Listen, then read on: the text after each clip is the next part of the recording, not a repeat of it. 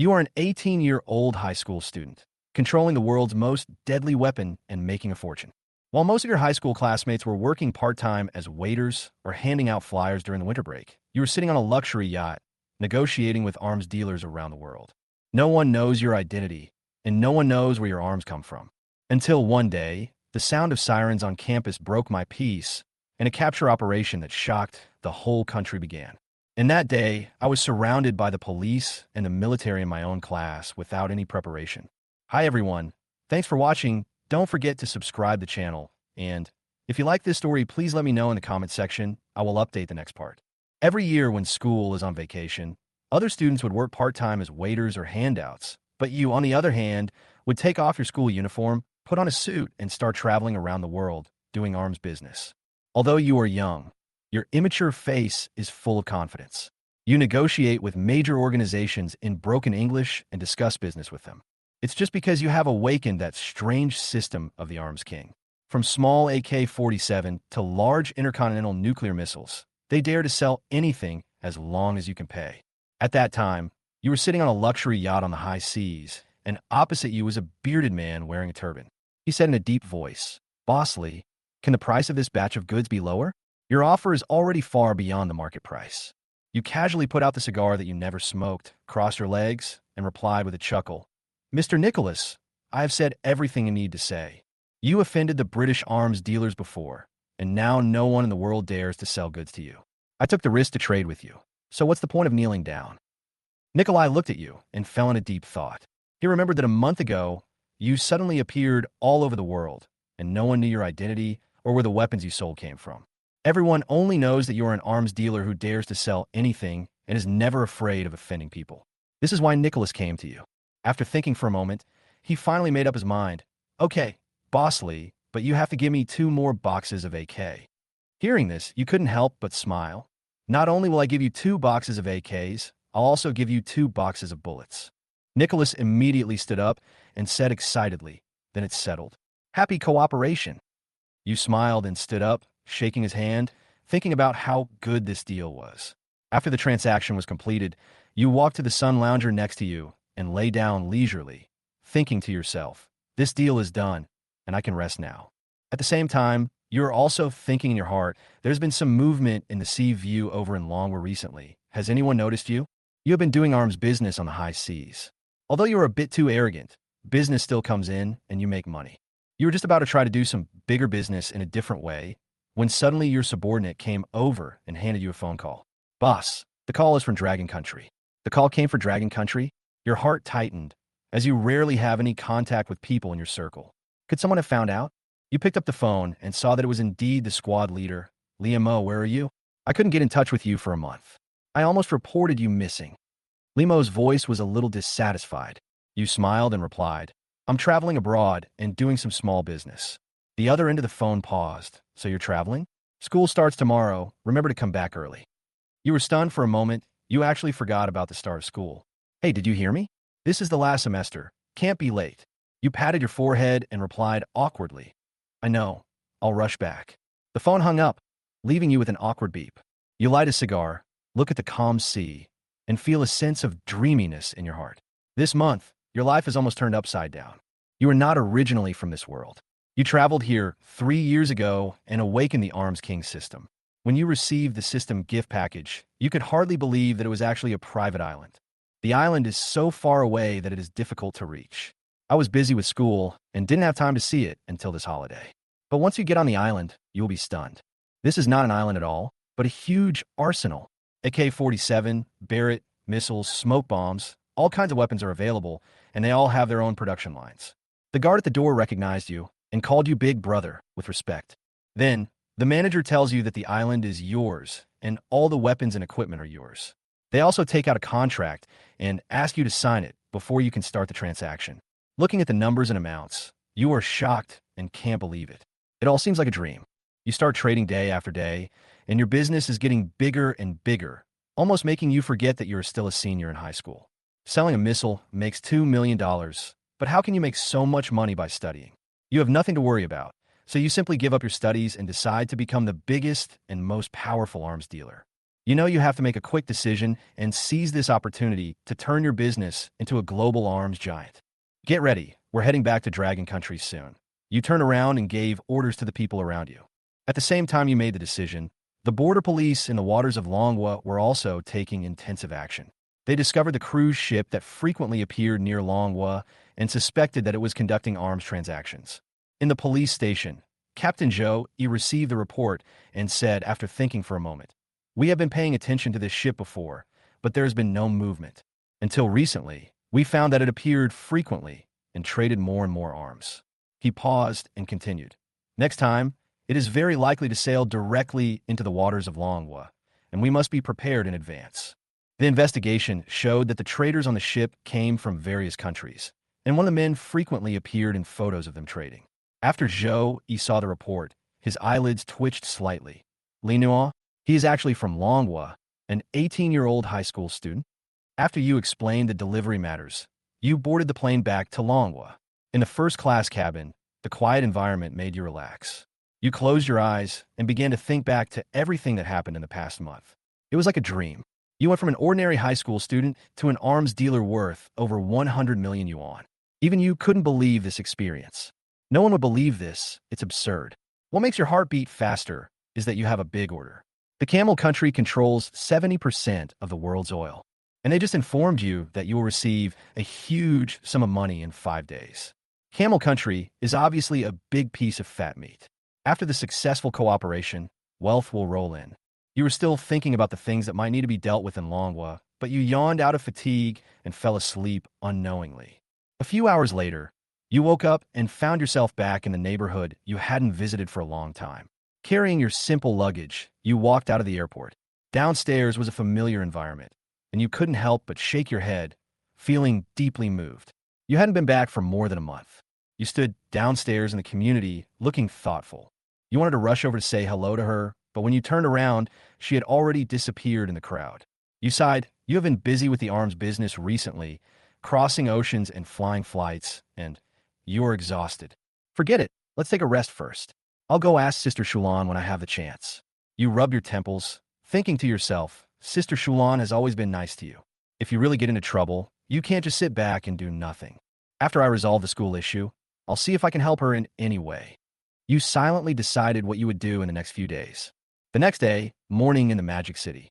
The new semester has finally arrived at Shanghai No. 3 High School. After a long vacation, the senior students, full of expectations and excitement, have begun to return to school one after another. In Class 3, 2, students gradually returned to the classroom and began to gather in groups of 3 or 4 to share their experiences during the holidays. I heard that you earned 10,000 yuan working part-time during the winter vacation. Where did you do it? A classmate joked. My family runs a business, so I just help out at home, sweeping the floor and washing dishes. Another classmate responded with a smile. Your family does business? Don't you just run a small store? A classmate couldn't help but expose. Faced with a sabotage, the originally proud student blushed. What happened to the canteen? I also made a lot of money. How about you? It's just sweeping the floor and washing dishes to make money. You're such a boaster.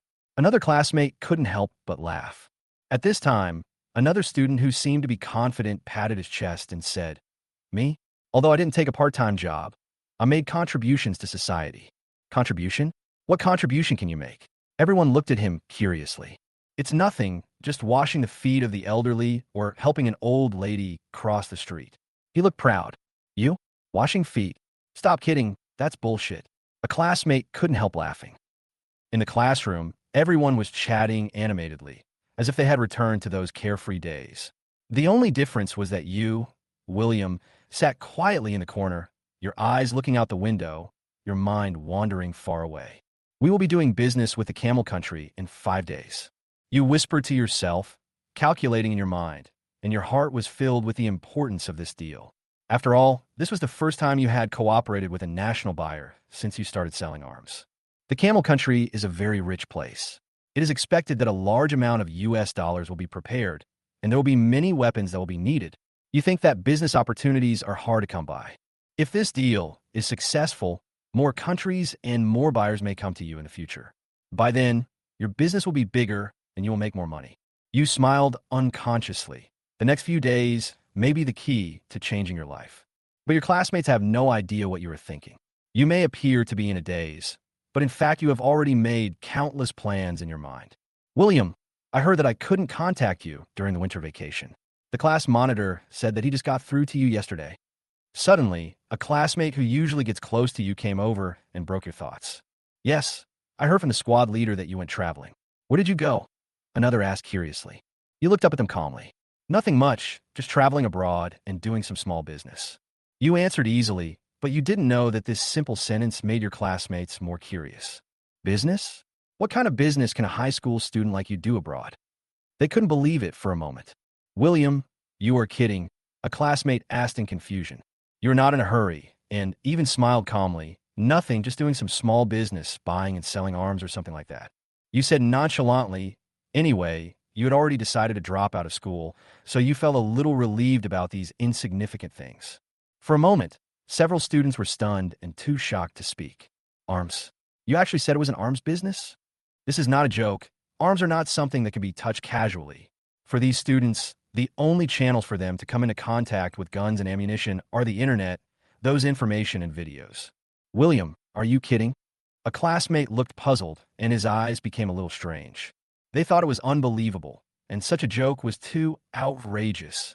How could a high school student be involved in the arms trade?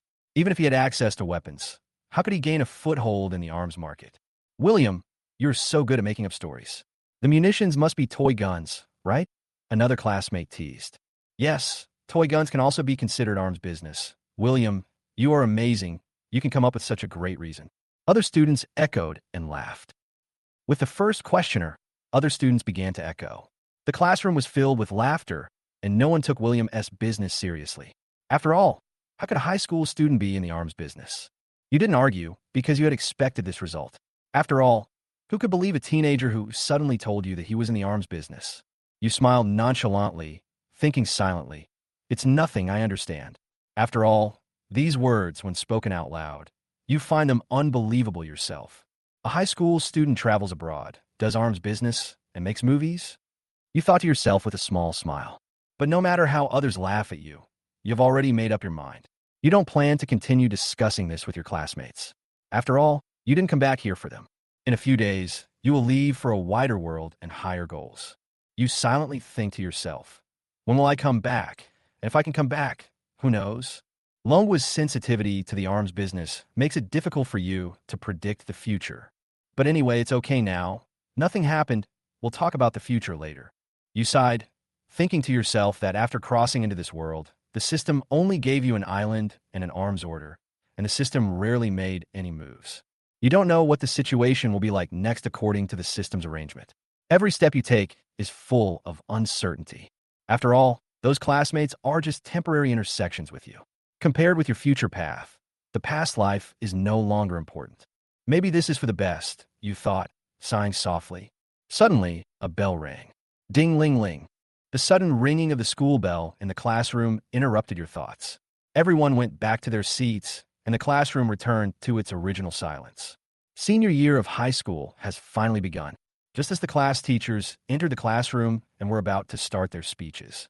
In the quiet campus, a sudden siren sounded. You're standing in the classroom of Class 3-2 of senior high school. Suddenly, you hear the piercing sound of a police siren.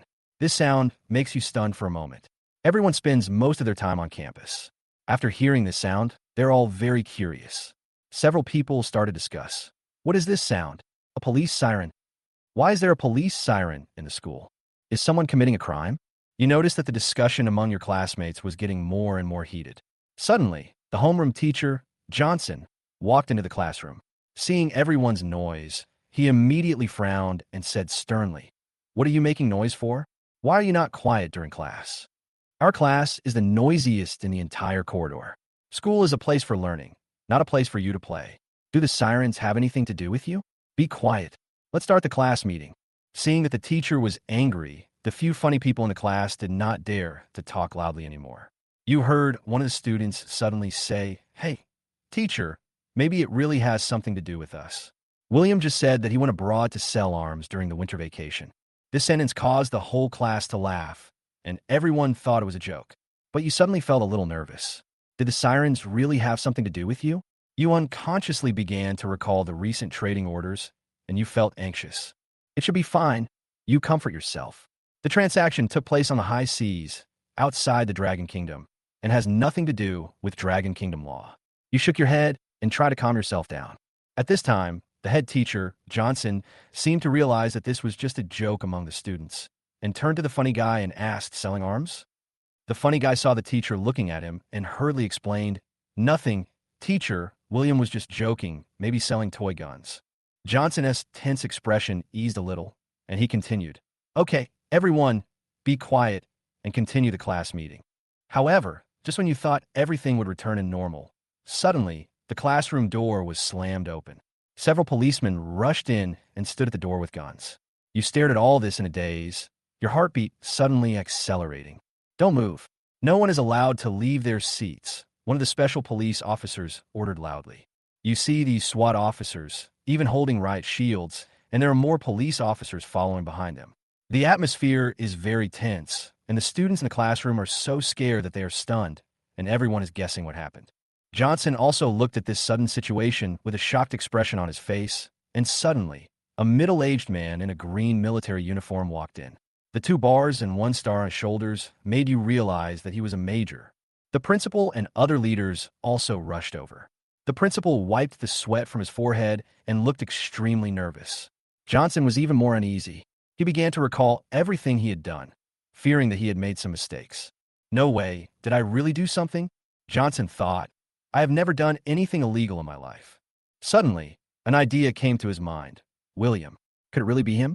He once joked that he went abroad to sell arms. Johnson's heart skipped a beat, and he suddenly thought of something. At the same time, the SWAT officer walked towards Johnson and broke his thoughts. He saluted Johnson and said seriously, don't be nervous. We are just here to understand some situations. Are you the head teacher of this class? William, is he your student? Hearing these words, your heart beats faster again. You immediately realize that things don't seem simple. Is the arrival of those police and military really related to you? Johnson heard the detective's question. He was stunned for a moment. My eyes also subconsciously glanced at you in the corner of the classroom, thinking of the discussion of my classmates just now. This kid wouldn't have really committed any crime abroad. Is it really an arms sale? How sharp the eyes of the war police are. Following Johnson's gaze, I saw you in the corner. It looks exactly like the information given by the superior. Then, without waiting for Johnson to answer, he pointed silently towards the window of the classroom. Then 7 or 8 armed police officers cautiously and quickly surrounded the area. No one in the classroom dared to look towards your position. But I heard the serious voice of Tansy from behind. William, right? Please come with us. Let us see your hands, quick. Put your hands over your head. You stand there quietly, facing your uncle's nervous eyes and the cold gun in his hand. You know that the arms sale has probably been exposed. You quickly think of a strategy to deal with it. Jumping out of the window to escape is obviously impossible, and there are already fully armed police on guard downstairs. At this time, you calm down and comfort yourself. Don't worry, things are not that bad yet. You did not trade arms in Dragon Country, which means that theoretically you did not violate Dragon Country's laws, at least not for the time being. You realize that although the current situation is tense, it is not irreversible. Put your hands on your head. Let us see your hands. The agent repeated the previous order. You put your hands on your head, as he said, your eyes calm, without a trace of panic. After seeing your hands, the agent relaxed a little and walked forward to check your body. After making sure there were no prohibited items, he motioned for you to follow him. Come with us. His tone was firm, but not too threatening. You nodded, stood up, and calmly walked out of the classroom. Behind you, a group of fully armed agents followed closely. Although they confirmed your safety, they were still extremely alert. The moment you walked out, all the students in the classroom were stunned. Oh my God. William, someone whispered. So many agents. Are they here to arrest William? Another classmate couldn't believe his eyes. Is William a terrorist? Some students began to discuss in a low voice. Is he really doing arms business?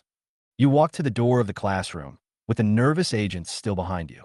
The discussion in the classroom was getting louder and louder. Everyone was discussing that the name William had never been so confusing. Johnson made his brain a little confused. Soldiers led the team, and special police cleared the way. The scene was really huge. He couldn't understand what William had done to cause such a sudden action to happen. At the same time, the discussion in the classroom became louder and louder. What did I see? Is William really doing arms business? He actually dared to go abroad to do arms trading? This is impossible. This is not a joke. The punishment for doing arms trading is very severe. You walked out of the classroom, and the principal and Johnson stood together, looking at each other, full of confusion. Teacher Wu, what exactly is the arms deal that we were discussing in the classroom just now? The principal asked in a low voice. Johnson took a deep breath and tried to stay calm. Nothing, just students bragging to each other. William said he went abroad for a winter vacation and did some arms business. The principal was even more confused after hearing this. How could a high school student do such a bold thing, to do arms business abroad? How could this be possible? He couldn't believe it and couldn't understand it. On the other side, in the tightly sealed detention center of the Detective Bureau in Demon City, you were arranged by two detectives to sit on a small bench, and everyone in the room immediately left. After a while, the major from before walked in and sat opposite you. The man said in a solemn tone, "You are quite calm." He introduced himself. "My name is Alex. I brought you here today because I have something to check with you." There was a hint of unnaturalness in his words, but he tried his best to hide it. "As long as you cooperate, we won't make things difficult for you." There was no wavering in your heart. The major in front of you seemed to have incredible doubts about you, an 18-year-old high school student. He still couldn't believe the secret information sent by his superiors. This boy in front of him was actually an arms dealer, even a big arms dealer. He looked at you and kept replaying the document with the signature and special seal of the senior officer in his mind. He still couldn't connect you with the words big arms dealer. "Okay, let's not waste any more time," he asked in a deep voice. "Do you know what you have done?" You folded your hands on the table and said calmly, "I know." Hearing your calm answer, Alex's mouth twitched, and there was a little doubt in his eyes. An 18-year-old high school student could have such a psychological quality. William in front of him had a blank expression on his face and seemed to have no concerns about the arms sale, as if this was just a daily, trivial matter for him. "Are you not surprised at all that we're here to arrest you?" Alex asked, frowning. You smiled slightly, your eyes still calm. "I knew this day would come, but I didn't expect it to come so soon." Alex was stunned for a moment, and his doubts grew. This was an arms trade, not a trivial matter. The international community had strict regulations on arms trade, and any businessman without military authorization could not trade arms. Moreover, in the strictly controlled Dragon Country, civilian firearms were an extremely sensitive topic. "Okay, I won't talk nonsense with you anymore," Alex said in a low voice. "Tell me, where were you yesterday, and what did you do?" Chapter 6: The Terrorist is a high school student. Magic City High School.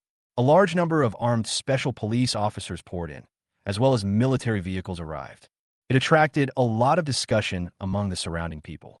Suddenly, the special police surrounded you and took you away without mercy. A bystander quickly took out his mobile phone, recorded the scene, and uploaded it to social media. As soon as the video was released, it immediately became the focus.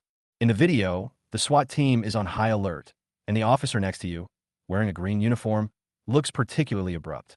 Netizens quickly discovered that the officer's rank is major. As soon as the news came out, the video immediately went viral online and became a hot topic. In a short period of time, the popularity of the video soared to the top 10. People discussed it, and the voices of discussion were one after another. What's going on? Special police with guns arrested a high school student. There are even soldiers dispatched, and they are majors. What's going on? What did this kid do wrong that even the military was dispatched? Isn't he a terrorist? There were different speculations on the internet, with most people expressing confusion about the deployment of special police and the military, and unable to understand why the arrest of a high school student would cause such a huge reaction. At the same time, Eva, a popular reporter in Shanghai, was watching this video. She intuitively felt that this was big news that could cause a stir, and quickly decided to follow up. What could a high school student do to get the military to mobilize? She thought to herself. It must be something difficult. She read the comments below the video and began to think about the case in her mind. If it was an ordinary crime, how could such a powerful force be mobilized? It must be related to something bigger. Soon after, Eva realized that this piece of news could be a breakthrough in her career. Although the director of Shanghai TV thought she was too inexperienced, she believed that if she could successfully solve the mystery, promotion would be just around the corner. She immediately called the station director and briefly explained the matter. The station director was also stunned after hearing it, and then opened his mobile phone to check the video. The topic in the video was getting more and more popular, and the station director felt that this was definitely an opportunity that could not be missed. I'll leave this matter to you, EVA. You must find out the truth behind this. If you have any difficulties, the station will support you. The director's tone was commanding. EVA didn't expect that the director would support her so much. After thanking the director and promising to complete the task, he immediately called his own photographer. Sister, and what's wrong? The photographer looked puzzled and asked me what was going on in such a hurry. EVA answered solemnly while picking up her equipment and putting on her clothes. There's big news, let's go now. Huh? Big news? Where are you going? EVA was stunned when she heard that. After thinking for a while, he said, Investigate the Bureau. Chapter 7, How did you get on this path of no return? You are sitting in a chair in the interrogation room. Alex is staring at you. His eyes are sharp, as if they can pierce through everything. You can't help but feel a sense of oppression, but you're not panicked. Instead, you feel that this momentum is more like some kind of temptation, trying to break your impeccable calm. Alex's experience should not be underestimated. As a major who has served in the Army for many years and experienced countless dangers, his aura is undoubtedly strong. For most people, facing such a look from him, they might unconsciously feel fear and their heartbeat speed up, but you didn't. You still looked at him calmly, your heart as calm as water. A subtle emotion flashed in Alex's eyes, but he quickly restrained it and said coldly, What did you do yesterday? His tone was full of unquestionable threat. You smiled slightly and answered easily. Yesterday? Nothing special. I went overseas to do some arms sales. This sentence was like a stone thrown into a calm lake, causing Alex to be shocked. He widened his eyes and could hardly believe his ears. What are you talking about? Selling arms. He thought he might have heard it wrong. You were a high school student. How dare you say such a trivial thing? You were not shaken by his reaction and still maintained that extremely calm expression. Yes, arms trade. Your eyes were firm, as if what you were talking about was not a big deal, but an ordinary little thing. Alex's face darkened instantly, and his eyes became sharper, like a sharp blade. Do you know? Smuggling arms is illegal, and the crime is not small. Illegal manufacture, sale, and storage of firearms and ammunition, even if the circumstances are minor, will be sentenced to a fixed term imprisonment of more than 3 years, but less than 10 years. You listened to this without any emotion, as if these were not part of you. Of course I know. You responded. Your tone was calm, but the confidence in your tone could not be ignored. Alex raised his eyebrows, obviously a little confused by your attitude. After all, facing such a serious accusation, a normal person would show some panic. Even the most resilient people would show a little hesitation. But you didn't. You still looked straight at him, not dodging or avoiding. But I sold the arms overseas, you said softly, as if it was just a fact not worth mentioning. And I conducted the transaction on the high seas. According to the laws of Dragon Country, this should not be illegal, right? You seem to be challenging him. Alex narrowed his eyes slightly. Obviously, he had not considered this. After all, he had seen the information given to him by his superiors, and it did mention that your transaction did not touch the territory of Dragon Country, but was completed on the high seas. This fact made him speechless for a moment. Okay, next question. He cleared his throat, suppressed the shock in his heart, and asked, Who have you traded with? What kind of people are they? You looked at Alex, who was still calm and composed. There are a lot of people trading from the Triangle area, the old ones, Myanmar, and Africans. Anyway, as long as they can afford the money, even if they are retail investors, I will do it. You said it lightly, as if these were just daily business. Alex almost jumped up from his chair when he heard this. He didn't expect you to talk about these illegal transactions so easily, as if in your eyes, these were just ordinary transactions. Do you know what it means to do this? He couldn't help but ask angrily. From the time he started asking questions until now, the young man's answers could be said to be completely clueless. The mental quality is also extremely strong. If you really violated the laws of Manhwa, he has plenty of ways to get you to explain. But this is what you say legally. It really didn't violate the laws of Manhwa. This made it impossible for him to use any of his tricks. After a moment, he couldn't help but ask with some curiosity, William, I'd like to know how you got into selling arms. Chapter 8, How much did you just say you earned? You sat in the interrogation room of the police station, your eyes calm, but your heart was a little shaken. It was not because of Alex's questioning, but suddenly the system in your mind that had been silent for nearly 3 years actually sounded again. Ding detects that the host has completed the task of receiving the military island. Ding detects the host's current situation, and a new task begins. Please leave the police station safely within 24 hours. Task completed. Obtain the MAG-fed anti-tank sniper rifle blueprint and complete production line. Task failed. No reward. A series of system sounds echo in your mind, bringing a hint of unexpected surprise. You feel a surge of excitement and can't help but secretly rejoice. The system has finally been reactivated. This is the second time the system has appeared since you came here. The first time was when I just crossed over and I was rewarded with a military-industrial island, and then there was no news. Now, the tasks and rewards appear again, and you realize that it seems that as long as you continue to do the things arranged by the system, the rewards will continue. You smiled slightly, thinking to yourself, it seems that the system is really the most reliable companion along the way.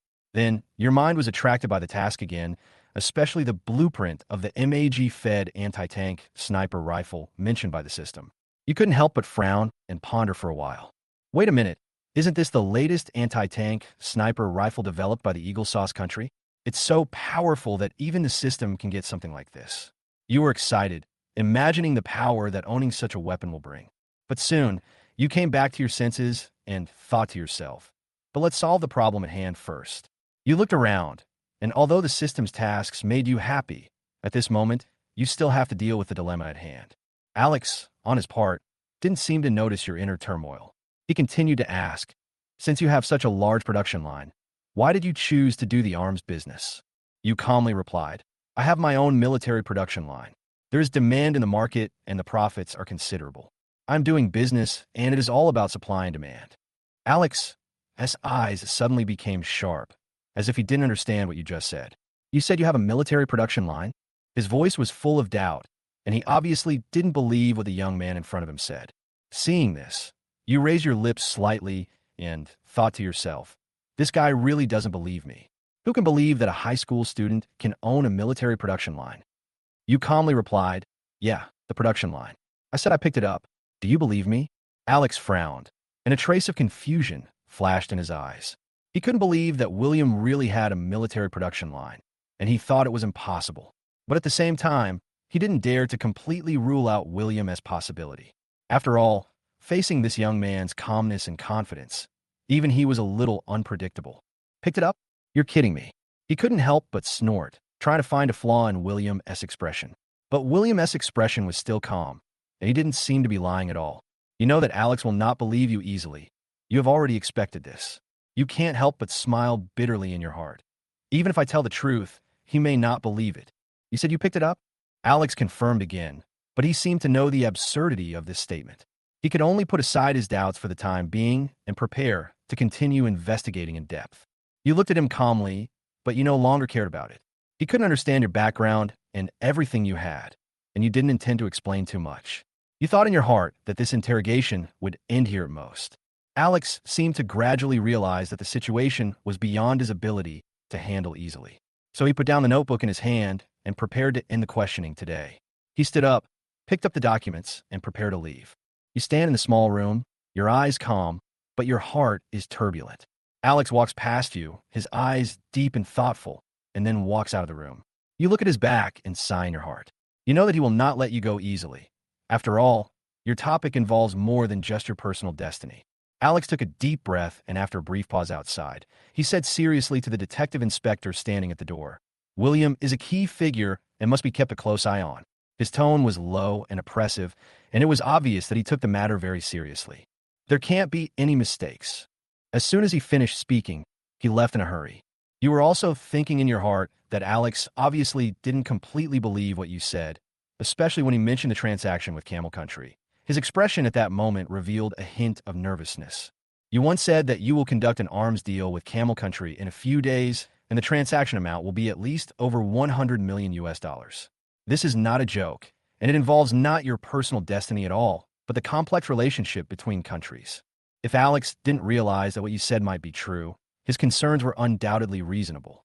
After all, if even one deal went wrong, it could affect the relationship between Dragon Country and Camel Country. Behind this deal, the interests of both countries were involved, and you, as a part of it, were clearly at the center of the storm. The relationship between Dragon Kingdom and Camel Kingdom has always been good. If something goes wrong, it will be a big trouble. You can feel the anxiety in his heart. After all, this kind of thing is definitely not a responsibility that he can bear alone. At this moment, you know in your heart that you cannot change these things. The only thing you can do is to let things develop and find the most favorable way out. You don't hesitate anymore and immediately walk out of the small room, ready to report the matter. At the same time, at the door of the investigation bureau, reporter EVA was ready to greet the camera. She smiled and said to the camera, "Hello, netizens. Welcome to watch the documentary program specially authorized by the local TV station of Magic City." Her tone was gentle, but there was a hint of curiosity in her words. Today, we are tracking a special incident. A high school student was taken away by armed police. This scene was recorded on video and quickly spread on the internet. Her eyes flashed with a keen light, and she was obviously very interested in this matter. We also found in the video that the military was involved in this operation. EVA's voice carried a hint of exploration. Everyone may be curious why this high school student caused such a big disturbance. Is he really a terrorist? Her words aroused enthusiastic response from the audience in the live broadcast room. Next, I will go into the detective bureau myself and uncover the truth for everyone. Her camera turned, following Alex as he walked out of the detective bureau and quickly approached him. "Please wait a moment, comrade."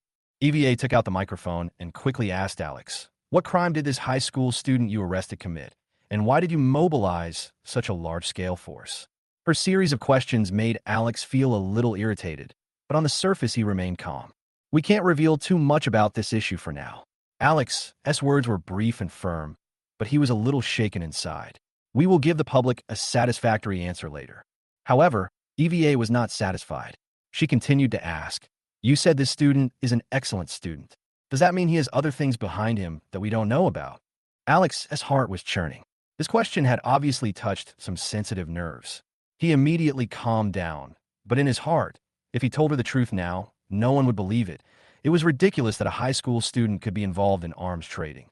He didn't answer, but quickened his pace, ready to leave. When Alex left, EVA still didn't give up.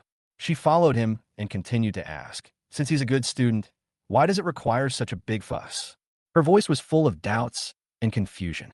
Alex's face darkened, and he became more and more annoyed. He knew that EVA would never give up asking questions, but he had no time to argue with her at the moment. Every second he stayed, the more complicated things became. "You don't understand. What he did is far more serious than you can imagine." He thought so in his heart, but did not say it out loud. On the other side, in the senior grade 3-2 classroom, your classmates were discussing in low voices what had happened. What happened to William? Why are the police and the military here? Is he really selling arms?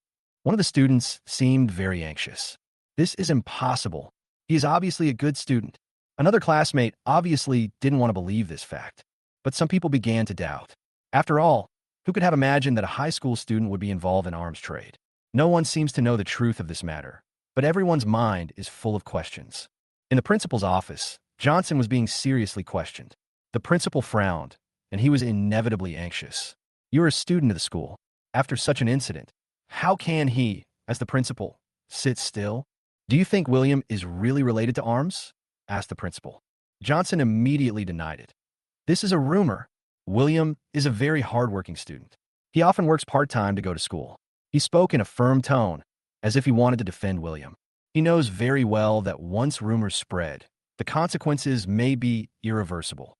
As a teacher, he must stand up to protect you and prevent you from becoming a victim of cyberbullying.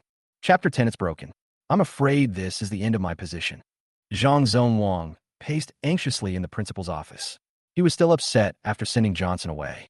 Although he asked repeatedly, Johnson did not provide any clues about William's arrest. Johnson said William has always been a role model in school. Excellent in grades, good conduct, ranked in the top 10 of the grade every year, and received many scholarships. Although William has no parents and lives a hard life, he never asked for help from others and always worked part-time to make ends meet. However, it was such a student who was taken away by armed police and the military. This made Zhang Zonwang feel incredible. The more he thought about it, the more he found it difficult to understand. But he had a clear understanding in his mind. This matter was very serious. After all, the involvement of the military meant that the matter was very serious. He stopped and whispered to himself, if William really did something unforgivable, the reputation of Magic City High School will definitely be damaged. Zhang Zonwang felt a heavy pressure and thought to himself, if this is true, my position as principal may be lost. Moda High School is a key high school in the city. If it loses its reputation due to this scandal, Zhang Zonwang, as the principal, will not be able to escape responsibility. Thinking of this, he became restless and sat on the chair, feeling extremely upset. No, I can't just sit there and do nothing. I have to get to the bottom of this. He suddenly became determined, picked up the phone, and dialed a number. After the call was connected, Zhang Zonwang eagerly asked about the situation, but no one answered the phone, which made him even more anxious. What's going on? No one dares to answer the phone. Feeling uneasy, Zhang Zonwang thought to himself, is my position really going to be lost? He muttered, if the school's mismanagement leads to something happening to students as the principal, I must take responsibility. After a moment, Zhang Zonwang suddenly remembered someone and quickly dialed another number. The call was connected and a familiar voice came. Xiao Zhang, it's you, what's wrong? Zhang Zonwang almost spoke incoherently due to nervousness. Teacher, I'm in trouble and I want to ask you something. His voice trembled as he eagerly sought help. The voice on the other end of the phone became serious. Are you talking about William being arrested? Zhang Zonwang nodded quickly, his voice excited. Yes, teacher. Do you know what happened? Can you tell me? He almost pleaded, wanting to know what William had done wrong and whether it would affect the school's reputation so that he could respond in time. However, the silence on the other end of the phone made him even more anxious. After a while, the other party finally spoke. Xiao Zhang, this matter is very serious. You don't need to know too much for now. You will understand it after a while. After that, the phone was hung up. Zhang Zonwang stood there in a daze. A feeling of despair suddenly surged in his heart. At this time, Zhang Zonwang completely lost his composure. He knew that this matter was no longer within his control. As time went by, the situation became more and more unpredictable, and his position became precarious.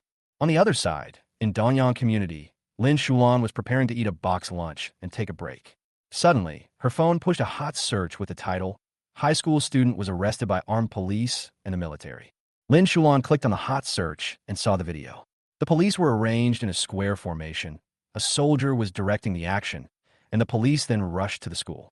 After a while, a high school student was escorted out of the school gate in the video. Lin Shulan was stunned because she recognized this person, William. How is this possible? How could William be arrested? Lin Shulan was shocked. She looked through the comments and found that netizens were also speculating whether William was related to terrorist activities, and some even suspected that he had planted a bomb in the school. Lin Shulan couldn't help but feel angry for William, and she was even more convinced that William would never do such a thing. She knew that William had been lonely since childhood, and after moving to his place, she realized his tenacity. Despite the hardship in life, he still worked hard and lived a strong life. There must be some misunderstanding. She decided to find out the situation herself. Just as she was about to go out, there was a sudden and rapid knock on the door, which seemed quite violent. Lin Shulan, open the door. I know you are in there. A man's roar came from outside the door, followed by a heavy bang. If you don't pay me back, we will kick the door down. Chapter 11, it is only natural to pay back debts. In the Danyang community, a bald man was knocking heavily on the door, and the sound attracted the attention of the surrounding residents. Lin Shulan, open the door. Return the money, he shouted. Lin Shulan's heart tightened when she heard the shouting outside. A few days ago, her mother was diagnosed with uremia and urgently needed treatment. She almost took out all her savings, but it was still far from enough. In desperation, she had to borrow money from a loan shark. She didn't expect that the debt would be due not long after. Why is it expiring so soon? Lin Shulan was anxious. Lin Shulan, it's only natural to pay back your debts. Come out quickly. The knocking on the door outside became more intense. Lin Shulan stood in front of the door, feeling increasingly depressed.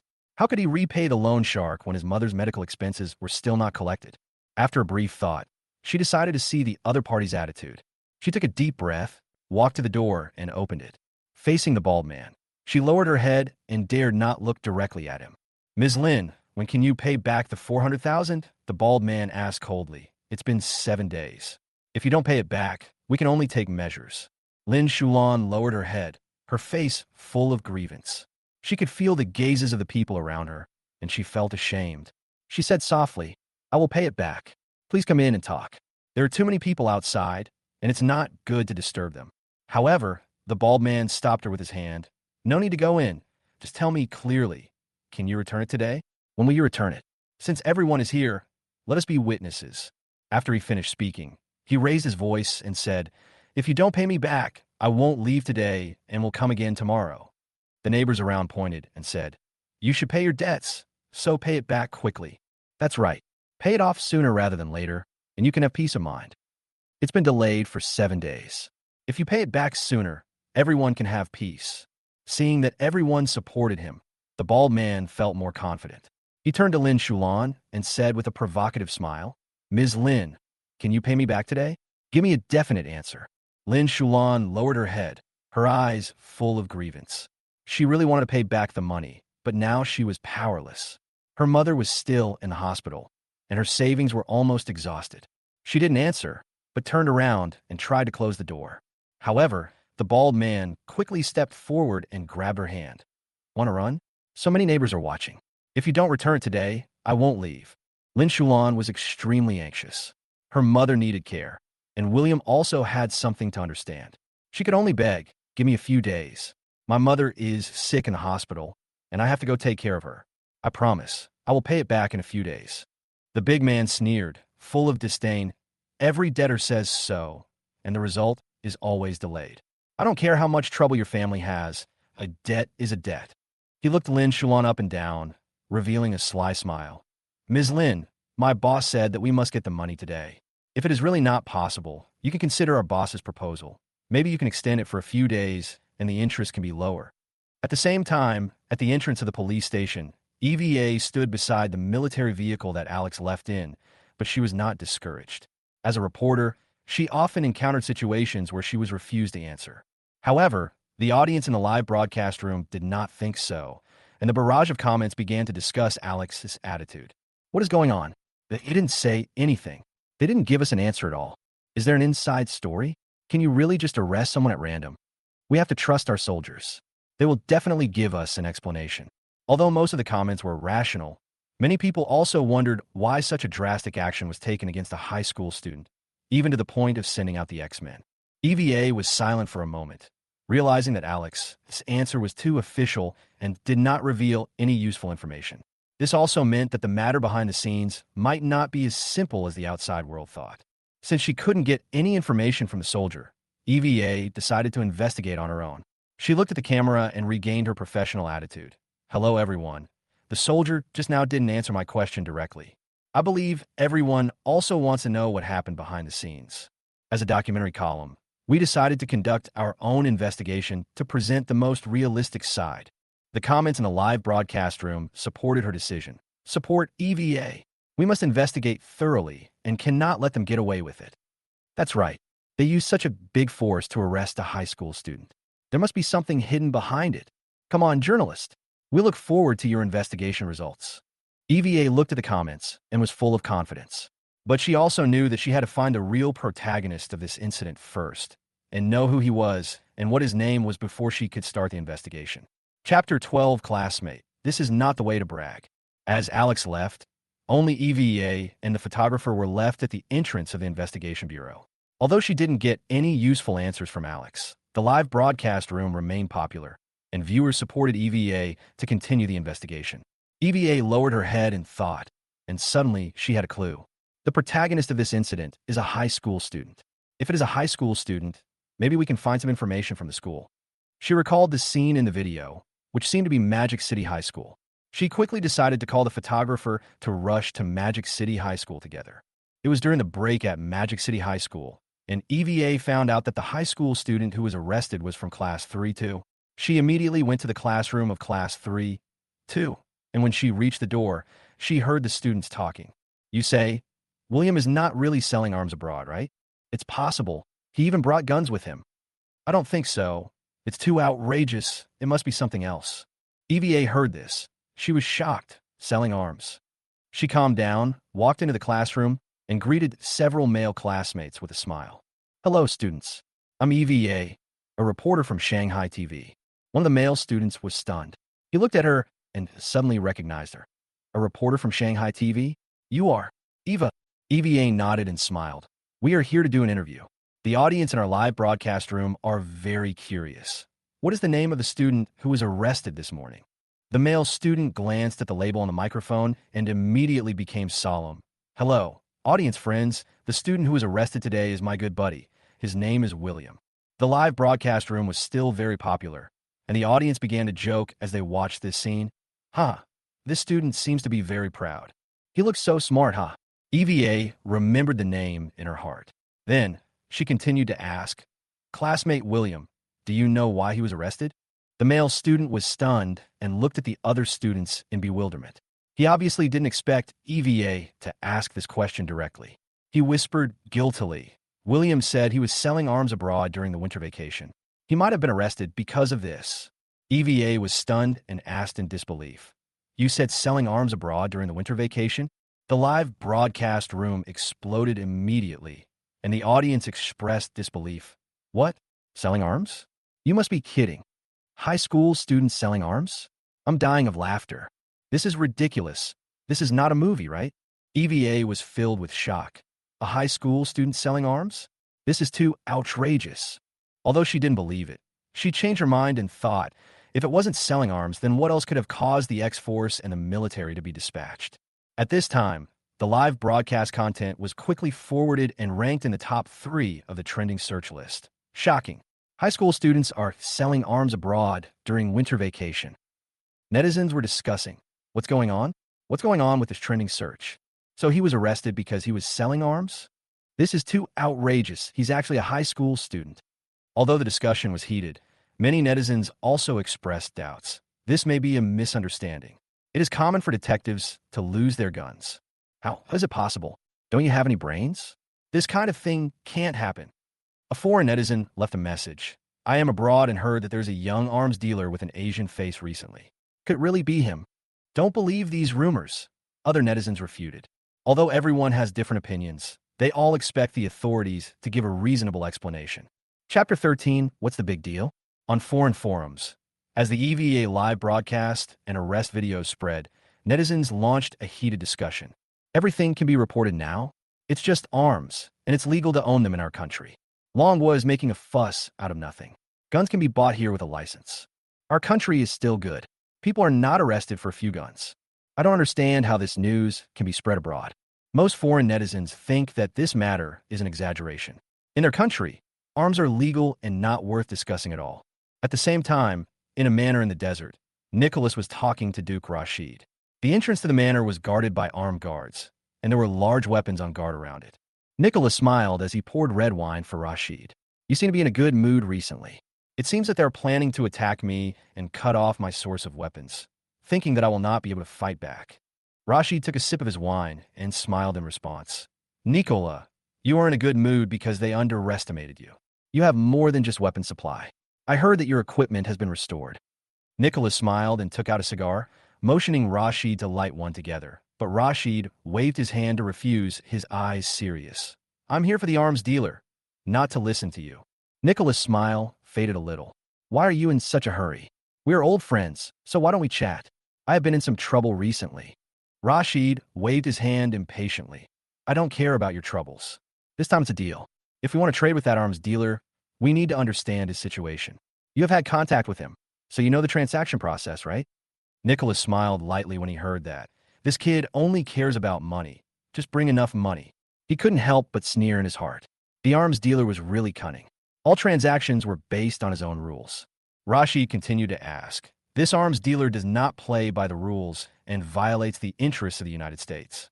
The Western world is tracking him down, and our country also intends to trade with him. We need to be prepared. Nicholas' eyes turned cold, and he was annoyed. He has cheated me so many times, and I have no way to fight back. Everyone bows their heads under the pressure of the eagle's sauce, and only he dares to do business with everyone. He thought about it and turned around to answer Rashid. At this time, one of his men walked up to Nicholas and handed him a mobile phone. Nicholas looked at the screen of the phone. His expression changed slightly, then returned to normal and whispered something. Rashid noticed the change in Nicholas and frowned slightly. What's wrong? Nicholas looked at Rashid with a playful smile on his face. Duke, I think your deal may need to be postponed for a few days. That arms dealer has encountered an interesting thing. Chapter 14. In the manner, Nicholas' words shocked Rashid. He remained calm, without much expression on his face, and just asked in confusion, "How many days will the transaction be delayed?" "Nicholas, what happened, do you know?"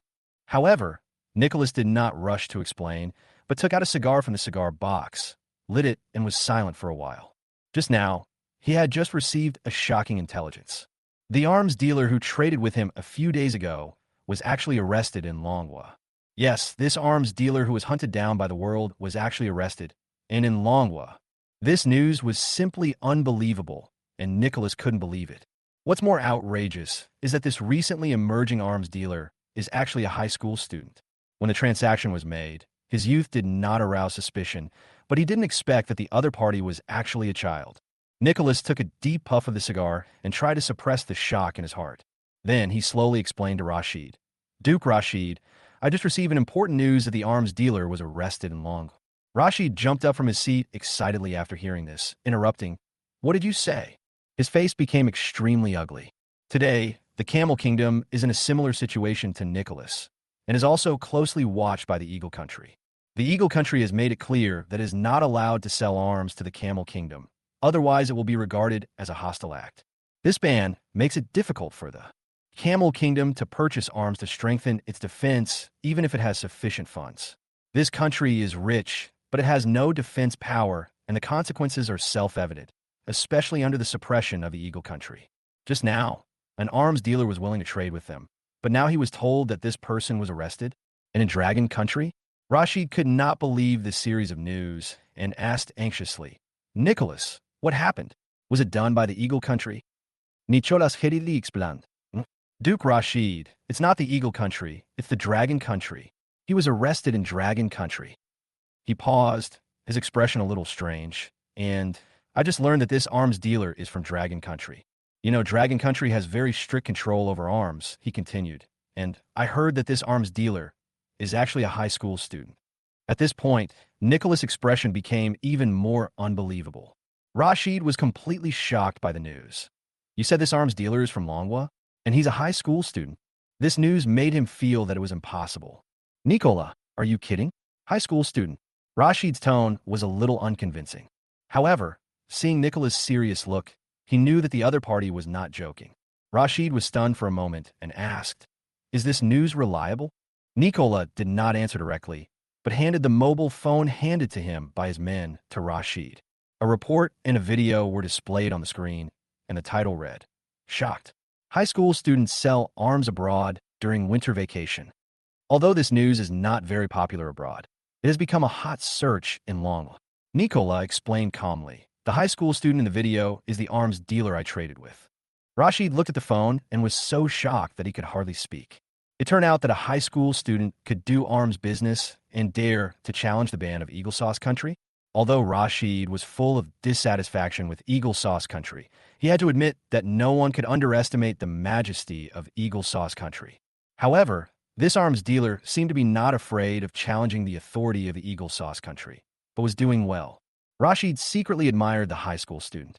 But the matter was urgent, and he knew that the most important thing now was to solve the transaction problem. Rashid took a deep breath, returned the phone to Nicola, and said in a deep voice, "If the news is true, I must go back and report immediately." Nicola nodded, and his expression became serious. "It's time to make a decision. The Eagle Sauce Country may take action at any time." Rashid stood up and prepared to leave. Nicola followed him and sent him out of the manor. Because the situation was urgent, Rashid did not delay and hurried to the Camel Country. After returning to the Camel Country, Rashid immediately reported the news to the king. The king was also stunned after hearing it, and hurriedly asked if he was wrong. "The one we are trading is really an arms dealer, not a high school student?" After Rashid patiently explained and confirmed, the king was shocked and immediately convened senior officials for an emergency discussion. Chapter 15. Contact Longwa immediately. Please vote. Camel Country. Inside the conference hall, King Ibn and all the lords looked solemn at this time. After receiving the news from the king, everyone rushed there immediately. Ibn had explained the situation at the beginning of the meeting, but no one was willing to offer him a solution. Ibn frowned and looked around before someone finally spoke. "Your Majesty, I have some questions about this incident." Hearing this, Ivan looked over in the direction of the voice and hurriedly spoke. Speak, Duke of Salem. The man named Salem hesitated for a moment before speaking. Since this arms dealer is from Dragon Country, is there a possibility that this high school student is just a pawn of Dragon Country? It's not like what Duke Rashid said, that I'm selling arms personally. After all, where does a student get the supply and channels? Maybe Manhwa is supporting him from behind. As soon as these words were spoken, everyone in the silent room nodded, and many people felt that it made sense. How old is a student in their opinion? How could he have done the arms business if there was no one supporting him behind the scenes? Where do they get so many arms to sell everywhere? There are only a few countries that can ignore the threat from the United States, and Long Country is one of them. And this high school student happens to be from Long Country. All this seems not a coincidence. After listening to it, King Ibn also thought it made sense. If this arms dealer is backed by the Dragon Nation, then it will be easy to deal with. Our country has always had a good relationship with Dragon Country. If this arms dealer is a pawn of Dragon Country, perhaps this is a hint from the Dragon Nation, reminding us that we can trade with them. Speaking of this, Ivan couldn't help but feel a little moved. Dragon Country is really great. Although they are not short of money, they are still willing to help us solve our difficulties under this situation. It really shows that a friend in need is a friend indeed. Then, Ivan said excitedly, contact Manhwa immediately. We will skip that arms dealer and trade directly with Manhwa. But Ibn wasn't done yet. Rashid, who had been thinking for a long time, interrupted Ibn at this moment and analyzed in a deep voice. It should be impossible, since this arms dealer is backed by the Dragon Country. Then why did Manhwa arrest him for selling arms? And it's at this critical moment when they are about to conduct a transaction with us. So I think that this arms dealer is definitely not supported by Manhwa, but is selling it himself. As for where he got the weapons, we don't know, but it's certain that they are not from Dragon Country. After these words were spoken, everyone fell into deep thought again. What Rashid said is not impossible, and it makes sense. If this arms dealer is supported by Manhwa, why do they want to arrest him? And judging from the reports, the war police were dispatched in a large-scale arrest, and it even became a hot topic in Manhwa. It was obvious that Manhwa himself had only just learned that this high school student was engaged in arms dealing. Everyone present frowned, unable to figure out the reason for a moment. Seeing this, Ivan sighed and said in a deep voice, the situation in our Camel Country is critical now. We don't know when the Eagle Sauce and other countries will attack us. We must immediately solve the demand for arms and weapons. Even if this arms dealer is backed by Manhwa, we don't have enough time to reconfirm the order and conduct a series of negotiations with Manhwa. After all, transactions between countries are too complicated. If it is true, as Duke Rashid said, the arms were sold privately by this high school student, then we must make a deal with this high school student. But before that, we still need to understand the situation with Manhwa. As soon as these words were spoken, everyone present nodded in agreement. As the sun sets, the afterglow dyes the sky red. As the sun sets, everyone ends their work for the day. At this time, inside the local station building in Shanghai, only EVA was left, busy organizing the information collected today. The information she collected at school today really shocked her. The classmate named William was arrested for selling arms. This is really too exaggerated. But judging from the scene of the arrest, it is not completely impossible. After all, even the war police and the military have been dispatched. After a moment, EVA let out a long sigh. I packed the organized materials neatly into my bag. I couldn't help but think about it again. Based on the available information, it is not certain whether William was arrested for selling arms. After all, the information we get is still too limited. Perhaps there should be some other places where we can investigate for information. Yes, we can also investigate William's family. Not only his family, but also his neighbors. Thinking of this, EVA's eyes lit up with excitement again. I picked up the phone and called the classmate who I had interviewed at school and who claimed to be William's good friend. During the interview, this classmate claimed to be a fan of EVA and insisted on exchanging phone numbers with EVA. At this moment, this student played a key role in the investigation. After talking to that good friend and classmate, I learned that William lived in Jinjiang community. So EVA picked up her bag, hailed a taxi downstairs, and drove to William's residence. Soon, they arrived at Jinjiang community. Jinjiang community is not luxurious and looks very simple at first glance. It is also a bit far from Mata High School. Most of the people living here are elderly. This made EVA realize that William's family might not be very wealthy. Strange, living in a place like this, he is short of money?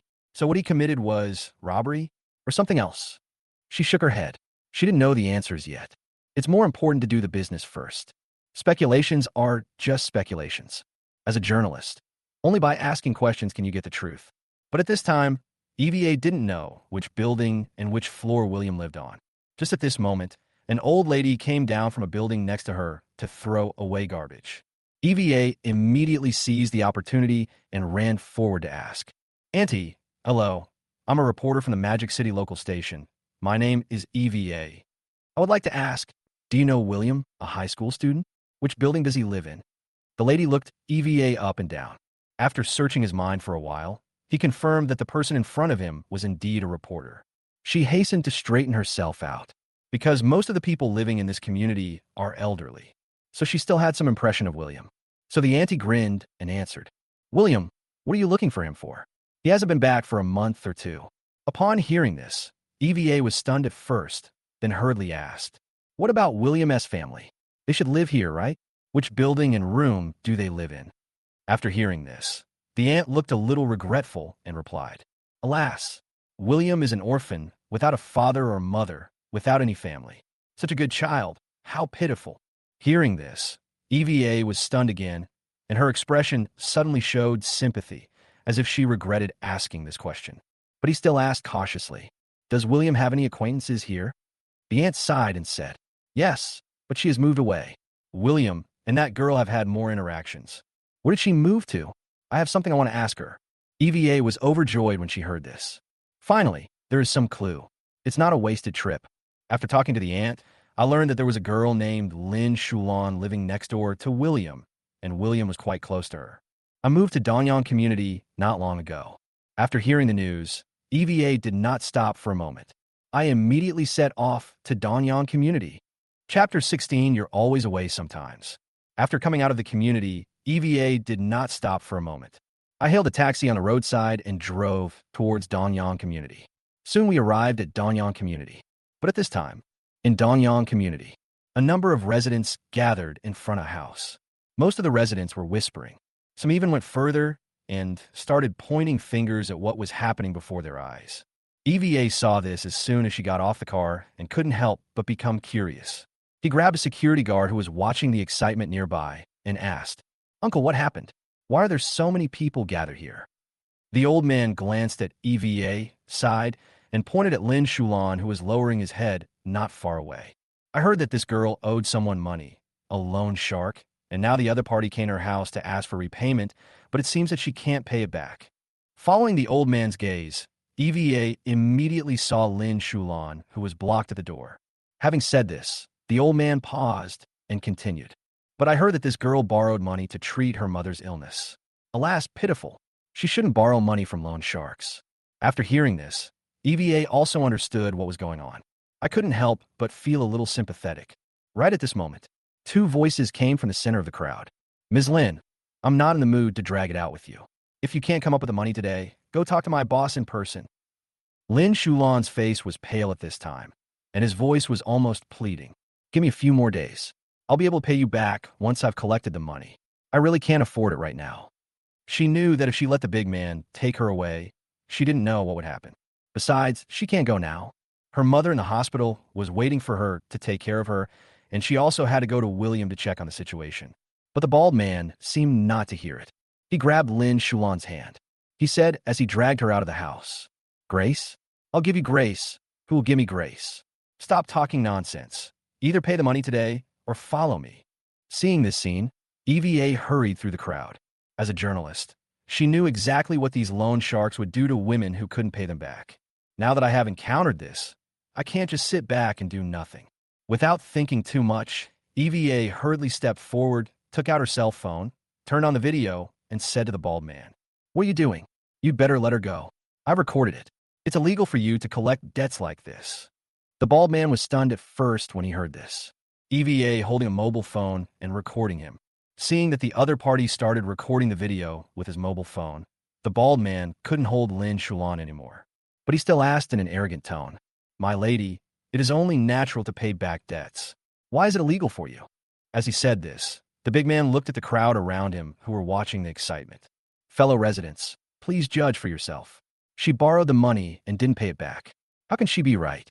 Does the law have to tolerate these deadbeats? As soon as he finished speaking, the people around him started whispering again. There were even people who wanted to watch the fun and started talking about EVA. I say to you, little girl, shouldn't she pay back the debt she owes? Even if you record it with your phone, it can't change the fact. That's right.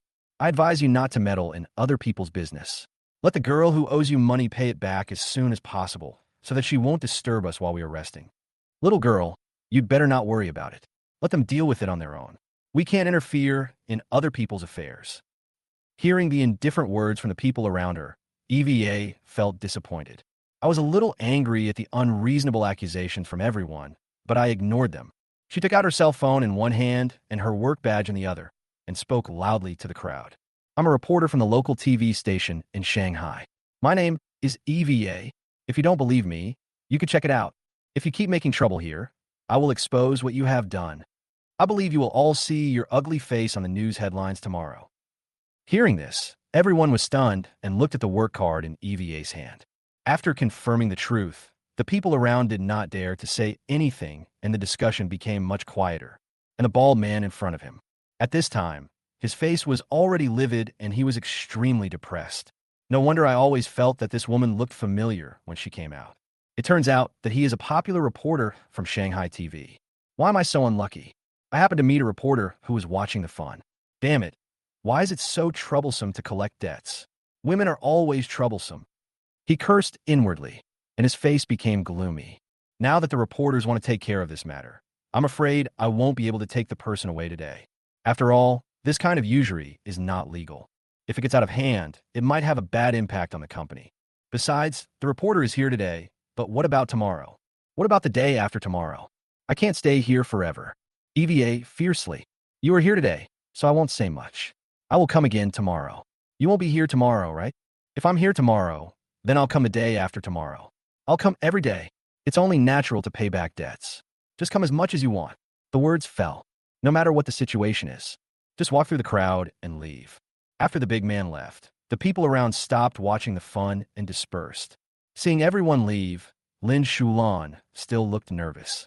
How could she feel at ease with the last words left by the big man?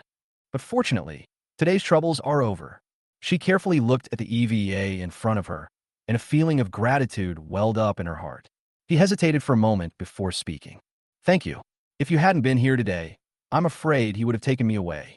EVA put away her phone, glanced at Lin Shulan, and said with some concern, No, it's just a small favor. The man just now said that he would come again, so you should pay the money back as soon as possible, otherwise it will be very troublesome. Lin Shulan just shook his head and his mood became depressed, but he did not explain anything. Seeing this scene, EVA no longer interfered too much. Then he thought of the purpose of his coming here, so he hurried forward and asked Lin Shulan, By the way, can I ask you about someone? Her name is Lin Shulan. I'm here to look for her. Do you know where she lives? Hearing this, Lin Shulan was also stunned for a moment. I couldn't help but say it with some doubt. I am Lin Shulan. What do you want from me? At this moment, EVA also paused. I didn't expect that the person I was looking for was right in front of me. You are Lin Shulan.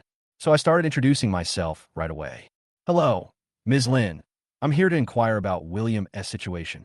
I heard that he and you have a lot of interactions, so I wanted to ask you if you know anything about him being taken to the detective bureau. Hearing this, Lin Shulan was also stunned, and then said anxiously, I don't know. I just saw the news and found out that he was arrested. Why was he taken to the detective bureau? There must be a misunderstanding. EVA was also confused at this moment. Didn't she know what happened?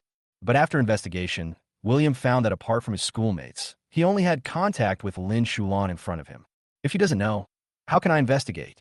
Seeing that she didn't speak, Lin Shulan hurriedly grabbed EVA's hand and asked, Ms. EVA, what on earth happened to William? Do you know anything? He has always been a good student.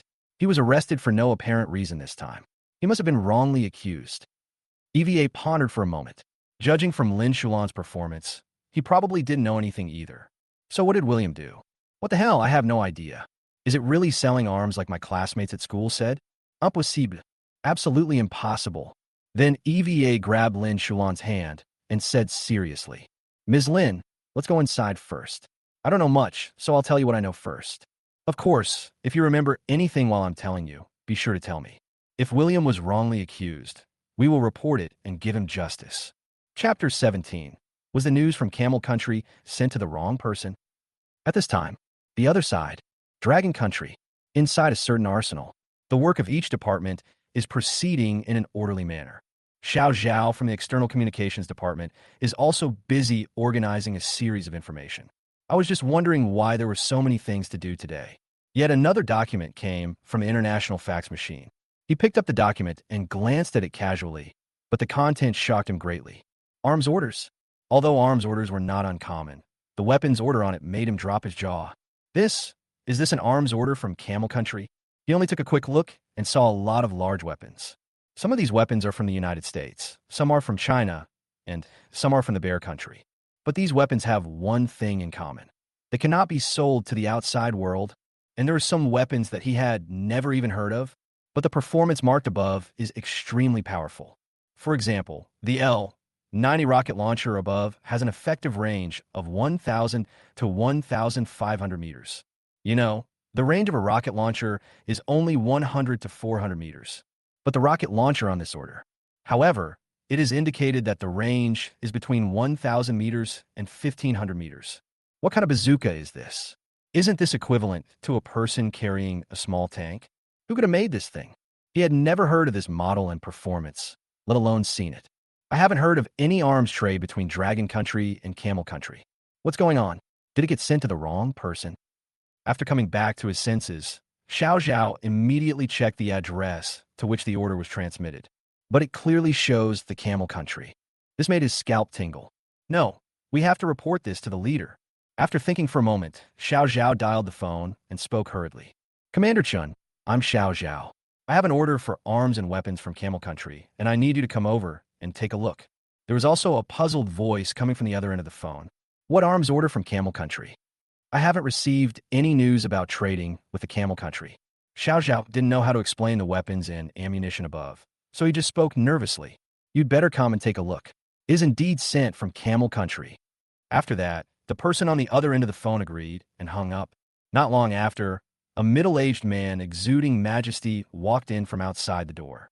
Seeing this, Xiao Zhao immediately stood up and greeted him. Then the arms order was handed to him. Commander Chun, this is the arms order. After verification, it was indeed sent to us by Camel Country. Chen-Yi didn't care much at first, but after taking the order and taking a quick look at it, I was a little confused. Then he asked Xiao Zhao, is this really sent from the Camel Country? Xiao Zhao nodded nervously. Seeing this, Chun-Yi was even more confused. He stared at the L-90 rocket launcher on the order and couldn't help cursing. No, is this Camel Country crazy? Where do we get these weapons and equipment? This bazooka is so powerful. Why would I sell it to them? Shouldn't I keep it for myself? Xiao Zhao also said helplessly with an innocent look on his face. I don't know either, but this is indeed sent by the Camel Country's diplomatic department. I checked it, and it's genuine. Then Xiao Zhao thought of the first-hand information that Alex had recently reported. By the way, Commander Chun, there is one more thing. Hearing this, Chun-Yi was still checking the weapons and equipment on the arms order, but he waved his hand to signal Xiao Zhao to continue. Alex, the incident that Major Zeng recently reported was on the news. It was about an 18-year-old high school student selling arms. Chen-Yi didn't react when he heard this.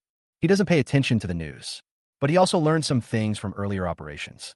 Maybe this high school student named William did conduct some arms deals abroad, but he didn't care about such petty quarrels, and it was not his business to intervene. Xiao Zhao paused when he said this, and when he saw that Chun-Yi didn't respond, he continued. He said in the report that the high school student named William was going to trade with Camel Country recently, and it was a deal worth hundreds of millions of dollars. Chun-Yi was also stunned when he heard this, and finally turned his attention away from the arms order. He said with disbelief in his eyes, What? William and Camel Country are going to make a deal soon. Hundreds of millions of dollars.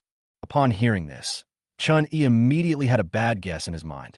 He was originally standing in the same place, but now he began to pace around the room. Could it be that this order was sent to William? But because William was arrested, there was no way to contact him.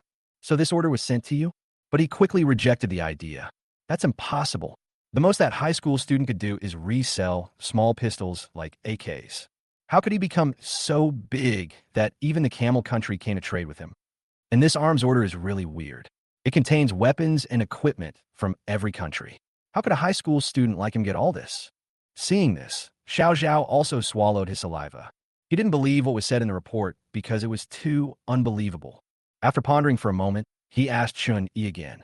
Okay, then I will report to Alex now, but how should I reply to the letter from Camel Country? Hearing this, Chun Yi stopped. This order from Camel Country is really weird. I'm afraid this matter needs to be reported to the higher authorities for discussion. After all, the other party has already placed an order with Longwo on behalf of the country. This matter must be considered carefully. After thinking for a moment, Chun Yi said to Xiao Zhao with a serious expression, "Let me think about this for a while. You can go back to Alex first and wait for my news from Camel Country." At the same time, inside the Camel Kingdom's conference room, everyone looks solemn. The situation is now critical, and the United States and their minions may take action against them at any time. But at this critical moment, he did not have enough weapons and equipment. How do they cope with this? After a moment, King Ibn broke the silence and spoke in a deep voice to everyone. Everyone, it's been a while since that fax was sent, but there is still no news until now.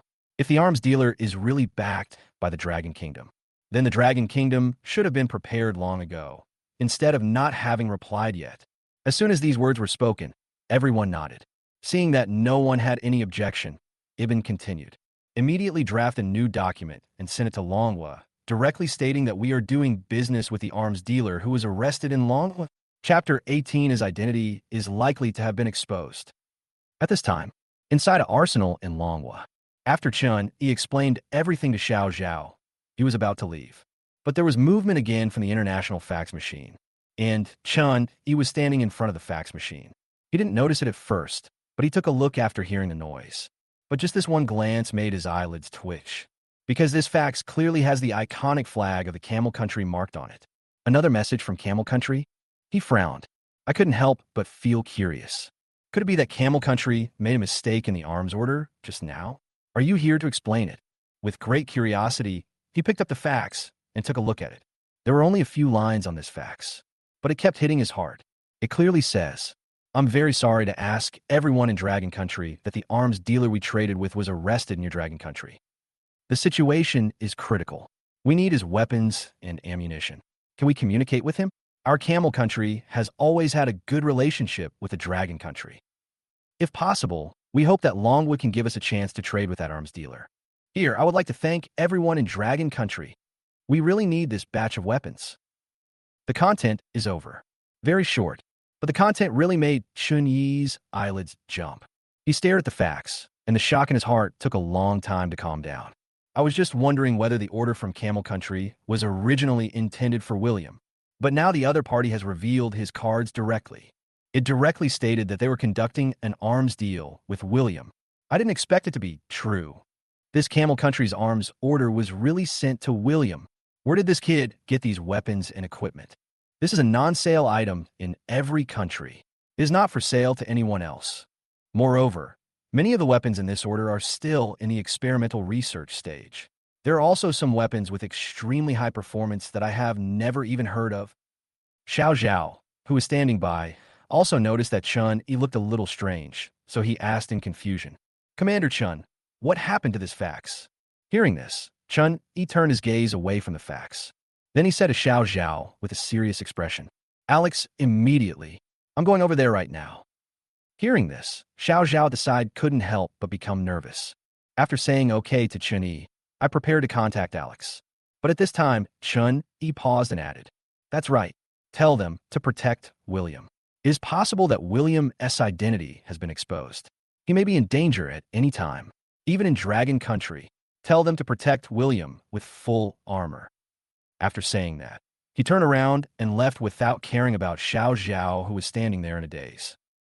And at this time, the other side, Alex returned to the detective department. He had just received a message from his superiors.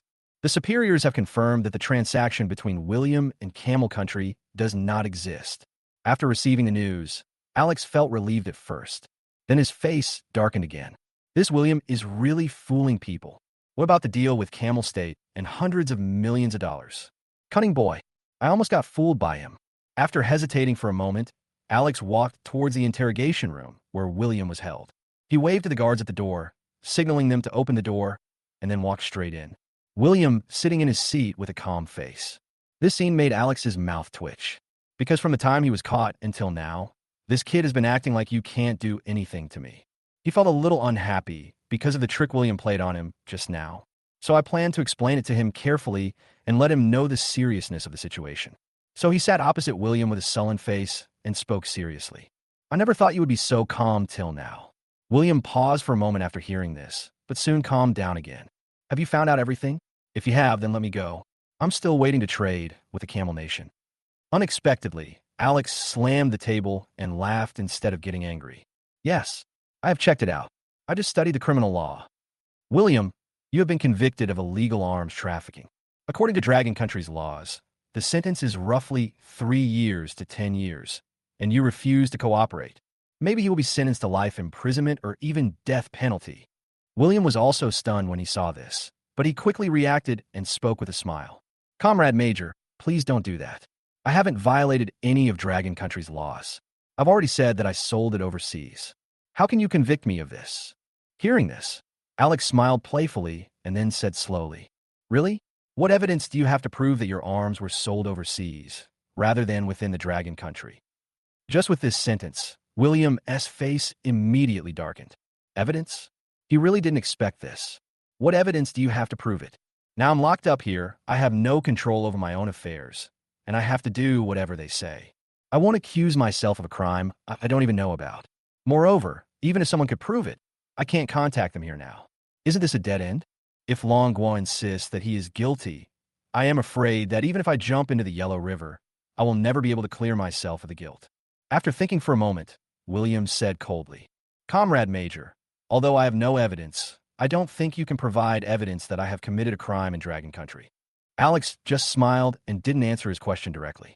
Because of your arms dealings, we have decided to send you to a military court. There, you will know what crime you have committed.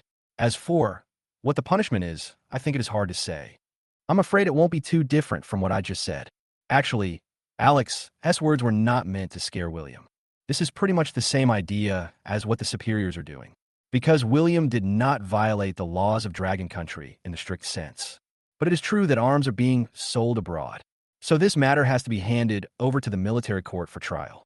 He didn't know yet whether he was guilty or what the punishment would be. After hearing this, William began to feel bad. But he still spoke to Alex with a cold face.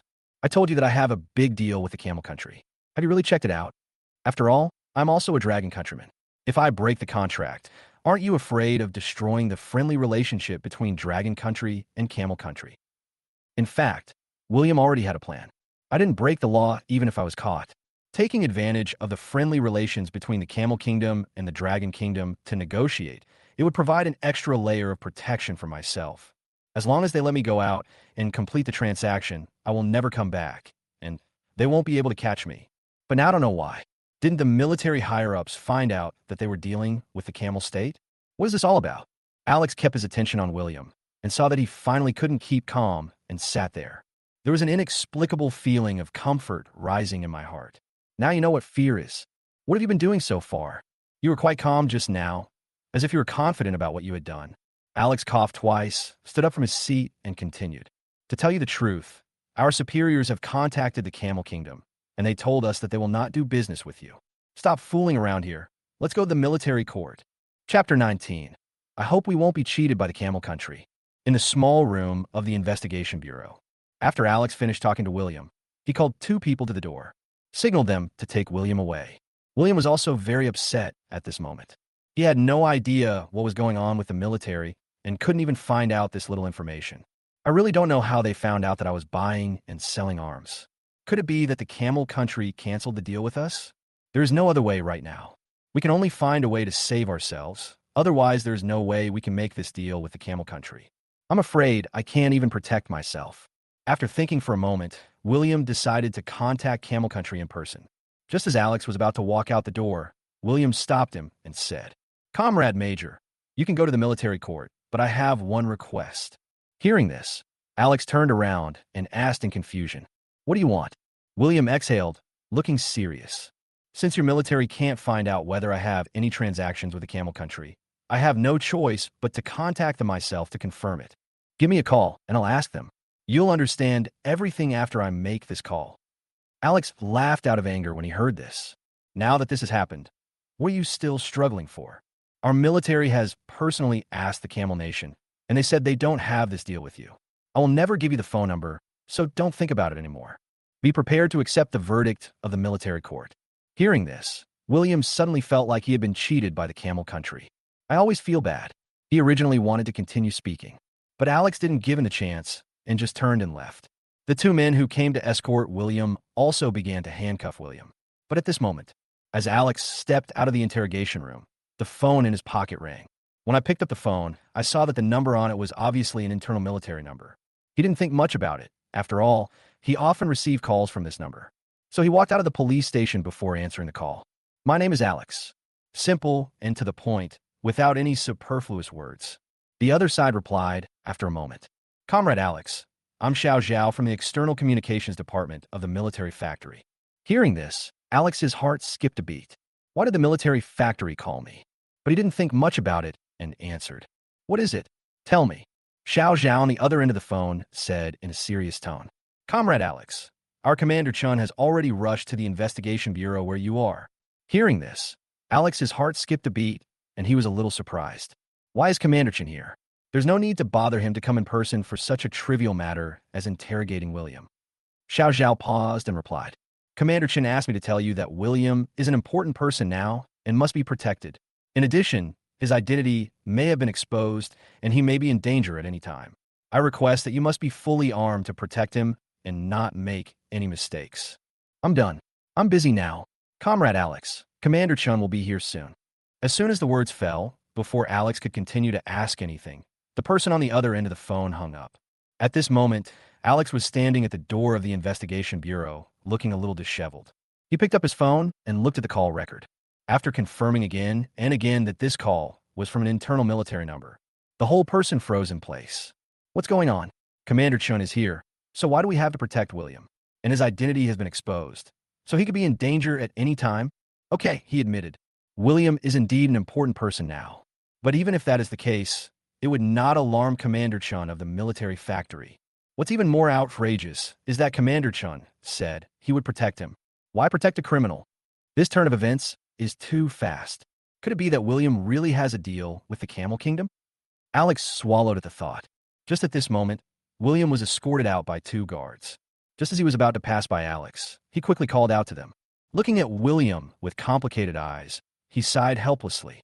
"Take him back first. Someone will interrogate him later." William was also a little confused at this moment. What's going on? Didn't they say they would go to the military court? No need to go again? Could it be that the Camel Country didn't betray us again? The two guards looked at each other in confusion when they heard this, but did not ask any further questions. Instead, William was taken back to the interrogation room of the detective department. The moonlight is like water. The detective bureau was eerily quiet at this time. Apart from the roar of military vehicles, there was no other sound. Faced with the military order, Alex had doubts but did not dare to disobey. The superiors have their own arrangements. All he has to do is obey orders and follow commands. His superiors asked him to be fully armed and protect William. Then he did it. The road in front of the investigation bureau's gate is completely closed to civilian vehicles. The cordon was even extended to 300 meters away from the entrance of the detective bureau. There were many more guards at the entrance of the detective bureau. These guards are not from the detective bureau, but they were all soldiers wearing green uniforms. And each of these alert soldiers has a gun in their hands. This is the full armor required.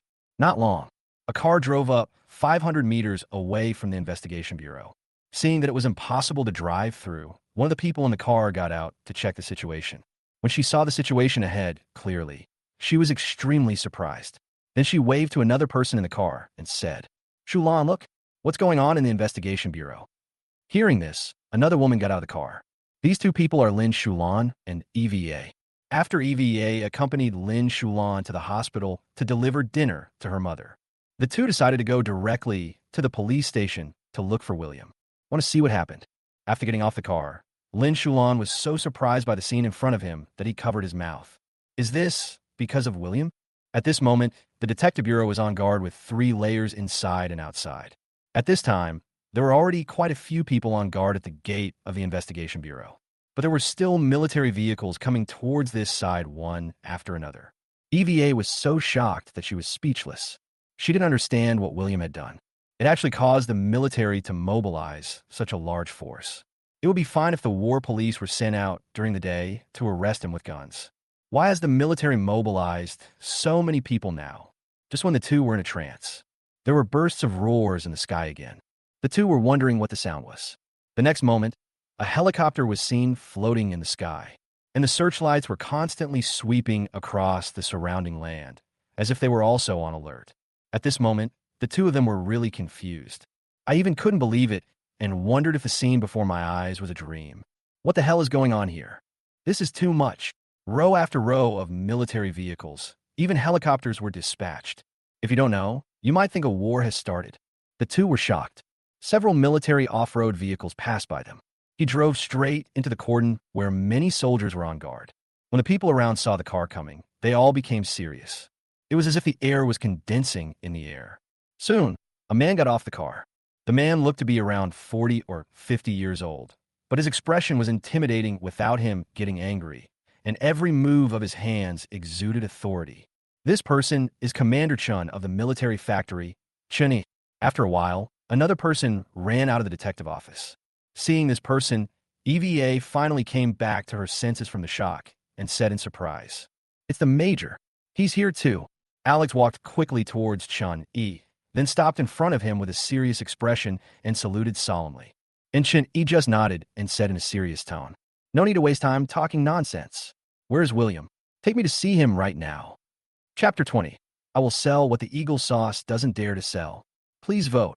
Now, EVA and Lin Shulan were not far from the entrance of the investigation bureau. Naturally, they both heard what Shawnee said. They actually came to look for William. In addition to being shocked, EVA widened her eyes in disbelief because she saw the man in front of Alex with a military rank on his shoulders. It seems to be at the commander level. After receiving this news, EVA was even more shocked. What on earth did William do wrong? Even people at the commander level came to see him. Things are really getting more and more exaggerated. But she immediately came to her senses and thought this was a news highlight. It can push public opinion to a climax. So she subconsciously took out her cell phone and prepared to record this scene in the investigation bureau. But just as she raised her phone, the soldier on guard not far away frowned. He ran towards her quickly and stopped her loudly. "Comrade, this is a military secret. You are not allowed to stay here. You are not allowed to take photos or record videos." After saying that, EVA was in a daze for a while. He snatched EVA's phone and deleted the video recorded in it. Then he frowned and looked warily at the car next to the two of them and looked at the two of them carefully. Just when EVA was about to explain something, the soldier said again in a deep voice, "You two are sneaking around. Given the current situation, please come with me." The words had just fallen before EVA could say anything. Two more soldiers who were on guard nearby rushed over. "Just hold him backhandedly." The sudden change made EVA scream out, and then she hurriedly explained, No, we're not being sneaky. You misunderstood. We're here to investigate the bureau and look for someone." Seeing this, Lin Shulan couldn't stand it anymore and hurriedly explained with EVA, "Comrade, you have misunderstood. We are not some criminals. We are really here to look for someone." But the soldier next to him seemed not to hear it.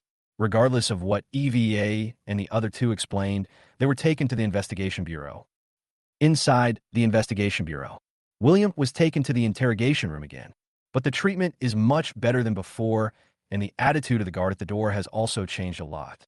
Before, when I said I wanted to pee or drink water, the guards at the door either said no or told me to bear it. But now, as long as I ask, the guards at the door will satisfy me. This change in attitude was so great that he was a little confused. What's going on here? Just when William was wondering, the locked door was opened. The person who came in this time was also a soldier. He exudes an aura of majesty without even being angry. He first looked at William. As he took a look, William felt a chill on his back. This man's eyes were so sharp that they seemed to be able to penetrate William's entire body. But these are the people William met during the arms sales this month. Most of them are desperate criminals who have been fighting against swords, guns, and bullets. So he was not afraid of the other person's gaze at all and just walked towards him. Chun, he was also a little surprised at this moment. One surprise is that this young man is actually a high school student. There is another one. There seemed to be an indescribable calmness and sharpness in the young man's eyes. The most important thing is that the young man in front of him could remain so calm when he saw me. But when I think about William's identity, everything seems to make sense. Having said that, it is nice to have such a mentality at this age. This made him feel somewhat appreciative in his heart. It's just a pity this isn't his soldier. Sort out these messy thoughts. He walked straight to the seat opposite William and sat down. Squinting his eyes and observing William for a while, he smiled and spoke. Yes, he really has the demeanor of a major arms dealer. William did not answer, but just crossed his arms and looked at Chun-Yi quietly. Seeing that the latter didn't say anything, Chun-Yi didn't care. He started talking to himself. William, I have a few questions for you. As he said this, he took out from his pocket the arms order that had been sent from the Camel Country. Without waiting for William's reply, he handed it to his desk. The latter took it, glanced at it briefly, then looked up at Chun-Yi. What do you want to ask? William didn't explain anything, and his expression didn't change at all. He felt a little clear-headed, but more than that, he was still a little shocked. So he asked, Question 1. This order is indeed a transaction order between you and Camel Country, right? William nodded and said calmly, It is indeed the arms order that Camel Country wants to purchase from me. I'm worried about it. If you can't find it, I won't be able to get out of here. This is an order worth hundreds of millions of dollars. Now that you are here, it will be easy to handle. Even Chun-Yi was stunned when he heard this. What do you mean you are afraid we won't be able to find it? Do you mean that if you think we can't find it, then we can't find it? It will be easy now that we are here. After hearing what William said, Chun-Yi felt like he was being used and felt very uncomfortable. But his expression didn't reveal anything. Although William was uncomfortable with what he had just said, he did not take it too seriously. He just nodded and asked again, Do you have all the weapons and ammunition on your order, such as the L-90 rocket launcher, Red Star bulletproof vest, and ADM sniper rifle? Or are you selling all of them? William seemed speechless at his question and replied impatiently, Isn't that nonsense? If I don't have it, what would I sell? I'm an arms dealer, not a scammer. I do business with conscience. After hearing this answer, Chun-Yi couldn't remain calm anymore. He swallowed, moved closer to William across the table, and whispered, This is not for sale in the Eagle Sauce. It seems that the Eagle Sauce has only released some data about this ADM sniper rifle. Where did you get it from? Finally, the most critical question is asked. Chun-Yi really wanted to know where this guy got these top-secret weapons. You know, even the Dragon Country has only made a part of the research progress on those top-secret weapons of the Eagle Sauce. But this guy, he makes finished products and sells them in the market. Comparing yourself with others will only make you angry. Wrong. This should be the case. Even a country cannot compare to a person. Who can I go to for justice? As the commander of the arsenal, how could Chun-Yi not be curious? After asking the question, his eyes were fixed on the latter, as if he wanted to see through him. After hearing this question, William was silent for a few seconds, as if he was thinking. Then he spoke. You're right. This is the weapon currently in service in the Eagle Sauce family. I just think that if you don't make money when you have it, you're a bastard. The Eagle Sauce always hides its good stuff and refuses to sell it. It doesn't make money even if it has it, so if they don't make money, I have to make it. The words fell. The air in the interrogation room seemed to freeze. The two of them stared at each other. More than half a minute passed. The corner of Chun-Yi's mouth twitched violently. No, that's the point, isn't it? There is no way this thing can be a question of whether to sell it or not. This is not for sale. Not for sale? Do you know what not for sale means? These are things that are still in the confidentiality, research, and testing stages. You said you could just sell it? Come on. Just sell it if you want. You can sell it all over the world. As if afraid that the Eagle Sauce doesn't know. Isn't this just a slap in the face of the Eagle Sauce? Huh. Thinking of this, Chun-Yi was stunned. Slap the old face of the Eagle Sauce. It seems like it feels great to do this. Ahem. Chun-Yi coughed twice, forced himself to calm down, and spoke seriously. Where did you get these things? Aren't you afraid that the Eagle Sauce will hunt you down all over the world and retaliate against you if you do this? William still had his hands crossed on the table and spoke in a casual tone. Well, it doesn't matter. Isn't Eagle already looking for me? Chun-Yi. Chapter 21. Wait a minute. I'll make a phone call. Inside the interrogation room, the two of them just stared at each other. After a full half-minute of silence, Chun-Yi took a deep breath. What did this kid just say? Now he is wanted worldwide by the Eagle Sauce. Still doesn't matter? Even though he knew he was wanted by the Eagle Sauce, he still came to Long Country with swagger. Isn't this just diverting trouble? What if there is any misunderstanding on the part of Eagle Sauce? They thought that it was the Dragon Kingdom that sent William to steal their country's weapon secrets. Who can they turn to for justice? You can't explain it even if you jump into the Yellow River. Although Manhwa is not afraid of Eagle Sauce. But if this incident is really misunderstood as Jackie Chan stealing Eagle Sauce secrets, no matter how you look at it, Manhwa is in the wrong. No, this matter may be more serious than I thought. Thinking of this, Chun-Yi couldn't help but look serious again. William in front of him in a deep voice. William, now there's a more important question. Hearing this, William raised his eyebrows and motioned for the other party to ask, has your identity been exposed? Or, Eagle Sauce, does he know your identity information? When asked this, William actually smiled and spoke confidently. Don't worry, except for those who have traded with me. Other people don't know what I look like, let alone my last name, and they don't know that I am in Dragon Country. Hearing this, Chun-Yi finally breathed a sigh of relief. As long as the identity has not been exposed, it proves that Manhwa still has room for control and maneuver. This is no joke. The weapons and equipment that the young man in front of him took out are enough to make any country excited. The secret weapon of Eagle Sauce alone is enough to attract everyone. Not to mention that the arms order just sent by Camel Country also contains some weapons with inexplicably high performance. These things are enough to drive people crazy. After pondering for a moment, Chun-Yi felt that the young man in front of him was becoming more and more pleasing to the eye. Be bold and careful. Be careful. An arms dealer indeed. 2 words professional. The most important thing is that he dares to mess with the Eagle Sauce. It's still a blatant provocation to the Eagle Sauce. But the Eagle Sauce can't do anything to him now. Thinking of this, Chun-Yi couldn't help but reveal a barely perceptible smile. But none of this is the most important. The important thing is, where did William get these good things? Did he get it from Eagle Sauce? If not, where can I get it from?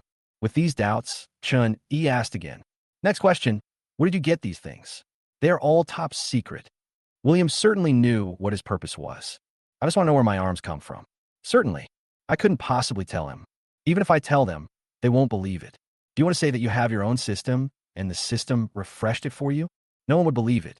So when faced with this question, William did not give a direct answer, but diverted the topic and asked back. Comrade, I just want to know when I can get out. Since you have already confirmed that I have this deal with Camel Country, it would be inappropriate to lock me up here. After all, I am now a Dragon Country citizen. What if the Camel Country misunderstands that you imprison me in order to prevent them from purchasing arms? Wouldn't this destroy the friendly relations between the Dragon Country and the Camel Country? These words made Chun-Yi frown. This kid, I really underestimated him. Is he really a high school student? He is so meticulous. It seems that he had anticipated the return to Dragon Country and a series of situations, and he has also made preparations for them. Chun-Yi's face was calm, but deep down he admired the young man in front of him more and more. Ha ha ha. After a moment, Chun-Yi's tightly furrowed brows suddenly relaxed, and he burst into laughter. William was a little confused by this scene. Just as he was about to speak, the other party spoke first. I was right about him. The admiration in Chun-Yi's eyes was now undisguised. His face returned to its amiable look, and he finally stated the real purpose of coming here. Are you willing to cooperate with us? Cooperation? With the military? William's expression changed slightly. That's right. Chun-Yi nodded seriously and said again. In fact, from the beginning, the purpose of my coming here was to discuss cooperation with you. I just wanted to test you, but I didn't expect I found something special. Chun-Yi looked William up and down, as if he had discovered treasure. Of course, it is not what Chun-Yi said, but he knew that William would never tell the truth.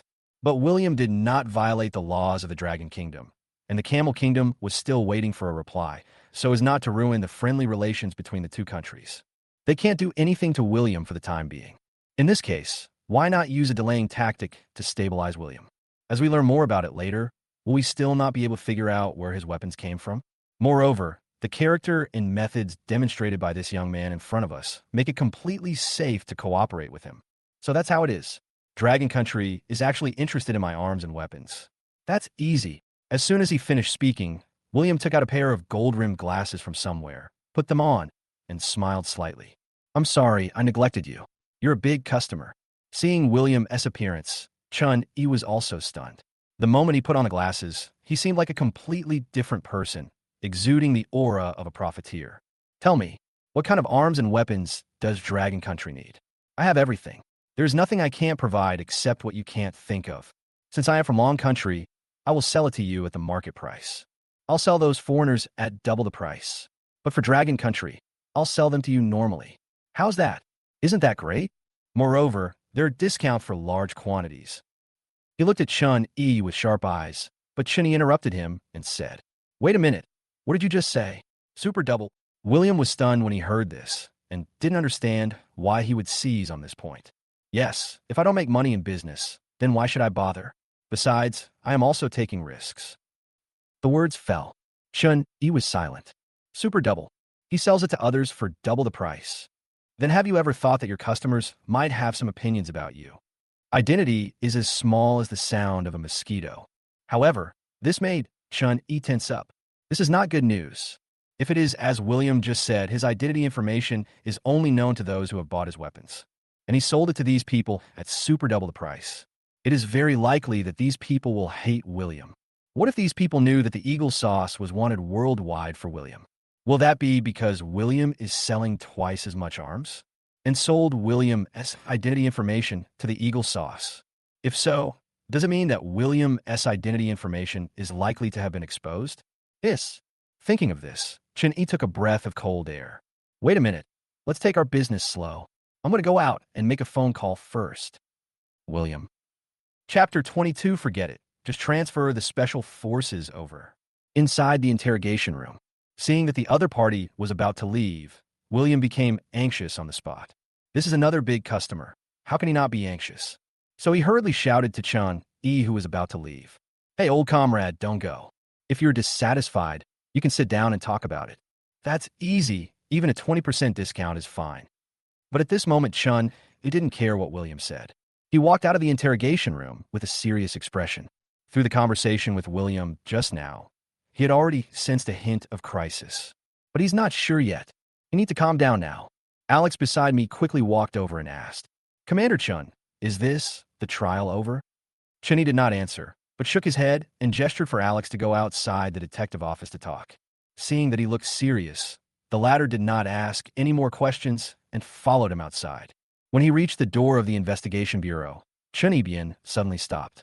It seemed that he had already figured out how to deal with this series of troubles. So he turned to Alex with a serious expression and asked, Alex, is there a lot of buzz about William on the internet right now? Alex's expression turned serious. He seemed to have guessed something and paused before answering. In China, there is indeed some heat in the public opinion about William's arrest, but everyone is still speculating and no one knows why he was arrested, so these comments are still within control.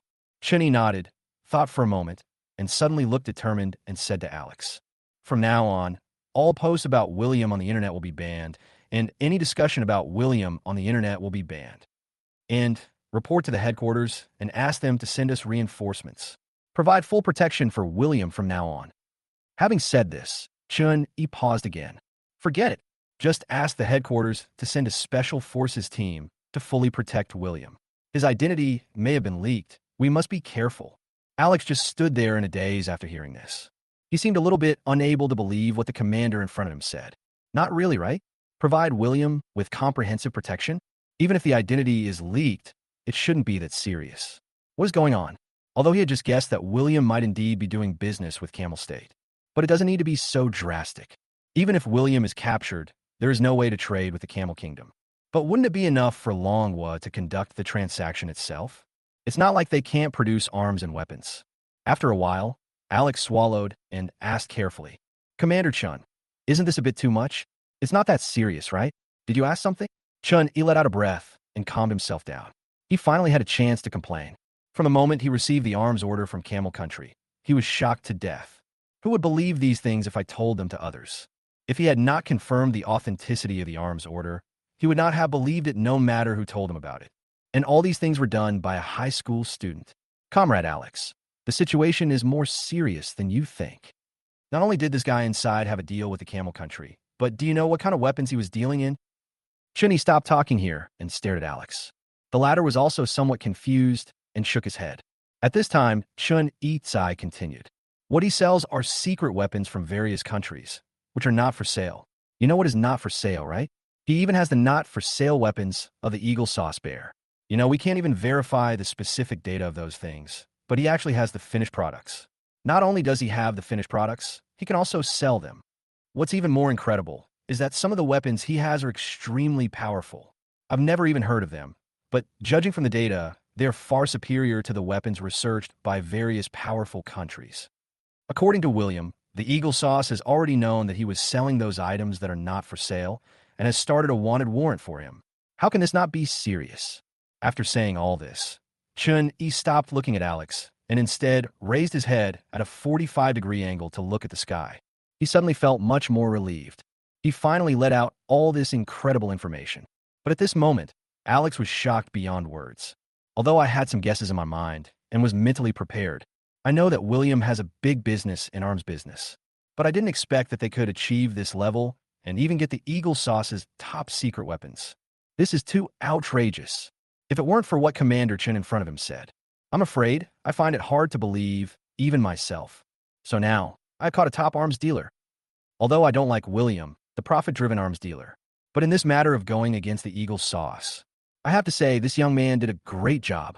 After digesting this huge amount of information, he asked Chun-Yi, "Then, Commander Chun, I will report to the headquarters and ask them to request support." Hearing this, Chun-Yi nodded.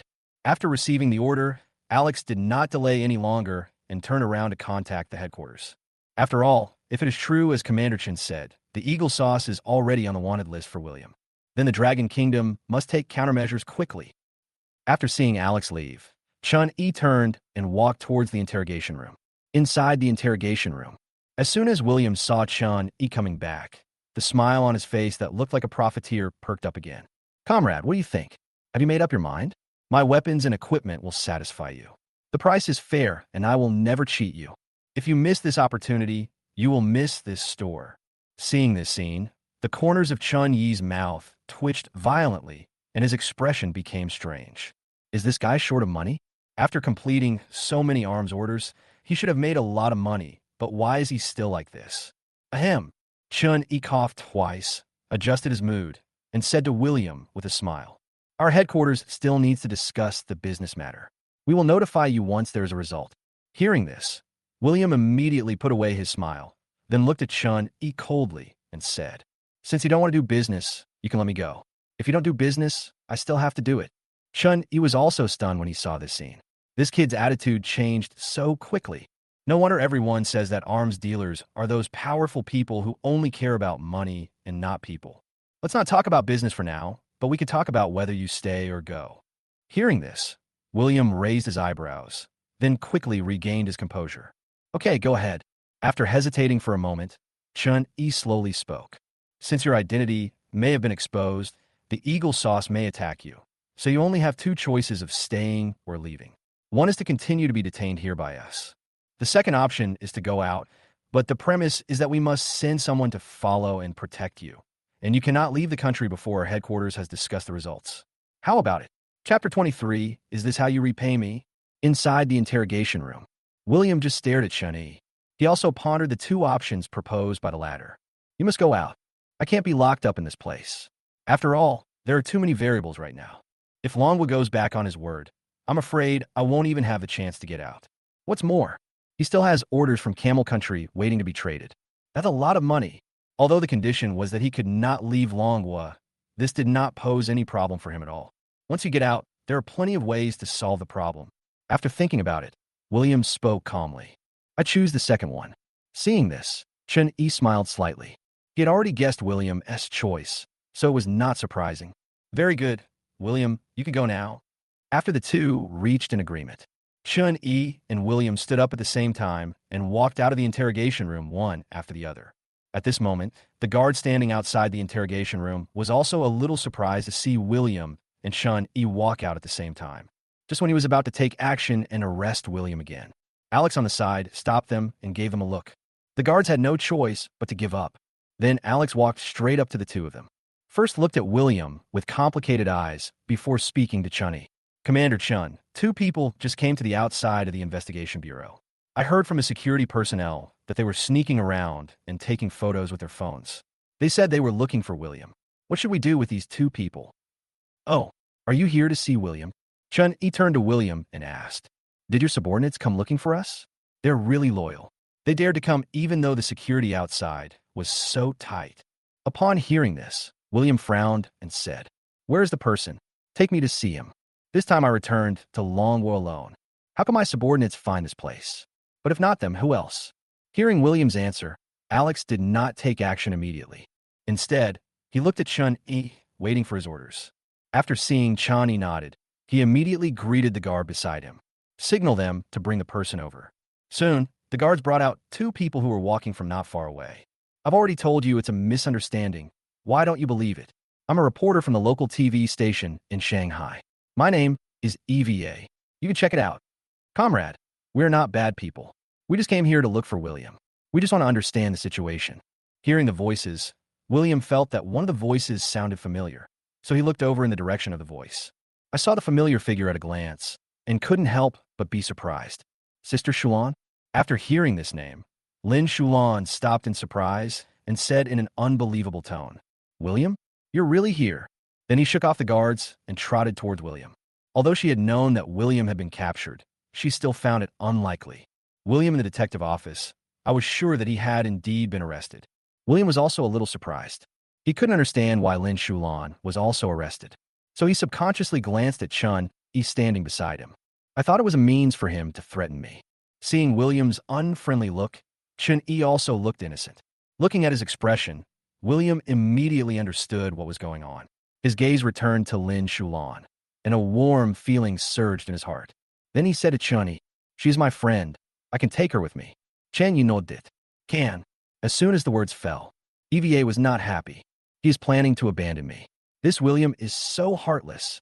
I actually want to clear his name and redress his in public. So he hurriedly shouted to William, Hey, what about me? What about me? You guys are just going to ignore me like this. Seeing this, Lin Shulan pulled William's sleeve and whispered, she came with me to rescue you. She's not a bad person. Hearing this, William looked over subconsciously. After taking a closer look, I realized that I didn't know this person at all. But I just heard her say that she was a reporter, so I guess she was here to dig up news about me. But how did the digging for news end up at Sister Shulan's house? Isn't that a bit too much? Thinking of this, William couldn't help but feel a little displeased with the female reporter. But he didn't show it on his face, he just nodded at Lin Shulan. Then he said to Chun-Yi, that woman is also my friend. I think you have no objection to me taking her with me. About EVA Chun-Yi. After all, I often watch the news, so I recognized him at a glance. Then he replied to William, I have no objection. After getting Chun-Yi's answer, the three of them swaggered out of the investigation bureau. There was still tight security outside the detective office, but William ignored it. Instead, he took a deep breath of air, then grinned and said to Lin Shulan, I've been stuck inside all day. It's better to have fresh air outside. Hearing this, Lin Shulan was about to say something, but EVA behind him asked first, Student William, what happened? Why did you get targeted by the military? Besides, so many people were dispatched. As EVA spoke, she looked at the soldiers on guard around the detective bureau, and a chill rose in her heart. William rolled his eyes at EVA and replied calmly, This is a long story, so it's better to make it short. But if it's a long story, it's better not to say it at all. After all, knowing too much is not good for you. He didn't have any favorable impression on the female reporter in front of him. In order to dig up news, they all went to Lin Shulan to investigate. He can really do anything. Hearing William's answer, EVA couldn't help but frown, but she was not angry. She was about to continue asking questions. William's sleeve again and asked with concern in her eyes, William, what's going on? I'm worried about you. Hearing this, William was stunned at first. Then he grinned and said, Don't worry, Sister Shulan. I promise you that I have not committed any crime, but I can't tell you now. I will explain it to you slowly when the opportunity arises. When she heard William say that he had not committed any crime, so I didn't ask any more questions. The three then crossed the cordon and walked toward the car driven by EVA. But at this moment, EVA discovered that there was someone not far away who seemed to be following them, because that person always kept a certain distance from them. They quickened their pace, and the person behind them also quickened their pace. They slowed down their pace, and the person behind them also slowed down. It would be difficult for ordinary people to notice it, But before becoming a popular reporter for a local TV station in Shanghai, EVA was an entertainment reporter. In layman's terms, they are paparazzi, so she could subconsciously sense things like being followed. EVA felt a chill in her heart when she thought of this, and she spoke to William beside her in a panic. Did you notice that someone seems to be following us?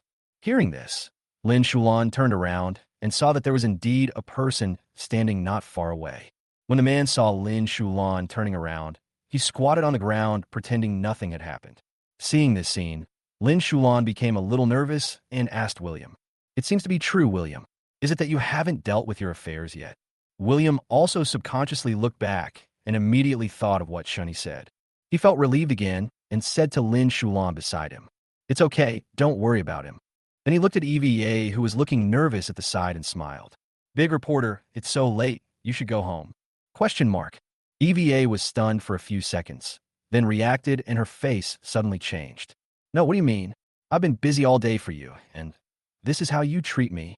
When William heard this, the expression on his face became even more outrageous. "I didn't ask you to do this. In the end, wasn't it me who fished you out?" After saying that, he looked straight at the other person.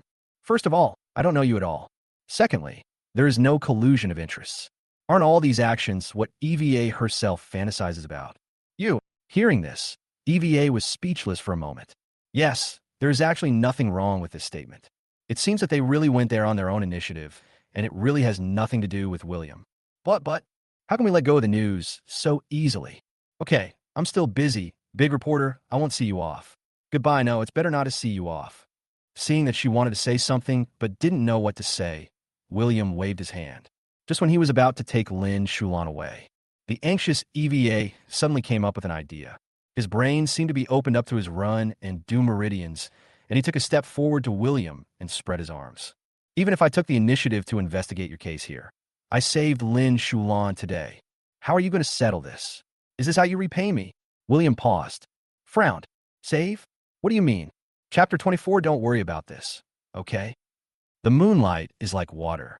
William and two other men were the only ones standing on the street outside the detective agency.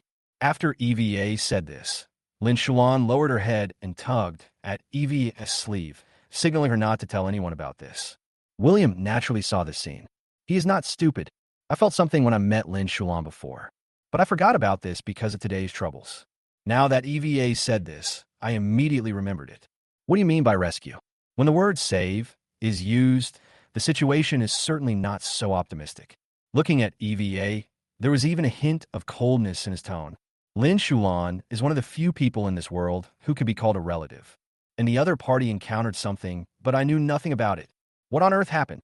Before EVA could speak, his tone became more serious again. After being an arms dealer for a long time, his aura is different from that of ordinary people. Originally, he would only use this harsh tone on those rogue profiteers and terrorists. But today, he couldn't help himself and used this terrifying tone towards an ordinary person. "Ew, why are you in such a hurry?" EVA was frightened. This high school student. No, he can't be called a high school student. This kind of aura shouldn't appear on a high school student. She felt somewhat uncomfortable being stared at. I didn't hide it either. He recounted what happened this afternoon in one breath. When she finally finished speaking, her mouth was dry. The scene fell into a deathly silence. William glanced at Lin Shulan, who was lowering his head. "Is this all true?" Lin Shulan did not answer. She even felt that William shouldn't have known about this. He is a high school student, and knowing what he can do will only cause him more trouble. Besides, he has always treated William as his younger brother. When something happens at home, how can I let the younger generation worry about me? It's not right neither morally nor logically. "Thank you for this, but it's a little late today. Let's talk about it another day." While Lin Shulan was thinking, William seemed to have sorted out what happened. To EVA. This time, he took Lin Shulan's hand and left. There was no time or opportunity for EVA to react. When she came to her senses, she only saw their backs. "Ah, damn it. Why are you gone again? Where's the news I want?" "I was busy all day, but didn't get any news. I thought William would reveal some news about his arrest to me because I saved Lin Shulan. I didn't expect that all I got was a thank you. Is that all? At least give me some news to report." At the same time, not far from EVA, there stood a man wearing a loose shirt and a peaked cap. He was a Special Forces soldier arranged by Chun-E to protect William. At this moment, he was staring at Eva and William, who were about to leave. I was almost exposed. This girl is not simple. She was able to notice me even though she only glanced at me. Are you sure your superiors are right? Do you want me to follow that young man? Are you sure you don't want me to follow this little girl? There was nothing special about William, whom his superiors asked him to follow. He looks like just an ordinary person. Even when faced with being followed, he had no idea at all. Instead, it was this little girl who discovered herself first. This made him wonder if it was a waste of his talents to follow this man. Stay away from EVA. William took Lin Shulan to a busier street. Then he took a taxi and went straight to Danyang community where Lin Shulan lived. Originally, Lin Shulan wanted to go back by himself. But William said that the debt collectors might come back to harass her again. So he was worried and had to go over to take a look. Hearing this, Lin Shulan couldn't refuse anymore. I just felt a little more guilty inside. After all, I still made William worry about me. But he is still a high school student. I'm a really incompetent sister. Lin Shulan's house is not luxurious. It is just an ordinary 2-bedroom, 1 living room apartment, but after her careful maintenance, the house looks warm and cozy. This was not the first time William visited Lin Shulan's home. After all, when the two were neighbors, Lin Shulan often invited William to her house for dinner. After entering the house, I wasn't so reserved. He walked to a sofa and sat down directly. Lin Shulan went to the kitchen to prepare a cup of hot tea and brought it to him. After hesitating for a while, she chose to speak. Well, William, I know you're worried about your sister, but don't worry, I have a solution. You don't have to worry about this anymore, okay? I don't want to bother you with my affairs. Hearing this, William shook his head and said, Sister Shulan, I understand what you mean, but you took such good care of me before. How can I just sit back and watch you get into trouble now? As he said that, he took out a bank card with 1 million in it from his pocket and handed it to Lin Shulan and said, There's some money in here. You can use it to pay for our mom's medical treatment. Not much, don't worry about it. Seeing this, Lin Shulan was stunned at first, then shook his head and refused. Money? No. I can't take this money. You're still in school, and your income is earned from your part-time job. In this society, you can only rely on yourself. If I take your money, what will you do? After saying this, Lin Shulan forced a smile and said, Don't worry, my mother will be discharged from the hospital soon, and it won't cost much money. I can handle it myself, so you should keep the money for yourself. As he said this, he was about to stuff the bank card back into William's hand. But he didn't take it. Instead, he pushed the bank card containing 1 million back. Then he said with a smile, Sister Shulan, you're the only one who treats me the best in this world. How can I ignore you when you are in trouble? You don't have to use it now. You can take it out in case you need money in the future. Besides, I'm a student, and I'm afraid I can't keep the money on me, so I feel safe leaving it with you. Hearing this, Lin Shulan felt her nose sore. She was of course very touched by William's behavior, but she still couldn't accept the money. So he put the card back into William's hand. Seeing this, William also got a little angry and pretended to be angry. Sister Shulan, if you don't accept this money, you are planning to cut off ties with me. Hearing this, Lin Shulan couldn't help but be stunned. Knowing that he couldn't win over William, he thought for a while and said, Well, let me keep this card for you. I'm just keeping it. You don't have to worry about my affairs. Hearing this, William grinned and felt relieved. He naturally wouldn't tell me how much money was in the card. If Lin Shulan knew there was 1 million in the card, he probably wouldn't accept it, because she takes too much care of herself. Thinking about this, William's thoughts returned to the past. After a brief recollection, we still have to return to reality. The issue of the money has been resolved, but the debt collector is still to be discussed. But it's not appropriate to say this now, so let's stop. After the two chatted for a while, it was already getting late. William yawned and said, It's already late. Go to bed early, Sister Shulan. I'll sleep in the living room in case those people come over again. Chapter 25. Is this considered living together? William didn't care where he slept. The room is fine, and the sofa is the same. So he doesn't care and isn't that pretentious. It's the same sleeping no matter where you sleep. And sleeping in the living room can also help you better detect movements outside the house to avoid debt collectors coming to cause trouble in the middle of the night. If they come to cause trouble, I will definitely make them pay for it. But unfortunately, there was no movement or trouble that night.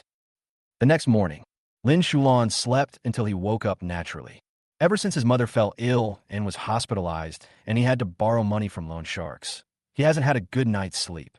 Especially those debt collectors who constantly reminded her to pay back the money irritated her fragile nerves.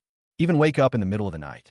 But strangely, I slept surprisingly well that night and didn't even have any dreams. This made her look at the closed door of the room, and she seemed to be able to see William outside the room through the door. Is it because he is here that I can sleep so peacefully? Does this count as living together? Thinking of this, my face couldn't help but get hot again. What are you thinking? This is my brother.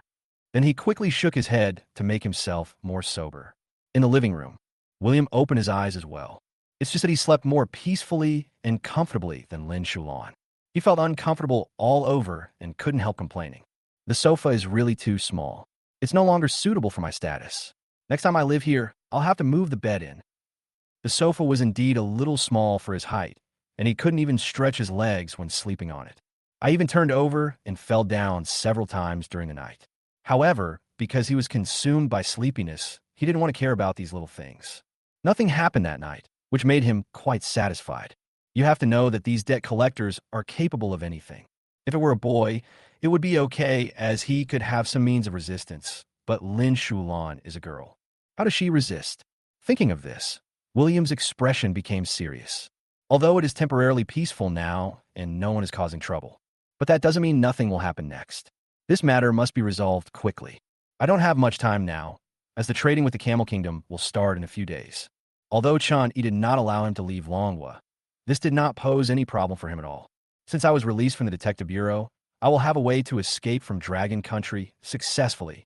This huge sum of money must be earned by me no matter what. But the first thing to do now is to drop out of school. William was thinking this when he noticed some movement behind him. William looked over there after hearing the noise. Just then I saw Lin Shulan walking out the door. At this time, she was wearing white pajamas and her long hair was simply tied up. Even though she was not wearing any makeup, she still looked exceptionally pure, and her beauty was not inferior to those internet celebrities. Being stared at by William like that, Lin Shulan felt a little embarrassed and quickly lowered her head and spoke. "Thank you, William." Hearing this, William also stood up from the sofa and smiled. "Why are you thanking me? Didn't you take care of me like this before? Go wash up quickly. I'll make you something you want to eat later." Lin Shulan thought for a moment and responded, "Just cook whatever you like. I'm not picky about food." William was about to respond when he heard this, but at this moment the phone beside him rang. Seeing this, Lin Shulan smiled slightly, made a gesture of answering the phone, indicating William to answer the phone first, and went to wash up before waiting for William's response. After Lin Shulan left, William picked up the phone and looked at it carefully. The call actually came from his subordinates abroad. Normally, these subordinates rarely call me. Could something have happened when they suddenly called me? With doubts, William answered the phone. Then there was an English voice on the other end of the phone. "Grown-ups, what you say? The Camel Nation contacted us yesterday. They said they had submitted a diplomatic application to the Dragon Nation. They seemed very concerned about your current situation and asked whether the transaction could proceed as planned." Hear this. William also suddenly realized. Alex changed their attitudes so quickly yesterday. One moment he was being sent to a military court. The next moment he was being brought back. And he let himself out not long after. It seems that his previous plan was not wrong. He thought that the Camel Kingdom had broken its promise and was not going to trade with him. It turned out that after knowing that he was arrested, he contacted Longwood directly. This way, everything that happened yesterday can be explained. Thinking of this, William couldn't help but smile. Then he replied to the subordinate on the other end of the phone. "Well, I understand. Tell the people of Camel Country that I'm fine, and I'll go through with the transaction as agreed. Thank them for me, and tell their king that I will prepare a surprise for them when we do business." "Yes, sir." After the person on the other end of the phone agreed, William hung up the phone and couldn't help but think again. I didn't expect that the Camel Country was quite sensible in this matter. We can give them some discounts when doing business. Of course, money still needs to be earned. Thinking of this, William smirked and was about to turn around to wash up. But when he turned around, he found Lin Shulan standing behind him, looking at him with a strange expression.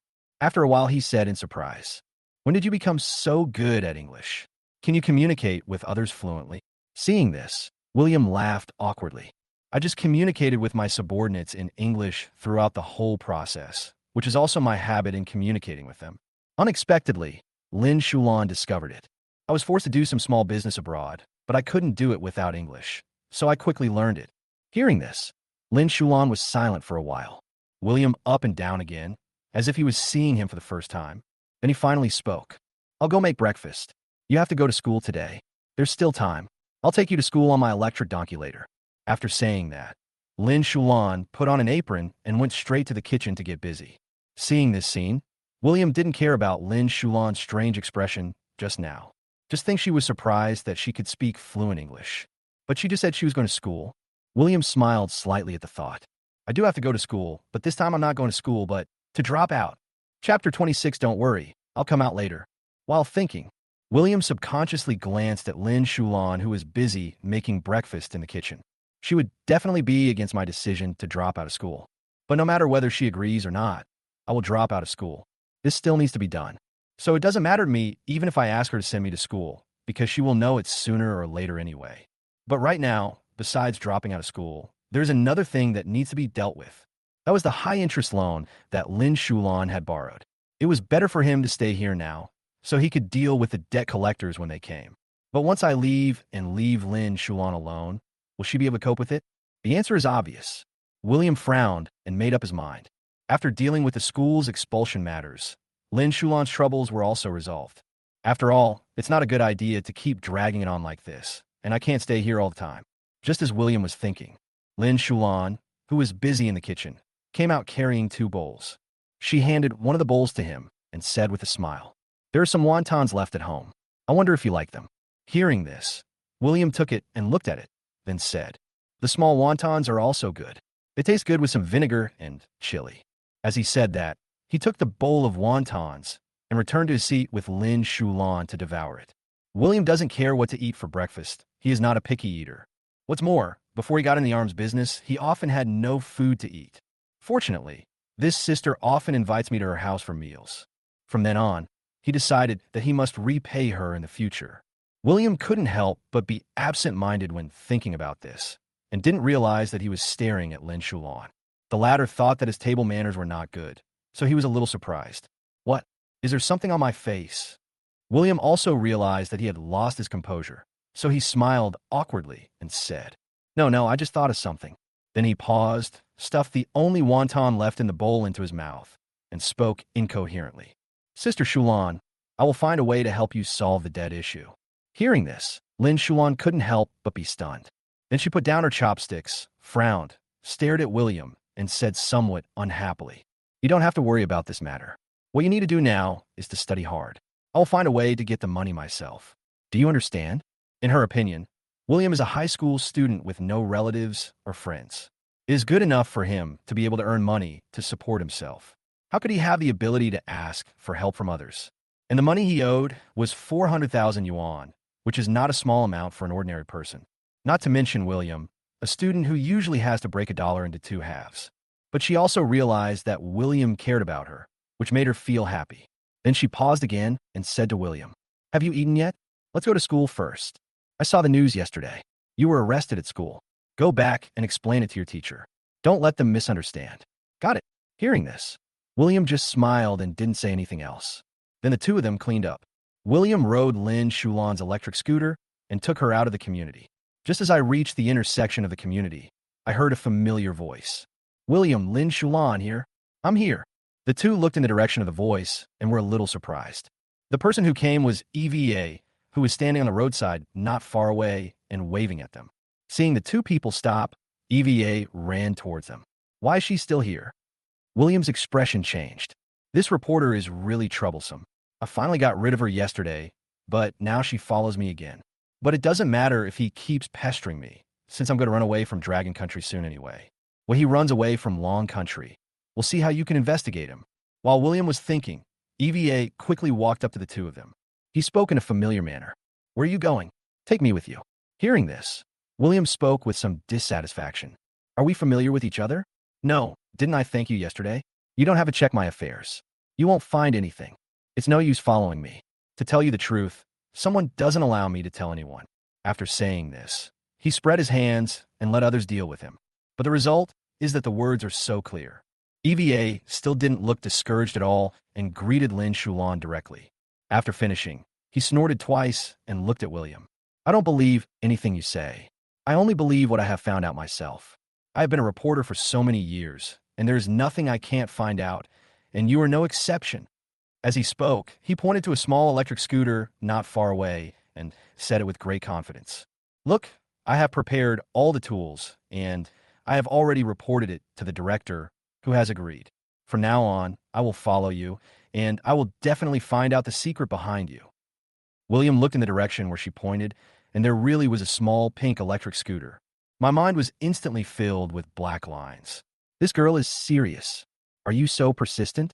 Looking at her like this, it seems like she's going to have a fight with me.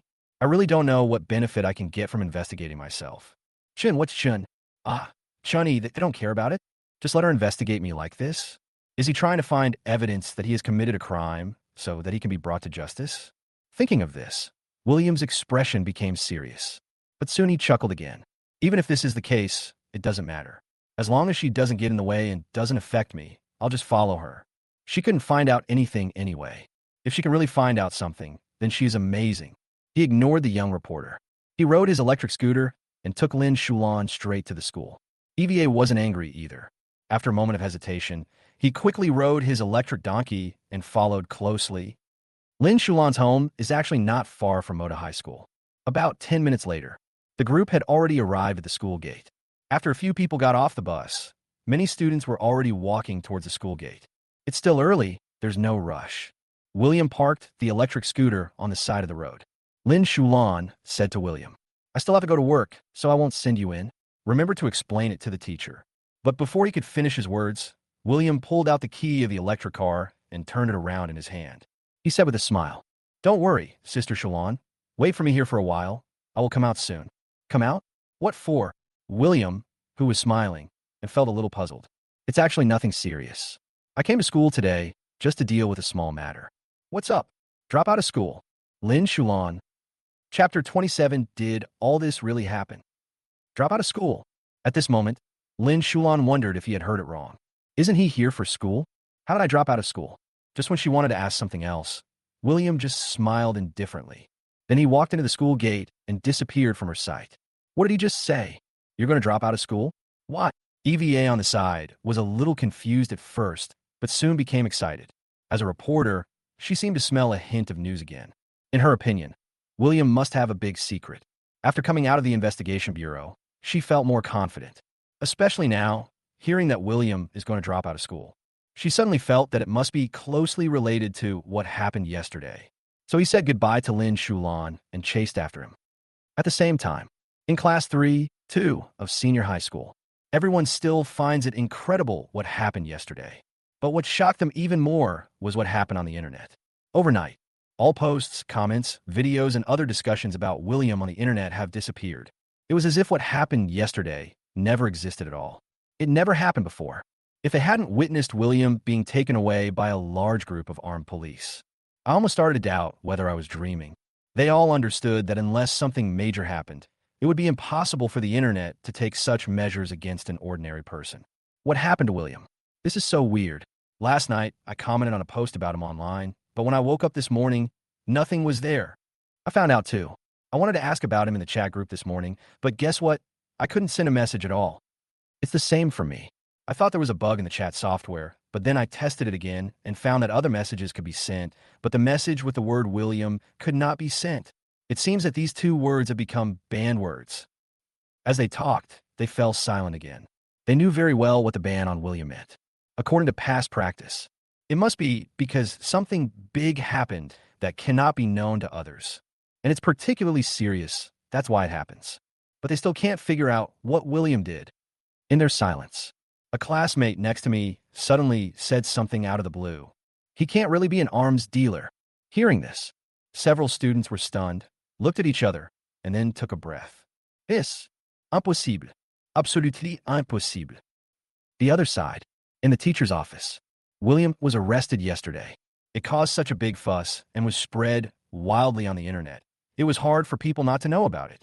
But as teachers, they naturally know that the information on the internet is not reliable. One of the female teachers did just that and turned to ask Johnson, William's homeroom teacher, "Teacher Wu, what on earth happened to your student? Why do you make such a big fuss?" As soon as these words came out, all the teachers in the office looked at Johnson. Johnson was stunned. What happened? He also wants to know. This is all a bit confusing. No, it's really unbelievable. But he still replied politely. I'm not very clear about the specific situation, but I'm sure that William is a good kid and will definitely not do anything illegal. As he was speaking, another female teacher holding a cell phone suddenly interrupted him in confusion. William disappeared from the internet. Hearing this, Johnson didn't know why his heart suddenly tightened, and he felt a strong sense of unease. The teachers in the office also picked up their phones curiously and started looking through them. After a moment, they uttered a cry of surprise. Really, all posts and discussions, including the video, disappeared. It's as if it never happened. What the hell is going on here? This matter has been blocked online. Is it really that serious? Did William really do something illegal or criminal? Or is it even more serious than this? Listening, Johnson frowned. I quickly picked up my phone and opened the app, then searched for high school student events in the search bar. But soon he was stunned. The search bar is blank, and I can't find anything at all. So he tried a few more keywords without giving up, but still couldn't find anything. He knew very well what this meant. Could it be that William really did something serious? That shouldn't be the case. William is a good student and a good boy. Johnson with sympathy and spoke. Teacher Wu, if this matter is really serious, I'm afraid your bonus this year will be gone. Johnson came back to his senses after hearing this. Although the salaries of these teachers are not high, they do receive bonuses, and their bonuses depend on the admission rate and academic performance of the students in their classes. Now that such a serious incident has happened in the class he teaches, he is afraid that he will not get any bonus this year. But Johnson still pulled the corners of his mouth to force a smile. It's okay, it's just a bonus. It doesn't matter if I don't have it for a year. But the female teacher paused and continued. The bonus is a small matter. Although I don't know what your students have done, the current situation is definitely very serious. I'm afraid that this incident will affect your career as a teacher. Johnson was stunned when he heard this. He wanted to protest, but that was the fact.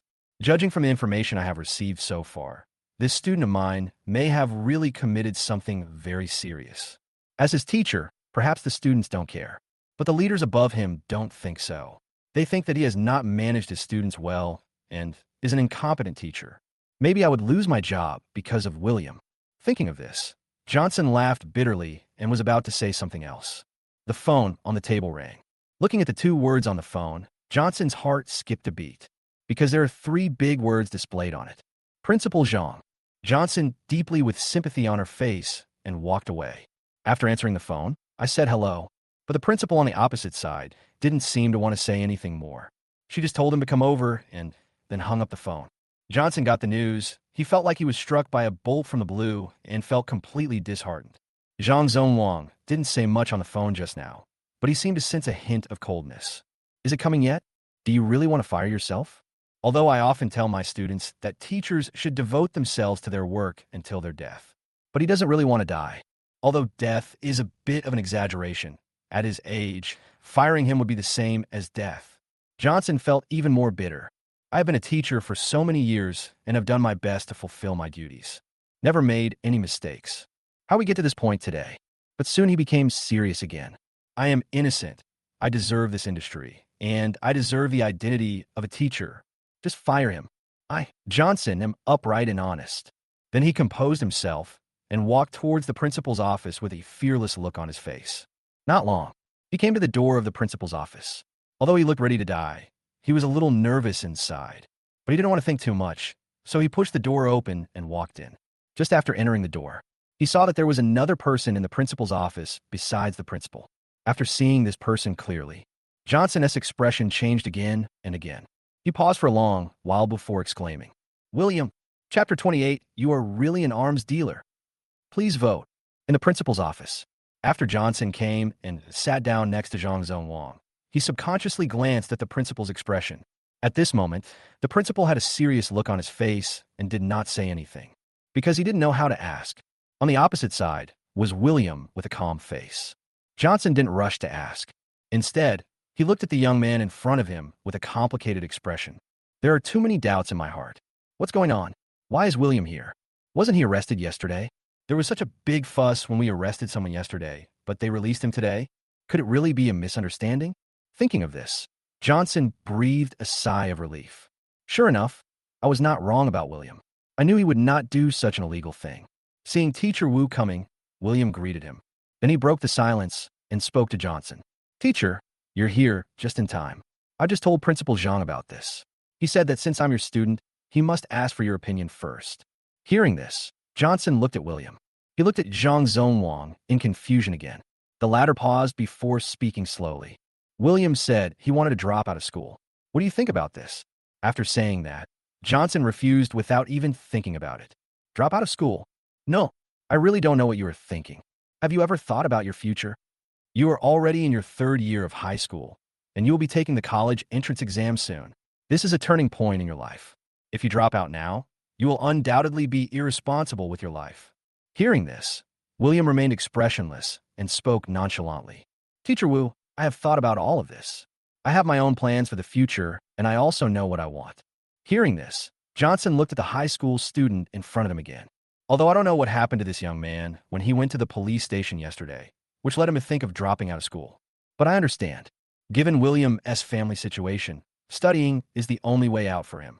As a teacher, I can't just watch him go astray. I would never agree to drop out of school. So he continued, since you want to drop out of school, you have to have a reason to convince me. If not, I'm sorry, I won't agree. Could it be related to what happened to you yesterday? Hearing this, William just frowned slightly and said calmly, yes, but no. To be honest, I don't want to drop out of school, but going to school will only affect the speed at which I can make money from my business. If I just gone to school and studied hard, I probably wouldn't have been able to earn that much money in my lifetime. Hearing this, Zhang Zonwang and Johnson looked at each other. Johnson, in particular, widened his eyes. It really has something to do with what happened yesterday. But this doesn't mean I'll have to drop out of school, right? Even though you were taken away in front of the entire school, you came back, didn't you? Those people must have arrested him by mistake. Otherwise, he wouldn't have come back so soon today. This is not shameful for William. It's those ex-forces who are to be embarrassed. And so this has something to do with business? What kind of business is so important to a student who is about to take the college entrance examination? It's better to do business and make money than to study. What kind of business is he doing that can make so much money? Isn't this bullshit? In his opinion, William was just finding an excuse to drop out of school. So Johnson said with a hint of anger in his tone, doing business? Stop bragging. If you can't give me a reason to convince me, go back to study now. But after he finished speaking, he seemed to have thought of something, etc. He suddenly thought of the rumors among the students in his class at that time. William seems to be doing arms deal. Could it be? Speaking of business, Zhang Zonwang, like Johnson, subconsciously thought of arms. Then they looked at each other again, as if they understood what the other was thinking. The two of them couldn't help but take a deep breath in their hearts. This rumor can't be true. After a moment, Johnson asked cautiously with some tentativeness. The business you're talking about, isn't it the arms trade, as the rumors say? Hearing this, William hesitated for a moment. No. Hearing this, the two of them breathed a sigh of relief and were about to say something. William quickly added, I want to clarify that this is not a rumor. I am indeed in the arms business. After these words were spoken, the principal's office became eerily quiet. If a needle fell on the ground at this moment, I'm afraid you would be able to hear the sound. But William continued without paying any attention to their reactions. I was doing well in the foreign arms market and could make a little money. I felt that I couldn't make money as fast as I could in business, so I decided to drop out. I wonder if this reason is enough. Johnson and Zhang Zonwang just stared at William, unable to speak for a long time. If it's not a rumor, then it's an admission. Did they hear it right? Those rumors turned out to be true. Is this high school student really in the arms business? Where did he get the arms channels, and where did he get his business? Wrong. That's not the point. The point is that he is really doing arms business, but the young man in front of him is just a high school student. How is this done? And I heard from him that things are going well. What does it mean that the development is good? Does it mean that the arms trade is very big? What else did you say? Ah, yes. Can I make some money? Listen, is this human language? So the arms trade is just a way to make a little money? Although they don't understand the prices in the arms market, it goes without saying how high the profits are. Is this small amount of money? The two men first calmed themselves down, then re-examined the student in front of them. Then Johnson thought again. Isn't he lying? Is he making up a random excuse because he wants to drop out of school? But he quickly rejected the idea, because the scene that happened in the classroom yesterday is still vivid in my mind. In that scene, the war police led the way and the soldiers led the team. What's more, the soldier was a major, and even the major came in person. Such a big commotion. What does this mean? This shows that the matter is indeed serious. He saw with his own eyes a large group of armed police officers rushing in and taking William away. Besides, if what William said was true, then how did he get out? Logically, he shouldn't be released. All of this doesn't make sense and is totally irrational. While thinking, Johnson's eyes fell on William again. Looking at the latter's serious expression, I couldn't tell for a moment whether what he said was true or false. So he put the thoughts in his mind aside for the time being. His eyes turned to the principal standing beside him. Now is not the time to think about these things. William now wants to apply for withdrawal from school. So should they agree or not? Chapter 29. The Arms Dealer's Standpoint. The other side. Chun let William go. He rushed to the headquarters without stopping to report this series of situations. At first, the district commanders were curious about what was going on. They actually need to be gathered together for a meeting. But after listening to Chun Yi's report, they were also confused. William, high school student, arms orders. Trading with the Camel Country? The arms and weapons on this order. This high school student named William has it. Although they hold high positions, they do not find anything strange. But this series of incredible information still left them stunned. They don't believe it. What connection do high school students have with weapons? This is impossible. Afterwards, they repeatedly confirmed with Chun Yi before gradually accepting this fact. The headquarters also fell into silence. After a moment, the commander-in-chief made an immediate decision and agreed to cooperate with William, and asked Chun Yi to go and negotiate and find out. Such a talent must be retained by their dragon country. After getting the order, Chun Yi did not delay any longer. He immediately set off back to the Magic City. Now, in the principal's office, the three of them fell into a brief silence. William saw this scene. He couldn't help but frown. He didn't know what the principal and teacher were hesitating about. It was just a matter of dropping out of school. Can't you be more straightforward? Anyway, he has already made up his mind. You must quit this course on your own, no matter what anyone says. Just as I was about to say something, the phone in my pocket rang. After taking a look and seeing that it was an unfamiliar number, William hesitated for a moment. But it's still connected. Hello, William, this is Chun Yi. The words were brief, but he still heard it through the sound. Commander Chun? The person on the other end of the phone continued. Didn't I tell you before that Dragon Country is interested in doing business with you? As for your deal with Camel Country, now that our superiors have come to a conclusion, I want to come and explain it to you in person. Let's not talk about this anymore. Where are you now? Hearing this, William replied without thinking too much. In the principal's office of Magic City High School. The person on the other end of the phone asked with some confusion. Moda High School? What were you doing there? Going to school? Are you turning over a new leaf now? William felt helpless when he heard this. No, I'm here to do something. Okay, I understand. Afterwards, Chun Yi didn't say anything more. Just tell William to wait for him there and not to run around. He will be there soon. Then he hung up the phone. This made William puzzled. Doesn't Longwa agree to my going abroad for trading? But he soon stopped caring. Even if I want to escape from Dragon Country, they may not be able to catch me. After hanging up the phone, he looked at the principal and Johnson again and said, Old class teacher, principal, please stop standing there. Say something. I will definitely drop out of this course. I've already given you my reasons. My business is really busy and I don't have time to go to school. Now, Zhang Zonwang and Johnson looked at each other. Naturally, they also vaguely heard some of the conversation just now. What is the commander? It's some arms deal or something like that. They felt their hearts pounding when they heard this. This made the two of them feel a little shaken. Didn't William lie? But even in the arms business, is this business so easy to do? This is a job that requires you to put your head on the line. This can make some money. Even if I can earn money, will I still have a life to spend it? In their opinion, William might be selling arms or just a small business of reselling small pistols. Not only is it dangerous, but you also don't make much money. They couldn't watch William go astray. So Principal Zhang coughed twice and said, Ahem, William, I think you should reconsider dropping out of school. But William interrupted him by shaking his head and speaking firmly. Don't think about it. I've already thought about it. You should just go through the process and process it for me. I'm not trying to embarrass you. It's just that for me, going to school really isn't as profitable as doing the arms business. The words fell. Johnson and Zhang Zonwang looked at William carefully again. Looking at his serious expression, they immediately felt the young man in front of them. It seems that we have gone too far astray. William, without giving up. The two sides argued like this. The husband said he was right, and the wife said she was right. I persuaded him for 20 minutes, and my mouth was almost dry. But William still insisted on dropping out of school, just when Zhang Zonwang was about to say something else. The door of the principal's office was pushed open. The first to come in were two soldiers with guns. They looked alert, and after confirming that there was no threat in the principal's office, they made way. And behind him was Chun-Yi. As soon as he came in, Chun-Yi looked at the three of them and couldn't help but frown. Why are there other people? This makes it difficult for me to talk to William. But it was just this kind of look.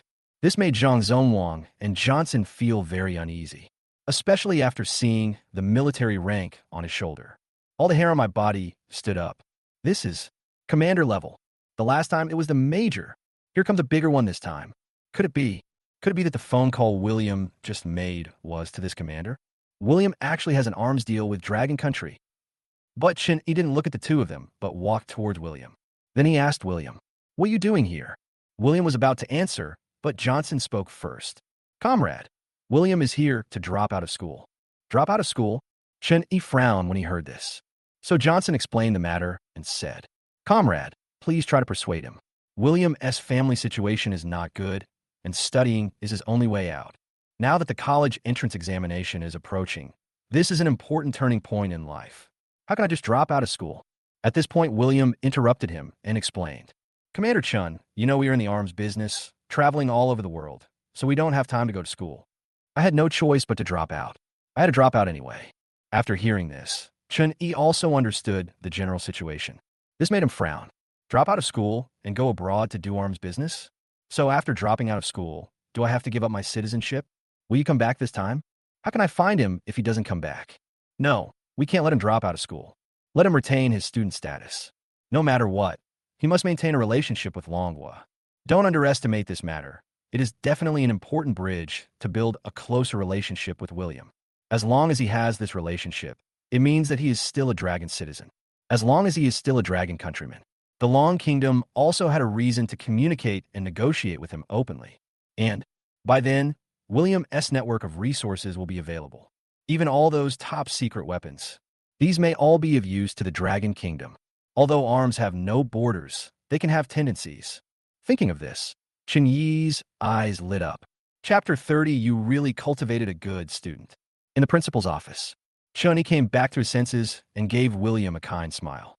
"William, I have a suggestion that will not hinder your arms business and will not embarrass the two teachers." "Oh, what's the suggestion?"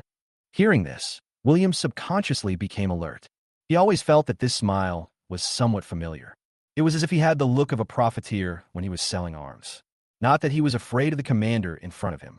I just couldn't understand why the commander representing the Dragon Kingdom suddenly became so easy to talk to. Is he really not afraid that he will go abroad and never come back? Something is wrong. There's 11 points that are wrong. Seeing the other person's vigilant expression, Chun-Yi smiled slightly and then spoke slowly. "How about this? The school will keep your student status, and you don't have to go to class, so you can go about your business. Just come back and take the exam when the time comes." William frowned when he said this. "Take an exam? What other exams do you want to take? What's the point? What is the purpose of going to school and studying?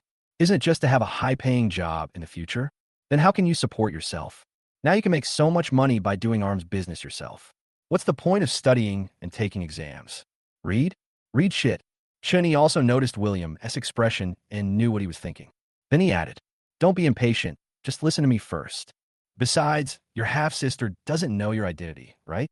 If your student status is retained, you can give her an explanation so that she can feel at ease, right? And you don't need to take the exam. You just need to go to the exam room and go through the process. Our military promises that if you want to study later, you can choose any university you want. How about that?" The last three words, Chun-Yi was not only speaking to William. Also looked to the side. Johnson and Zhang Zonwang were stunned when they heard this. The commander's eyes were full of hints and a hint of threat. How could they dare to object? They all nodded. But that's the hint of the look. It made them even more confused. What is going on? Is this what the commander meant? Is this reasonable? The college entrance examination is just a formality without taking the exam. Just choose any university you want. This is the college entrance examination, and there is no need to say much about its value. This is an exam that even the country takes very seriously. Every year, the college entrance examination eliminates a large number of students who want to go to college. And William, can he just pass without taking an exam? And This seems to be the intention of the commander in front of him. Upon hearing this, William's expression changed slightly, and hesitation appeared on his face. This is not to say that he has any desire for any academic qualifications, but he couldn't understand why Chun-Yi did this. What benefit would it bring to Chun-Yi if he retained his student status? This action left him confused for a moment. Never mind. As long as it doesn't prevent me from making money by making arms, it doesn't matter if I keep my student status. So he smiled and said lightly, "Okay, I agree. Let's do as you say, as long as it doesn't interfere with my arms business." Hear the answer. Chun-Yi finally breathed a sigh of relief. The look of anticipation on his face turned into surprise. The plan succeeded. Then he said again, "Okay, then we have decided this. Do the two teachers have any objections?" Johnson and Zhang Zonwang waved their hands quickly. No, we have no objection. Your commander has already spoken, so how dare you have any objections? Even if there is, how can it be useful?" At this moment, the joy on Chun-Yi's face was not concealed at all. He was very satisfied with the answers and performance of the two teachers. Then he walked up to Principal Zhang and said, "Moda High School is worthy of being a key high school in Modu, with a strong faculty. Especially you two teachers, you have really trained a good student for our Dragon Country. I will report to the higher-ups and ask them to reward you." Then Chun-Yi looked around the principal's office and said, "A good teacher should have a good office environment. When I came here, I found that the environment of your school was too outdated. Well, I've decided. The military will fund you to renovate your school." Ah! After hearing these words, the two looked at each other in bewilderment. Zhang Zonwang was especially confused. He looked at Chun-Yi, then at William. Renovating a school? I didn't hear it wrong, right? Although I don't know what happened, but the surprise came a little too fast. What is going on? Does this mean that your job is saved? Not only did I save it, I also rewarded myself. Didn't William commit any crime? But it is a great contribution to the country. So you also benefited from it? This is a case where if one person succeeds, everyone else will benefit? But Zhang Zonwang quickly collected his thoughts, hurriedly shook Chun-Yi's hand, and said excitedly, "Thank you, comrade. What can I say? I thank you on behalf of all the teachers and students of Moda High School." Chun-Yi just waved his hand and said, "That's nothing. The main thing is that you have trained a good student.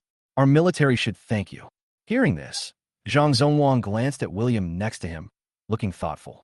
Then Chun-Yi said again, "Okay, now that William's dropping out of school has been resolved, can you two go out for a while? William and I have something else to discuss in private." At this time, Zhang Zonwang finally reacted. After thanking Chun-Yi a few times, he walked out the door with Johnson. Outside the door, the two stood there for a long time, unable to recover. What happened in the past 2 days seemed like a dream.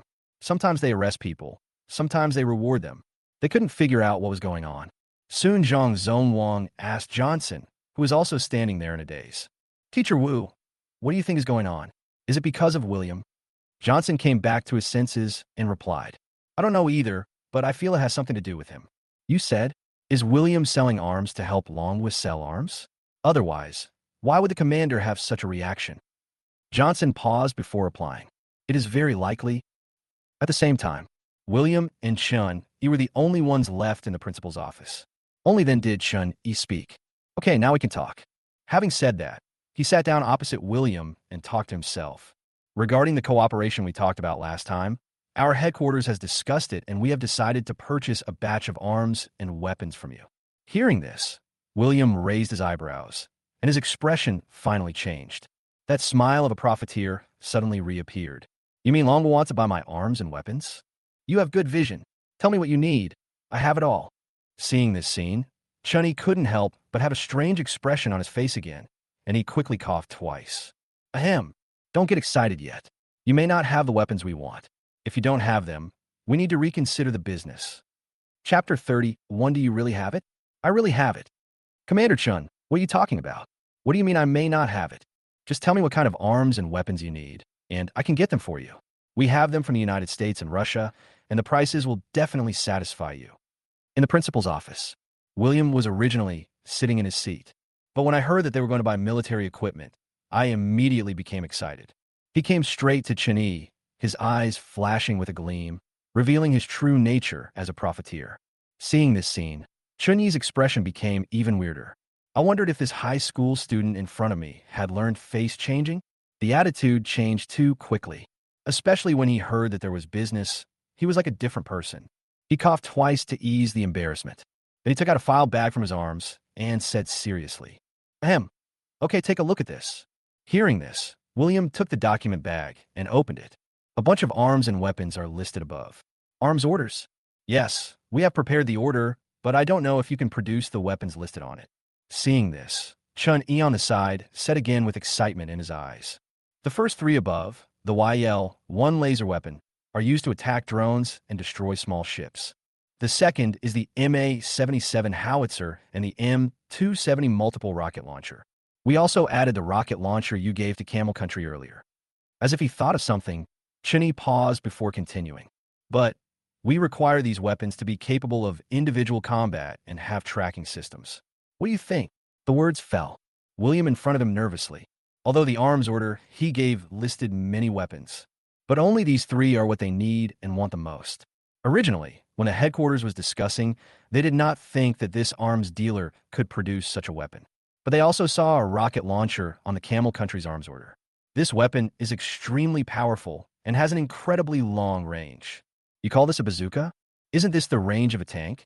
Who made this thing? There can't be such a thing. But they soon realized that the order came from Camel Country. Then you shouldn't be so careless as to get the above data wrong. But when they thought about it this way, they were even more shocked. This arms dealer who is still a high school student really has weapons of this level. So with a tentative attitude, their headquarters discussed this arms order. Just a moment. William has already learned all the weapons mentioned above. He just put down the order and rubbed his hands. Then he said confidently to Chun-Yi with a smile on his face, No problem, I have all of these. How many do you need? Hearing this, Chun-Yi was stunned at first. Then he widened his eyes in disbelief. All. Are you serious? Do you also have the first three weapons that can be used for single-soldier combat? Certainly. Just tell me how much you want and when you want to trade. Leave the rest to me. I promise to get it for you. At this moment, Chun-Yi still felt a little unreal, although he knew that William was a very powerful arms dealer. But at this moment, I always feel like ants are crawling all over my body. So he repeated what he had just said. You really have? I really do. At this moment, the principal's office was silent again. Chun-Yi just stared at William blankly. Originally, the headquarters drafted this arms order with a tentative attitude. But the high school student in front of me, he agreed so easily.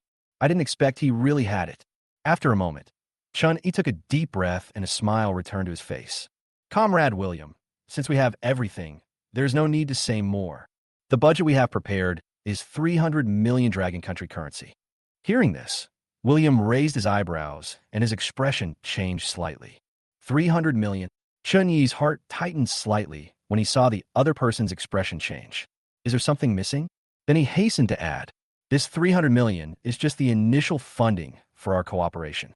If this first batch of goods really meets our expectations, we will soon conduct a second transaction with you. Hearing this, William grinned.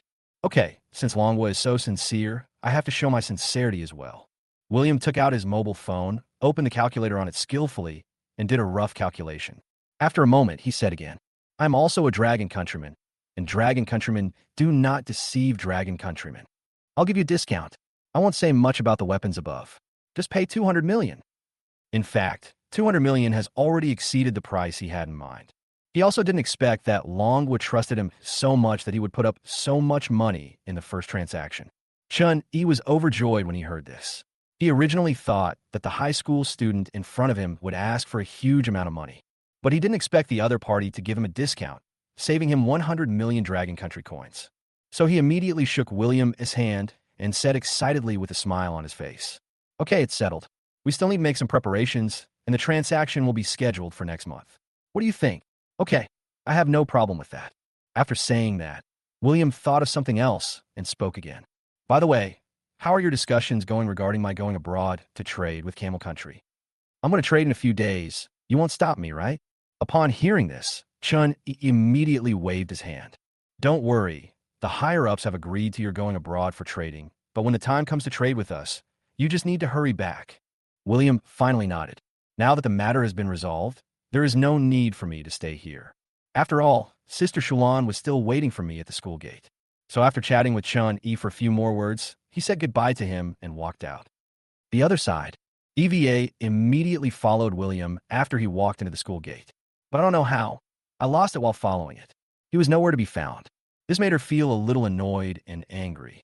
Where did he go? He was clearly within my sight just now. How come he suddenly disappeared, just when she was about to give up and go home? But he noticed that there were several armed soldiers standing outside the principal's office. Just when I was curious, another soldier walked out from inside. After seeing the other person clearly, she immediately hid aside. Is it the commander of the detective bureau? Why is he here at school? Something is wrong. Is he here for William again? The Dragon Country commander has come to Magic City High School. This is considered news, right? After all, he is the commander, and you don't usually see him. EVA's eyes rolled when she thought of this. Since she couldn't find William, it would be the same to make this a hot news. So she took out her cell phone to record the scene. But just as she was about to record the video, the soldiers outside the principal's office noticed it.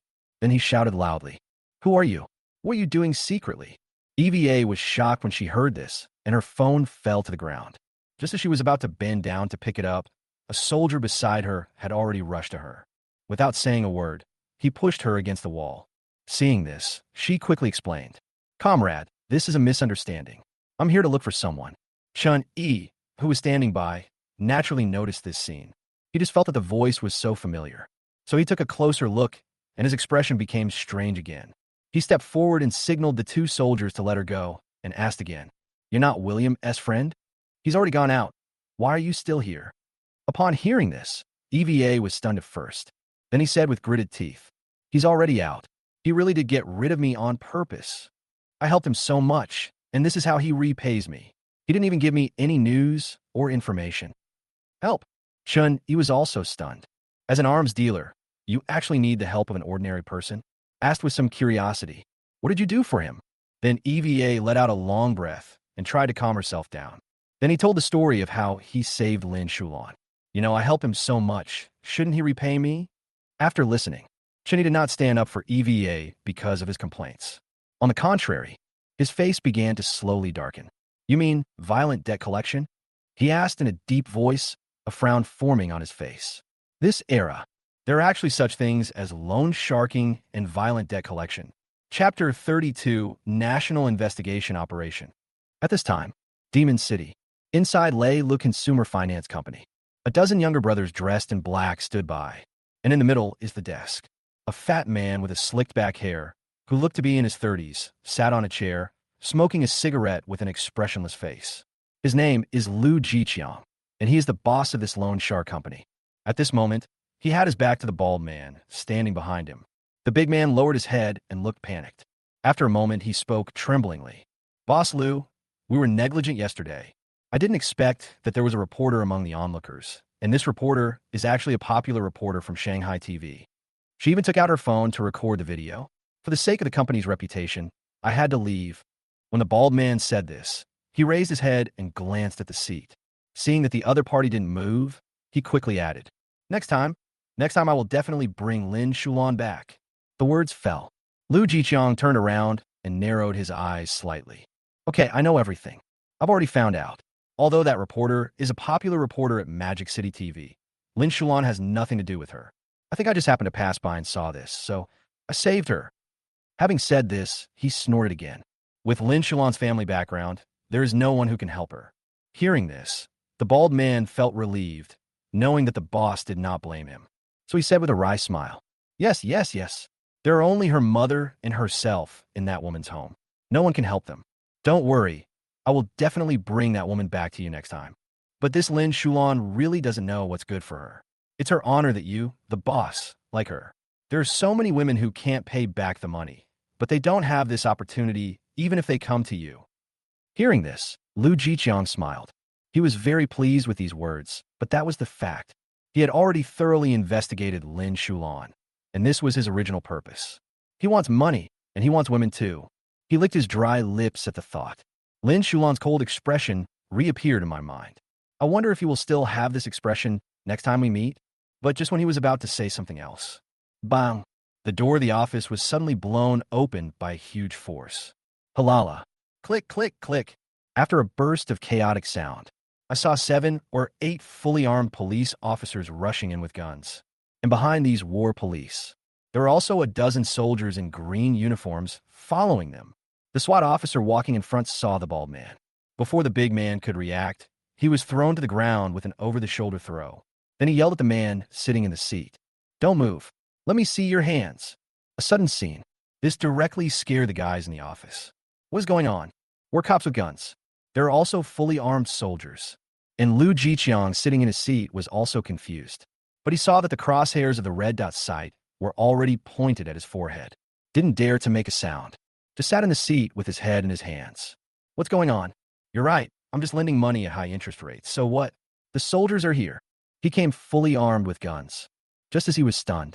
Behind these soldiers, a man in military uniform walked out. He clearly saw the military rank on the man's shoulders. It's actually at the commander level. The scene left him stunned. That's not the case. The commander is here. At this moment, his mind immediately began to search for what he had done that could alarm the military. But, no, I am just lending money at high interest rates. Those women came to me on their own accord. How can it be considered illegal if I didn't force them? Just as he was stunned, Chun, he had already walked in front of him. And EVA just followed behind him with an incredible look on her face. He glanced at Chun, he's standing beside him out of the corner of his eye. If this could be recorded, it would definitely be big news. The military and the police are working together to clean up and arrest a loan shark company. And all this happened because I mentioned that William's half-sister was bullied.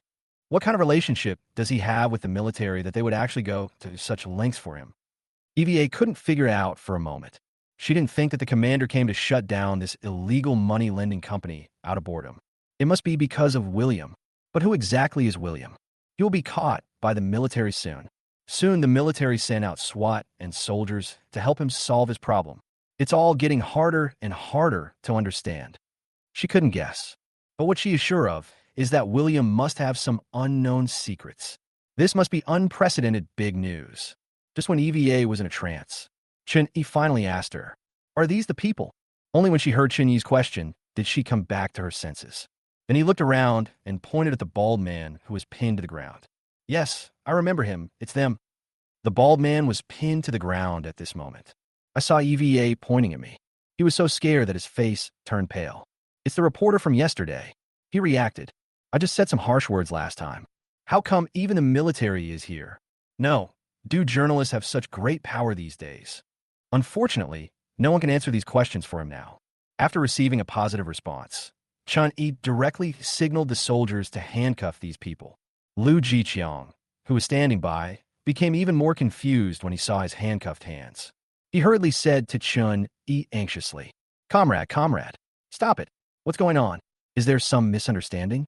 We are good citizens. Give me a chance to explain. I can take you to catch people from other loan shark companies. Give me a chance to make a contribution." At the end, his voice even had a hint of tears. However, Chun-Yi did not answer him and did not even look at him. He just turned around and said to EVA again, "You're not allowed to report today's arrest operation."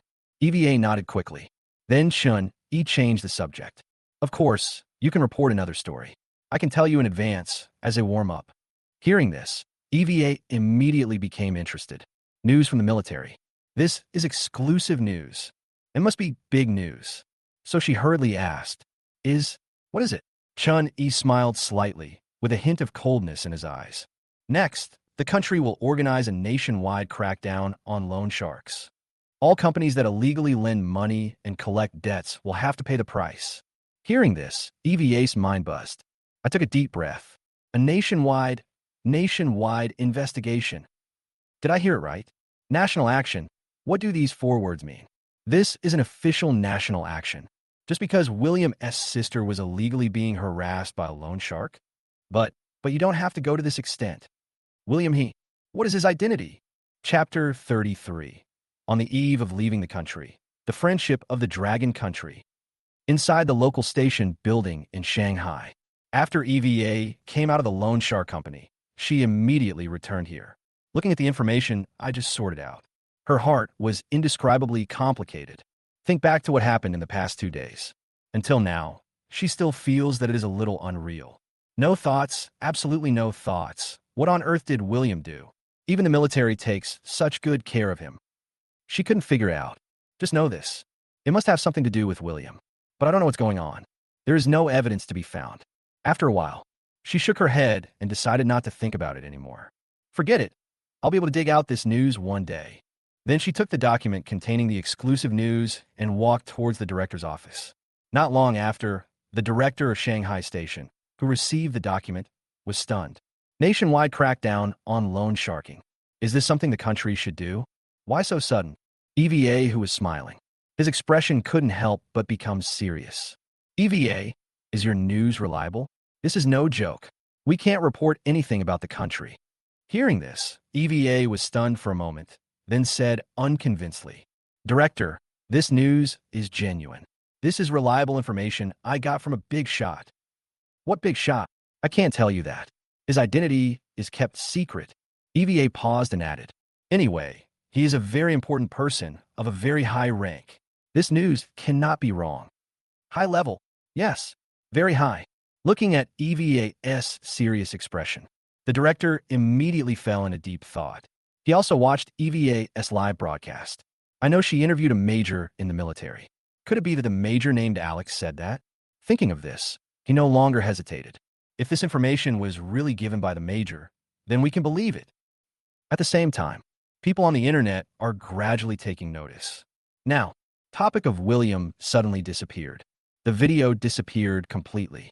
In just one night, I wanted to search online again. There is no topic about the high school student being arrested on the entire internet. It was so clean that it was as if this incident had never happened. People on the internet have also noticed this strange phenomenon. Strange. Why is the topic of that high school student gone? I just searched and it is indeed gone. Inside information. There must be an inside information. It is definitely not a simple matter. Is there a bug in the blog again? This software is really unreliable. Has this matter not been investigated thoroughly yet? I'm waiting to see what the truth is. Just when people were wondering about this matter, another piece of news suddenly appeared at the top of a certain blog. National Action, a nationwide investigation into lending and violent debt collection, is about to begin. When people saw the news, they were all stunned. Then I opened this trending search in disbelief. What caught my eye was a news report from a local TV station in Shanghai. And the person who reported this news was EVA. When this news came out, people from all walks of life were shocked.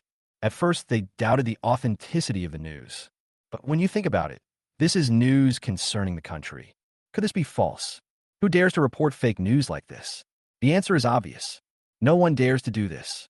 So after everyone watched this video, the discussion on the internet exploded instantly. Everyone started talking about it. Nationwide investigation. What happened? Is this a national action? The authorities have taken action. It's been a long time since such an action has occurred. How could it be so sudden? Can anyone tell me why this storm suddenly happened? Why was there no sign before this? Is this a big deal? Even the country is paying attention to it. But it's true that these illegal debt collection and loan companies should be rectified. What the above person said is right. I don't know how many people have been harmed by this kind of illegal loan collection. I fully agree with this. This is a great job. The other side, in Dongyang community. William returned here after graduating from school. As for Lin Shulan, as soon as I left the school, I was questioned by her, still asking him why he wanted to drop out of school and so on. But the matter had been resolved, so he explained it to Lin Shulan. He said he didn't drop out of school, but he was not feeling well today, so he took a day off. But she didn't believe it. After being interrogated several times, William was finally ready to swear. Only then did I believe that I had not dropped out of school. After giving him a few instructions, telling him to go back and have a good rest, he went to work. Now, William was lying on the sofa, watching short videos on his phone. He came back here just to see if he could wait for the debt collectors. Fortunately, I resolved this issue before going abroad. But after waiting for a long time, there was no movement at all. This made him really bored. I used to be in the arms business, and every day was full of passion. Now that I'm suddenly free, I'm not quite used to it. Just at this moment, a message was pushed to him on his phone. The title above is National Action, a nationwide investigation into lending and violent debt collection is about to begin. Seeing this, William couldn't help but feel curious. He is very interested in news from various countries, because this can help us better understand the national conditions of a country. That's what happened when we tricked Nicola before. He also specifically inquired for some information before doing business with the other party.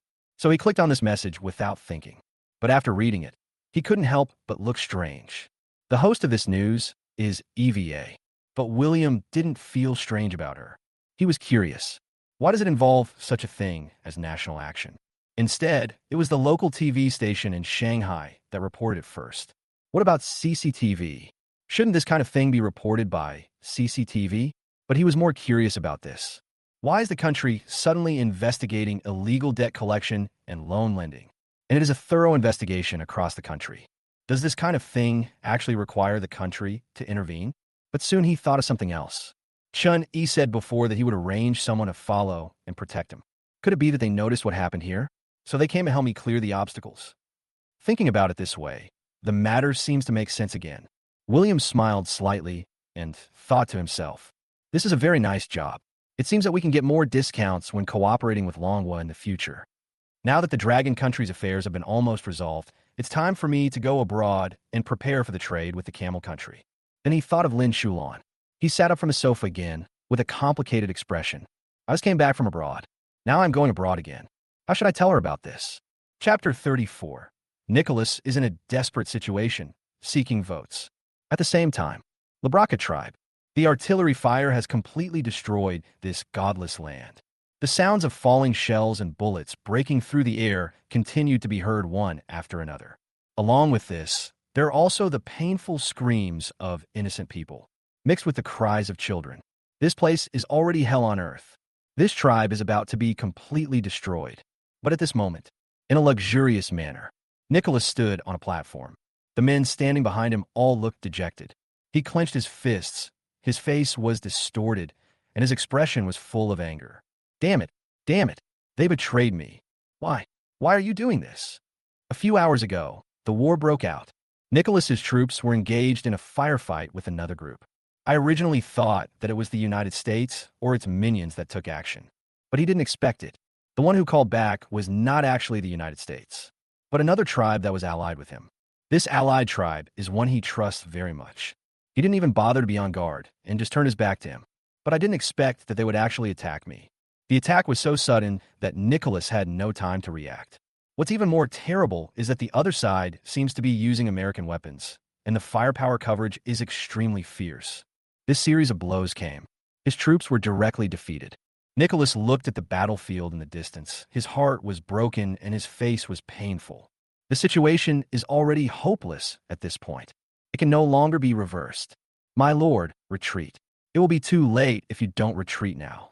The younger brother behind him spoke up. Immediately afterwards, several others followed suit and gave advice. Yes, sir, there's an old saying in the Dragon Kingdom. If you keep the Green Mountains, you will not be short of firewood. Retreat. It's okay now. Only one of their tribes attacked us. If we delay any longer, maybe other brothers of Eagle Sauce will come over. When the time comes, if they attack together, I'm afraid we will be completely destroyed. Hearing this, Nicholas closed his eyes, and the pain in his expression became even more intense. How could he not know? All of this was done by the Eagle Sauce country. They must have instigated their own allies to rebel. Can't. He is unwilling to accept this.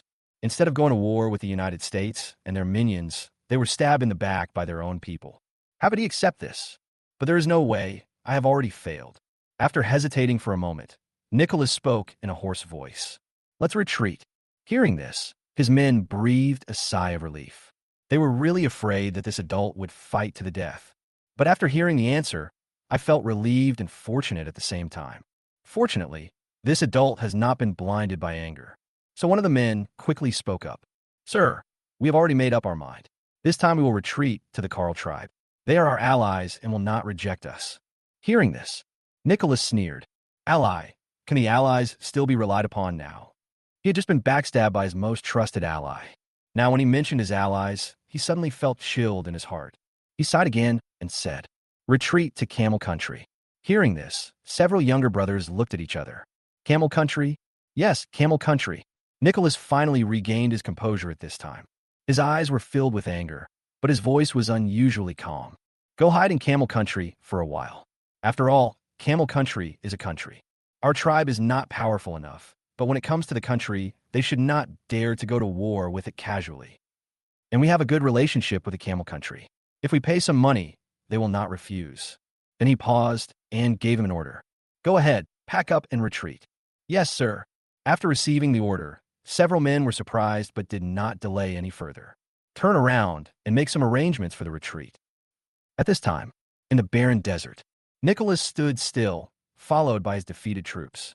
He stood still, with a grim face. He looked at the army in front of him, equipped with American-style weapons. I escaped all the way from the manor, but I didn't expect it. On their way to escape to the Camel Country. But there was a well-equipped army waiting for him here. The two sides confronted each other for a moment. The other party was the first to break the silence. A man who looked like an officer walked out and spoke to him. Nicholas, you didn't expect that. We already knew that you would flee to the Camel Country. Now you have nowhere to escape. Hearing this, Nicholas' face twisted and his eyes fixed on the person who spoke opposite him. When the other party saw that he didn't say anything, he spoke again. We are not here for you. We're just asking you some questions. As long as you cooperate with us, we will not do anything to you. After hearing this, Nicholas' expression relaxed a little. He didn't believe these people were so easy to talk to. Just now they instigated their own allies to rebel and destroyed their own tribe. But he finally asked, "What do you want to ask?" Seeing Nicholas speak, the man who looked like an officer replied, "We want to know who the arms dealer you traded with was and where he is. We need to know everything about his identity." Hearing this, Nicholas narrowed his eyes slightly. Sure enough, it's the Eagle Sauce Country. Who else would care so much about that arms dealer except them? Although he knew that the United States was looking for William. But I didn't expect it. They actually went so far as to mobilize such a large force to look for that arms dealer. So he spoke again. "What if I don't tell you?" Hearing this, the officer opposite sneered, his eyes full of disdain. "Do you have any other choice?" The other side, inside the meeting hall of Camel Kingdom, King Ibn and the people gathered here again. It happened suddenly. They had received news of Nicholas's defeat and received the message that the other party was going to come to Camel Country to hide. Can be estimated by time. He should have reached Camel Country, instead of not seeing anyone until now. And through investigation, it was found that Nicholas was attacked this time. The shadow of the United States lies behind this. And the reason for this action, it is very likely that they knew about the transaction between Nicholas and the arms dealer. After all, most of the weapons and equipment sold by that arms dealer are from the United States. The Eagle Sauce will definitely not tolerate this. And their Camel Country is also being targeted by the Eagle Sauce. So they have to be cautious about this. After a moment, King Ibn spoke first. "Everyone, what do you think about Nicholas being attacked?" Rashid on the side spoke solemnly. "First of all, this incident must have been done by the United States. Not long ago, we learned that the Eagle Country is looking for that arms dealer. As for the purpose, I think everyone should have guessed it. It is because the weapons sold by the arms dealer are Eagle-style weapons. So the Eagle Sauce Country is very angry about this." The words fell. Everyone nodded, and Rashid continued. "Nicola's whereabouts are unknown now. I think it is very likely that he has been captured by the Eagle Sauce Country. If that's true, maybe the information about our deal with that arms dealer has been exposed. I'm afraid we need to come up with a countermeasure for this." Hearing this, King Ibn looked livid. He naturally knew the consequences of exposing the transaction information. Now that the Camel Kingdom does not have powerful weapons and equipment, I'm afraid it can't even defeat the Eagle Sauce's younger brothers. Not to mention the even more powerful Eagle Sauce. They must buy this amount of arms. Otherwise, Nicholas's fate will be theirs. Maybe it will be even more tragic. After thinking for a moment, King Ibn spoke in a deep voice. "If the information of this transaction is really likely to be exposed, then we must prepare for the worst. We must complete this transaction as soon as possible." Everyone nodded without objection. In order for this transaction to go smoothly, we must do our utmost to protect that arms dealer. Then Ibn paused and continued. "To send an army to get him." Chapter 35. Go quickly. The plane is about to take off. At this time, the local station building in Shanghai, in the director's office. "Director, this is the situation. You have to believe me. William definitely has big news." EVA looked at the director in front of her and said excitedly, "When I was interviewing and investigating, his classmates said that William was selling arms overseas. There must be some secret here." Although she had just reported a very hot, exclusive news. But at this moment, she did not feel any joy. Because just now, she used some special means to find out that William bought a plane ticket to the Elephant Kingdom. And tomorrow night, a student who has just started school, And at this critical time, when the college entrance examination is about to begin, he actually went abroad? This doesn't make sense no matter how you explain it. She originally felt that this high school student had some unspeakable secret. And now that he was behaving like this again, she had to doubt it. Think about it again and again. She decided to follow William to the Elephant Country to investigate. So I went to the director's office to explain the situation to him. But after listening to this, the master fell silent. He did not agree with EVA following William to the Elephant Country for investigation. Let's not talk about whether this high school student has any so-called big news. Just talk about the environment and public security abroad. How could he feel at ease letting his employees go there alone? And EVA is a girl. After thinking for a moment, he shook his head and finally spoke. No, I don't agree. This must be just a mistake. You're just thinking too much. Students and munitions? These two words can't be connected at all. Maybe those classmates just made it up. You know the security situation abroad. If a girl like you goes abroad alone, what am I going to do if something happens? Hearing this, EVA suddenly became anxious. William's secret must be earth-shattering news. She had a feeling that this news would be even bigger than the one about the country's crackdown on loan sharking companies. So no matter what, she had to go. So she replied, "This can't be a mistake. He definitely has a secret." At this time, the master was about to say something else. But EVA didn't give him a chance and continued. "I've been a reporter for so many years, and there's nothing I can't find out. So whether you agree or not, I'm going to investigate." "You?" The words fell. EVA didn't give the director another chance to speak and just left. The other side, in Dongyang community, it was already evening. Lin Shulan came back here early and said that he was unable to keep William for dinner the last time he came. So I have to compensate him this time. William just smiled and didn't say much. Just then, his phone rang again. Without hesitation, he answered the call in front of Lin Shulan. "Hello, who is this?" After connected. Soon, a burst of English voices came from the other side. "Hello, I am from the Camel Country Communications Department." When he heard that they were from the Camel Country, he didn't think much about it. After all, the other party wants to do business with you, so it's normal to call and say hello. But William didn't see it. Lin Shulan, who was cutting vegetables at the side, paused for a moment. He then walked from the kitchen to the living room and continued answering in English. "Camel Country? What's going on?" Here the reply. The person on the other side began to talk about what had happened recently. As the other party spoke, soon William understood everything that happened there. His face darkened as well. After a moment, he replied in a cold voice. "Okay, I understand. I'll be there tomorrow." After hearing the affirmative reply, the other party said something like, "It's a trouble." Then he hung up the phone, and he began to think. Now is not the time to resolve things. I'm still in Dragon Country. You have to wait until you get there before making any decisions. Then William calmed down. He went back to the kitchen to help as if nothing had happened. "What? You're going abroad?" After they finished their meal, William told Lin Shulan that he was going abroad. When she heard William's plan to go abroad, she stood up from the sofa in surprise. He looked at the other person with a puzzled expression, his tone full of disbelief and even a little anger. "What about school? Don't you have to go to school? Or did you drop out of school in the end?" Seeing the other party show the reaction that I expected, he also looked helpless.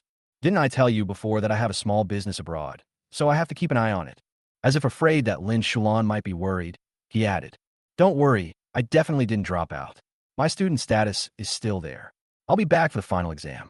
Hearing this, Lin Shulan lowered her head and pursed her lips, feeling a little depressed. But now the other party has arranged everything. I can't say much. There was no reason to keep him. William naturally saw this scene. Knowing that her sister was worried about her, she smiled and spoke softly. "Okay, Sister Shulan, don't worry. This is not my first time going abroad. I know what I'm doing." As he said that, William grabbed Lin Shulan's hand. He spoke again without noticing that the other person's body suddenly stiffened. "I'll come back to see you as soon as I get a chance, okay?" She felt better after hearing this.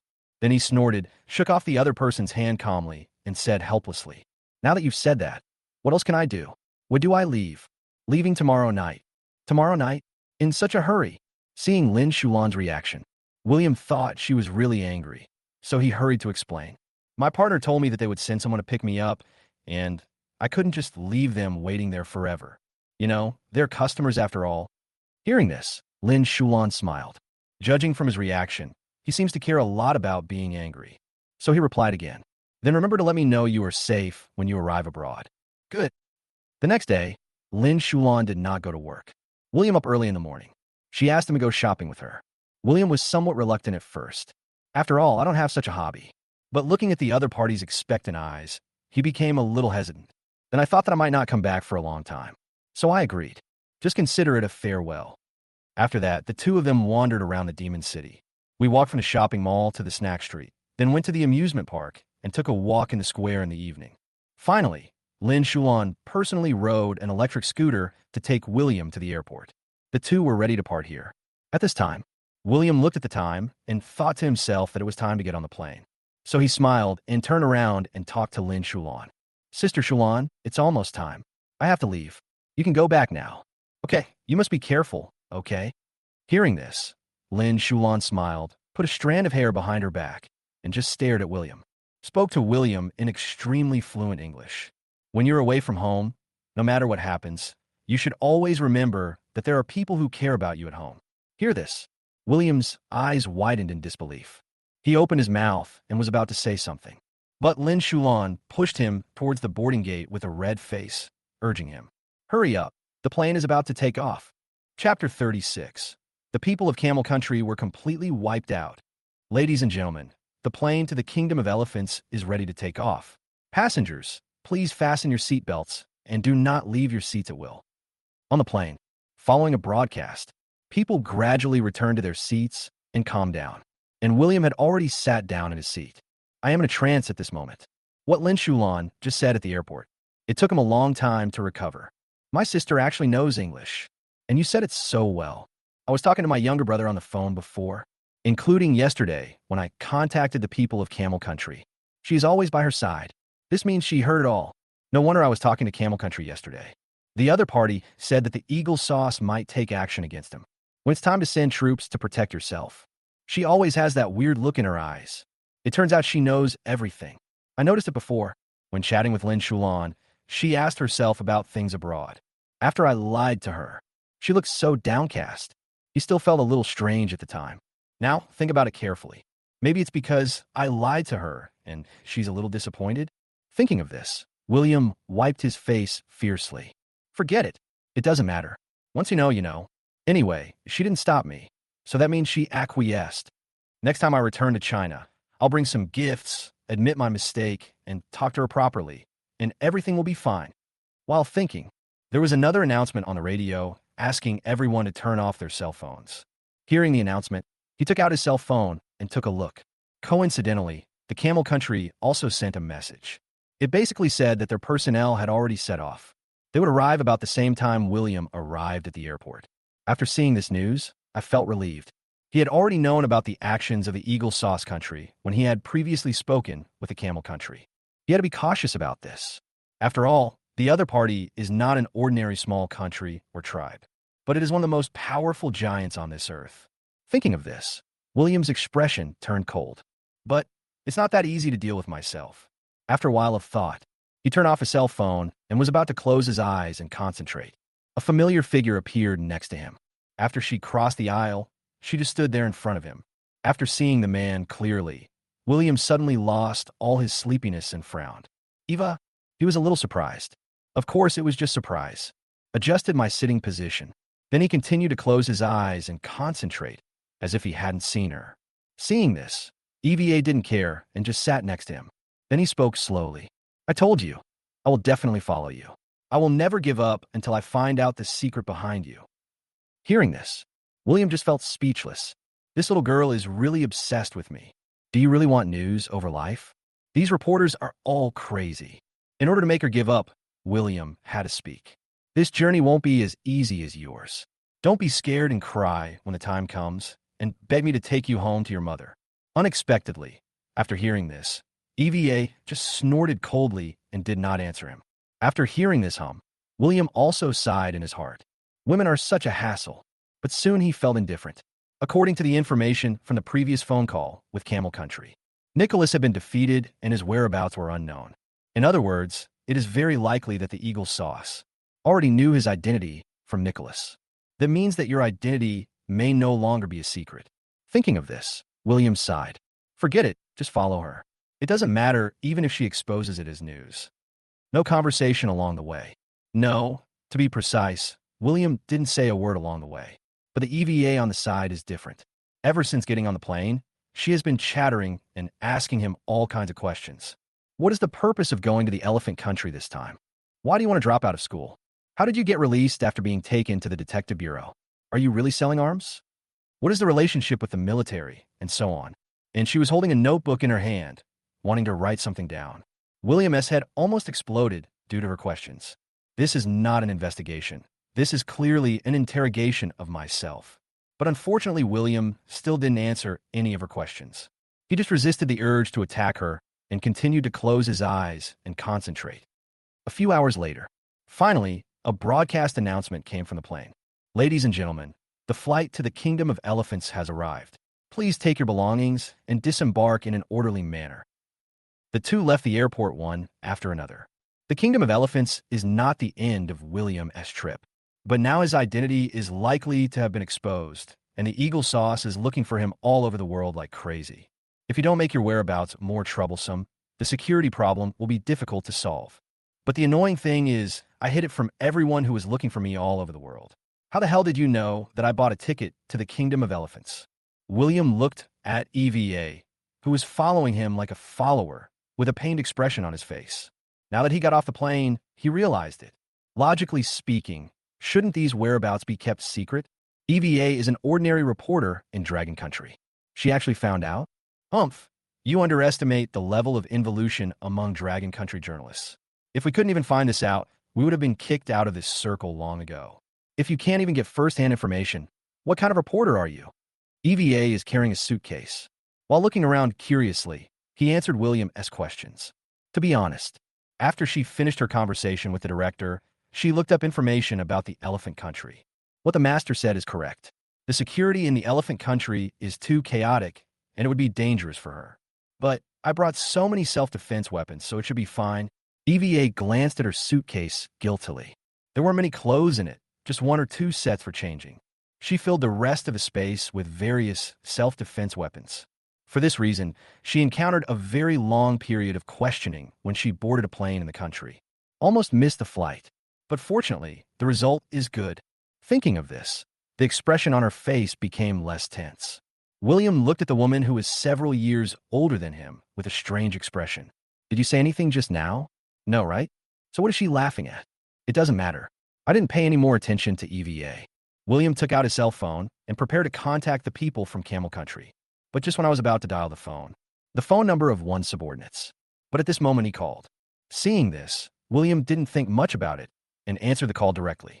But before he could say anything, the person on the other side spoke anxiously. Sir, the people sent by Camel Country to pick you up have been completely wiped out. Hearing this, William was not surprised, but just frowned. The Eagle Country is really quick. But this didn't surprise him. I already have a solution. Then he calmly asked the person on the other end of the phone, how is the second plan being implemented? The person on the other end of the phone quickly replied, yes, it has been arranged. We have people at the airport. Sir, please go directly to the underground garage at the airport. There's a car ready for you there, and we've got a helicopter ready at the small airport closest to you, ready to go at any time. Chapter 37, you did not deny your identity. Please vote. Okay, I understand. Airport exit. William hung up the phone after confirming with his subordinates. Now, he sneered in his heart. The reason why the Camel Kingdom was completely annihilated must have been caused by the Eagle Sauce Kingdom. Apart from them, William couldn't think of anyone else who would do this. Wrong. Apart from those people in the United States, who else in this world dares to do this? But fortunately, I already had a solution. Thinking, the ringing of the phone brought him back to his senses. Pick up the phone and take a closer look. It was the call from the Camel Country. After this incident, I'm afraid the Camel Country will come to ask for an explanation. Frowned. He didn't think much about it. Direct connection. After a moment, a solemn English voice was heard from the other side. Lee, the troops we sent out to support you were attacked by the Eagle Sauce Country. Yes, I have heard the news and I am very sorry. William didn't show much emotion and answered in English. After all, his subordinates had just reported this matter. The people of Camel Country did not find it strange. After all, they knew that the other party was a big military merchant. Naturally, I am well informed about the news. He just paused and continued. However, they persisted to the end. They led those people from Eagle Sauce Country to other places. Lee, you are safe. We must complete the transaction as soon as possible. Our soldiers must not sacrifice their lives in vain. They are all fighting for the honor of the Camel Nation. Last word. He could even feel the gnashing of teeth on the other end of the line. Hearing this, William looked serious and fell silent for a rare moment. No one can be happy when someone dies. These are all living beings. The most important thing is that he died in battle because of himself, although there are transactions behind it. But the result cannot be wrong. It has already happened. And William paused, although the other party did not say it explicitly. But he is not stupid. He understood that by doing this, he owed the Camel Kingdom a favor. They don't say it now, though. But when the transaction comes, Camel Country will definitely use this as an excuse to lower the price. This means I will definitely lose money. Thinking of this, William frowned. Damn eagle sauce. However, now is not the time to think about these things. So he quickly replied, I understand. This is a favor I owe to you, the Camel Nation. Of course, I will repay you. That's it for now. The Camel Nation will gather together then. Good. The words fell. William didn't say anything more and hung up the phone. Then he let out a long breath and calmed down. EVA, who was standing beside him with a strange expression. He had to deal with this woman. The current situation is not optimistic, and there may be more dangers in the future. There's no need to put her in danger. But at this moment, EVA's expression is constantly changing. But William didn't think much about it. Instead, he spoke directly to her in a serious tone. Big reporter, I'm giving you two choices. Either you return home and pretend nothing happened, or you can stay in the Elephant Country and treat it as a trip and stay here for a while. Hearing this, EVA raised her eyebrows, looked William up and down, and then asked calmly, And you? William didn't answer, but just frowned at her. Then the other party asked again, Why do you owe Camel Country a favor? Are you really an arms dealer? Hearing this, William was stunned at first. Then he realized what was happening and his face was filled with black lines. She also speaks English? Fuck, how come everyone knows English? Is it fun to eavesdrop on other people's phone calls? But he should have thought of it earlier. As a journalist, how could he not know some English? I was still careless. But he didn't say these words out loud. He just complained in his heart. When I think about the money I just lost, I naturally feel very unhappy. So he was too lazy to argue with EVA anymore. It seems that this little girl is determined to follow me. So he spoke to her with a serious expression. You can follow me, but you must follow my instructions in all actions. Otherwise, if something goes wrong, I can't guarantee that I can bring your body back to the country. EVA heard this. Her eyes suddenly lit up, and then she was overjoyed. He spoke in an excited tone. You didn't deny it. That means you are really an arms dealer. After saying that, she looked at the young man in front of her, who was still a student, with some shock. What is said on the internet is not a rumor. The rumors turn out to be true. Then I felt a little happy again. After so many days, I finally got some useful information. How could this not excite her? But when William looked at her, he was speechless. What's this woman's train of thought? Is this the point? I really don't know what she's thinking. Is news so important? More important than life. However, EVA quickly calmed down and agreed. Okay, no problem. I'll follow your instructions. But she hesitated again for a moment, because she thought of what William had just said. It is obviously telling herself that danger may happen next. So she subconsciously looked at the suitcase in her hand. When he thought of the self-defense weapons in his suitcase, he immediately regained his confidence. The weapons here were all carefully prepared by myself. They were well prepared with anti-wolf spray, pepper spray, electric batons, and other things. I'm not afraid, even if I encounter danger. And how old is the young man in front of me? Even if he's an arms dealer, he is probably just a small arms dealer. The arms trade scene is certainly not that big. How dangerous could it be? Therefore, the self-defense weapons in my luggage are definitely enough to protect myself. No conversation along the way. EVA just followed William without saying anything else. Along the way, she saw a few black people running up to talk to William, and they all look respectful. Does William have such good connections in Elephant Country? EVA followed behind, watching this bizarre scene. Although he now knows that William is an arms dealer, but I didn't expect that his network of connections is so wide. Actually, I really want to ask clearly. Or maybe he took the opportunity to eavesdrop on some information. But maybe it was because William knew that he could speak English. So when I talked to those people, I deliberately walked far away to hide myself. How annoying. If I had known, I wouldn't have tried to be so clever. William talking to the black guy on the side. EVA stomped her feet with a depressed look on her face. But that's what I said. She really didn't come over to pester him anymore. I just stood there and listened, even though I couldn't hear a few words. However, I could still vaguely hear the black man's name, seemed to be William or something. It seems like calling him, Sir? Chapter 38. Chase. Yes, Chase. Boom, boom, boom. Early morning. There were bursts of roaring sounds in the sky. I don't know whose child shouted. There's a plane. As a result, the adults on the ground also looked up, but soon they were stunned. The scene before them made them feel a little dazed, until the armed helicopters flew over their heads and flew away into the distance. Only then did they react. There was also a hint of solemnity in his expression. Is this going to be a war? Or an exercise? And at this time, in the helicopter, William was lowering his head with a gloomy expression. He became very upset when he thought about losing money in trading with the Camel Country. Ever since he started the arms business, I have always been the one who cheated others, but I didn't expect that this time I would be cheated by others. And the one who betrayed him was the United States. Thinking of this, William's face became even gloomier. This eagle sauce is too petty. It's just selling a few top-secret weapons. Is it necessary to be so petty? If the Eagle Sauce Country had not ambushed the people sent by the Camel Country to pick them up, then you don't have to owe anyone any favors. You won't lose money. Thinking of these bad things, he was in a bad mood all the way. Now, EVA was sitting opposite him. She looked out the window and then at the young man in front of her. His expression became complicated again. She opened her mouth, wanted to ask something. But when I saw William's gloomy face, I didn't know how to start. And outside the window, 7 or 8 armed helicopters surrounded the area. Wrap the helicopter they were in inside it and follow the action. Although she had seen this scene a long time ago, she still couldn't recover from it. These helicopters seemed to obey his orders. The arms he sells, can't they be these? Thinking of this, she felt a little dizzy. Then she immediately denied it. Impossible. These armed helicopters should belong to someone else. How could he possibly sell them? But she was still confused at this moment. She was confused all the way, ever since she guessed William's identity. It seems like he won't pretend anymore. I changed buses several times along the way.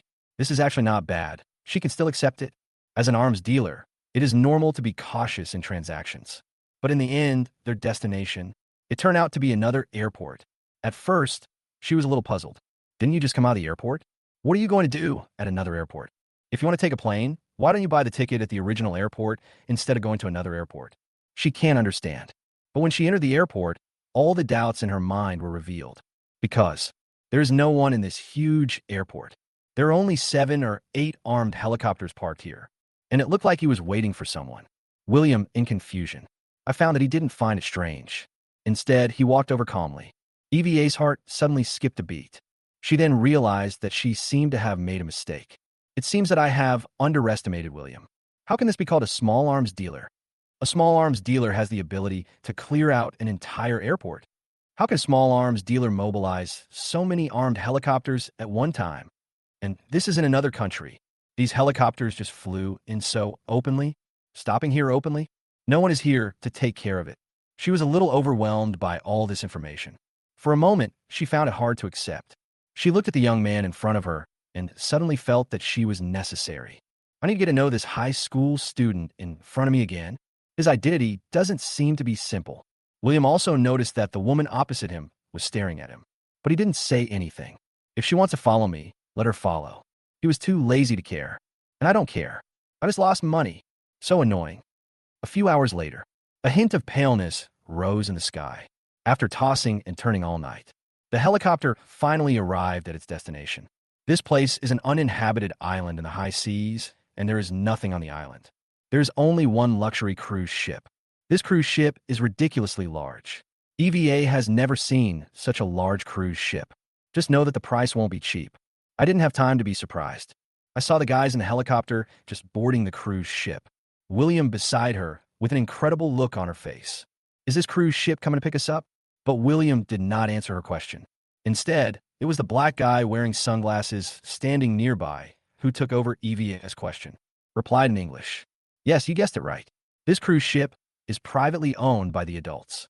There are only a few of them in the world. Now we have to go back to the base camp. Hear a positive answer. EVA was so surprised that she was speechless. This young man can not only mobilize helicopters, but also enter and exit other countries at will. There's also a large and unrecognizable luxury cruise ship. Is this cruise ship really his? At this moment, EVA was stunned. Watching William just walk up like that.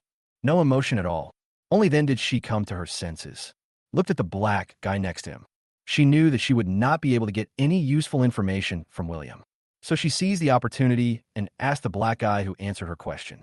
Your lord, is your arms business very big? Hearing this, the black man smiled, revealing his white teeth, and said with pride, Certainly, his arms business is very big.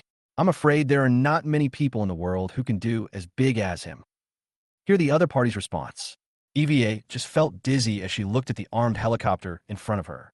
I opened my mouth, but found that I couldn't say a word. Although she knew that William was an arms dealer. But she couldn't imagine it. What kind of arms dealer can mobilize so many armed helicopters at once? And they can enter and exit other countries at will. Then an idea emerged from the bottom of her mind. This helicopter isn't his, is it? No way. It shouldn't be possible. How old is he? How could he do such a thing? But listen, this black guy. Even in this world, there are not many people who can do it to the same extent as William. So is this true or false? EVA suddenly felt a little confused. The black boy's words kept turning over and over in her mind. Soon I remembered that William was still a high school student. Suddenly my brain felt dizzy again. High school student, arms dealer. These two unrelated words kept colliding in her mind. There's no way they can blend together. The people she had come into contact with William during her previous interviews. His evaluation. What was it? Ah, yes. Good student. This is called a good student. Ah. But soon the black guy next to her spoke up and brought her back to her senses. But now there is a very troublesome problem. Hearing this, EVA came back to her senses and asked with a somewhat stiff expression, What's the trouble? The black guy frowned but spoke calmly. It's still the damn Eagle Sauce country. Most of the weapons we sell are from the United States, and now they have been discovered by the United States. They are hunting us all over the world. Otherwise, we wouldn't have to go around in circles for so long. Hunting. Yes, hunting down. Now, EVA's brain is completely down. Chapter 39. Wanting to be a mediocre arms dealer. You have all traded with those people. Where do they usually trade? Who are the people you are trading with? At this time, on the cruise ship, EVA was holding the black guy and asking him questions. He was holding a notebook in his hand, writing something from time to time. The black guy patiently answered various questions. Along the way, the black guy chatted with her a lot. The more they talked, the more excited she became, because if these things happened in Dragon Country, that must be one hot news after another. William saw all this, but he did not stop it, because even if this woman took this information and published it as news, it couldn't be broadcast. The best example is that all discussions about him were previously blocked on the internet. That's why he didn't bother to care. At this moment, EVA seemed to have asked something from the black guy. William in disbelief, because the black guy just said that to her. This transaction was conducted with the Camel Kingdom. And the Camel Nation, that's a country. William can actually conduct arms trade with them. Or William actually has weapons that they like. Isn't this too exaggerated? He is still a high school student. Just be an arms dealer. He can also connect with countries like the Camel Kingdom. We can also conduct arms trade. So what kind of weapons are he selling? She didn't believe that the Camel Country would be short of pistols, rifles, or the like. It must be a more powerful weapon. If this transaction were to be made public, it would probably be enough to shock the Dragon Nation. No, it's possible to shock the world. No wonder the Dragon Kingdom sent out such a large force to capture him. Even the commander was alarmed. It seems that everything can be explained. It was getting late at night. The sea journey will take a long time. So EVA went back to the guest room that had been arranged for her. But she didn't rest right away. Instead, he took out his cell phone and prepared to open the map to see where he was. But soon she frowned. No signal. Forget it. Let me write down everything I learned on my phone first. If these things were reported, it would definitely be big news. And it would be big news that would shock the whole world. Thinking of this, her eyes sparkled, and without hesitation, she opened the memo and started taking notes. But as she was remembering, she suddenly froze. Then his expression became complicated, as if he was struggling with something. The black guy said earlier that the Eagle Sauce country is hunting them down. Then, can these things be reported? If the report gets out, William will be in danger. So she was struggling all the way. Finally, the cruise ship stopped, which meant we had reached our destination. EVA walked out of the room. Looking up, what comes into view is a huge island. The scenery is beautiful and the sea water is crystal clear. Is this the place where the transaction took place? Soon she didn't think much about it and followed William off the boat. But as soon as she got off the boat, she was stunned because she saw that there were more than a dozen black men with guns guarding the entrance to the island. The black garrison officers were all very respectful when they saw William, and he kept calling him sir. This scene left EVA stunned for a long time, and William didn't say much at this moment. Asked one of the black guys directly, "Are all the things and information I need ready?" Seeing this, the black boy hurriedly spoke respectfully. "Sir, everything is ready. We have already investigated Eagle Sauce's team. They're now guarding the only way out of Camel Country." William's face suddenly darkened, and his eyes narrowed so that no emotion could be seen. Really? Sure enough, he was waiting for me. Then he nodded and said again, "Get ready, set off now." "Yes, sir." EVA on the side was confused again. "Departure? Where to? Haven't we reached our destination? Isn't this where the transaction takes place? But in Camel Country? But why is he trying to find out information about the United States?" But she soon remembered what the black subordinate had said before.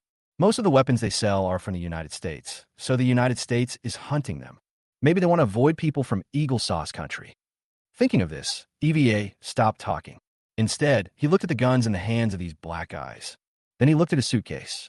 I thought of the self-defense items she had packed inside. After a moment, she let out a long sigh in her heart. Only when I got here did I realize that the things I brought with me seemed to be of no use at all. No, there is no comparison at all. The things she brought were all weapons that were only effective at close range. If the other party is holding a gun, you won't even have the chance to draw your weapon. This is not even on the same level as a gun. After all, there is such a rumor in the world. The gun is fast 7 steps away. The gun is accurate and fast within 7 steps. As she was thinking this, she noticed that William was already walking towards the island. Then he quickly came to his senses and followed. But when she entered the island, she was confused again. What is this place? The things on this island. Don't they all belong to William? Are you sure we didn't enter a military base? She just glanced over. A huge apron appeared on the left, with hundreds of fighter jets parked on it. And on an open space opposite it, there were rows of tanks lined up. Thousands of them. There are various models among them. She couldn't name most of them, but she could vaguely recognize some. That's the active tank of the Eagle Country. EVA couldn't help but exclaim, and soon her eyes returned to the distance. In the direction directly opposite them, there are also factories made of steel structures, although you can't see what is used inside. But I think it must be a military weapon. At this time, on another road on the side, there was also a group of black subordinates transporting truckloads of ammunition. But this was all she could see at a glance.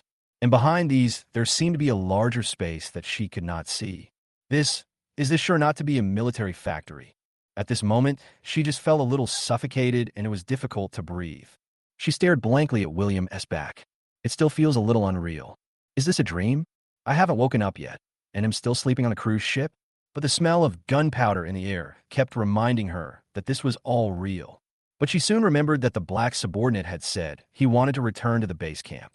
It also reminds me that the people here respectfully call William sir.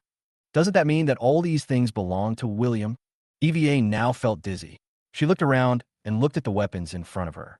Airplane. Tank. What is that? It looks like an anti-aircraft gun. There are even surface-to-air missiles. Then a question immediately came to my mind. Where did he get all these things? For a small island like this, its military strength has already far surpassed that of a small country. And all of this belongs to William. If he is determined to develop, he can even build a country here. If he is given more time, maybe there will be another overlord in the world. But he didn't do that. Instead, they choose to sell these things. Does he just want to be a mediocre arms dealer? Chapter 40. Suppressing the Eagle's Sauce. On the main road of the island, EVA just stared blankly at the planes and tanks in the distance. William in front called me. She glanced at the other person and replied with a complicated expression. What's wrong? Then William paused and spoke seriously. I thought about it and realized that what I'm going to do next is a little dangerous. You just stay here and wait for me. When EVA heard this, she was about to say something else.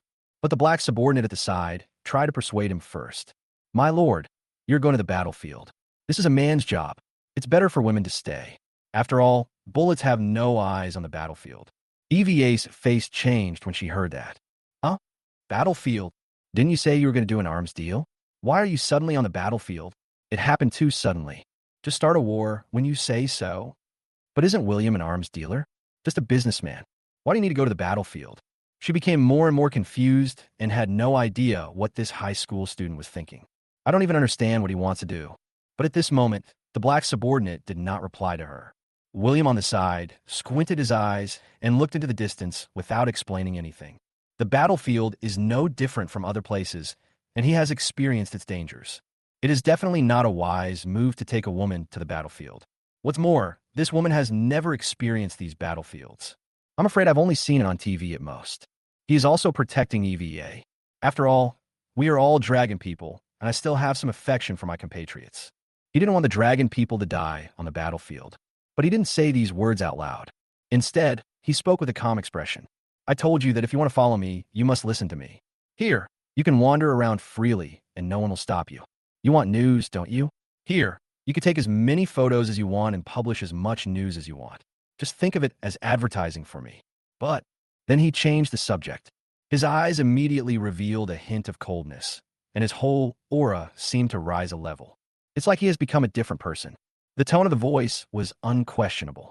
However, if you dare to tell Sister Shulan about what happened here, I can't say for sure what will happen to you. At this moment, EVA only felt a chill on her back and goosebumps all over her body. Threat. This is a naked threat. He seems to be serious. Once again, she felt the aura of a superior from William. The last time it was because of Lin Shulan, and this time it was the same. She could clearly feel it. The young man in front of me was not joking. He was serious. She originally wanted to say something to refute it. But now after hearing these words, I don't know how to start. Finally, I agreed. Okay, I'll listen to you. Get an answer. The coldness in William's eyes gradually faded away, and then his face became calm again. Finally, he nodded to her. He explained it to a black man standing next to him, signaled him to stay and protect EVA. Then William called out again, and immediately dozens of black subordinates who looked like the leader gathered in an orderly manner. After saying something to them, the black subordinates scattered and whistled. Soon, several thousand people gathered. These people are fully armed. Without exception, what's even more terrifying is, the fighter jets and tanks on the side actually started moving. Seeing that everyone was present, William spoke at this time, his tone solemn and his expression serious. Comrades, what do we do as arms dealers? At this time, someone spoke back. Selling arms. Hearing this, William nodded and said again, yes, we need to sell arms to make money. But now the fucking United States is pressing us step by step. They don't allow us to sell arms and make money. They even hunted us down. Can we tolerate this? As soon as these words came out, the black subordinates below gnashed their teeth, filled with indignation, and roared immediately. Cannot. As arms dealers, if we are not allowed to sell arms, it means we will lose our livelihood. They are not stopping us from selling arms. They're trying to kill us. Just do it. Looking at the scene in front of him, William smiled. I was very satisfied. Then he said some inspiring words to me, which boosted the morale of these people. He kept calling William's name. What we are fighting for is morale. The goal has been achieved. He glanced around and immediately picked out a dozen people. These dozen people were carefully trained by William and are the elite among the elite. A dozen people are enough to deal with Eagle Sauce's army. Then he gave an order and led the dozen people toward the exit of the island. EVA looked at him, and it took a long time for her to react. She also wanted to ask William what he was going to do. But it's too late to catch up now. The other party had already got into a car and left. So she anxiously asked the black subordinate beside her, what is William doing? Isn't he going to trade? Why is there this sudden incident? What does he mean by going to the battlefield? Perhaps it was because she had been in shock for too long since arriving here, and her mind was unable to process for a moment. But it is true. From the moment she met William, she could never have guessed what he would do. This high school student, no. This arms dealer really gave me too many surprises.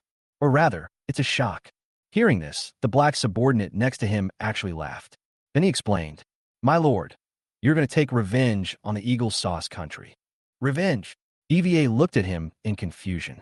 I was shocked, but more puzzled. Just because the Eagle Sauce Country is hunting him? But can William be a match for the Eagle Sauce Country? Even Dragon Country and the Russian bear need to be cautious. How dare he go? Then the black subordinate next to him continued to explain. In order to facilitate the transaction, the Camel Country originally sent a troop to protect you, but we didn't expect that we still underestimated the determination of the Eagle's sauce to capture you.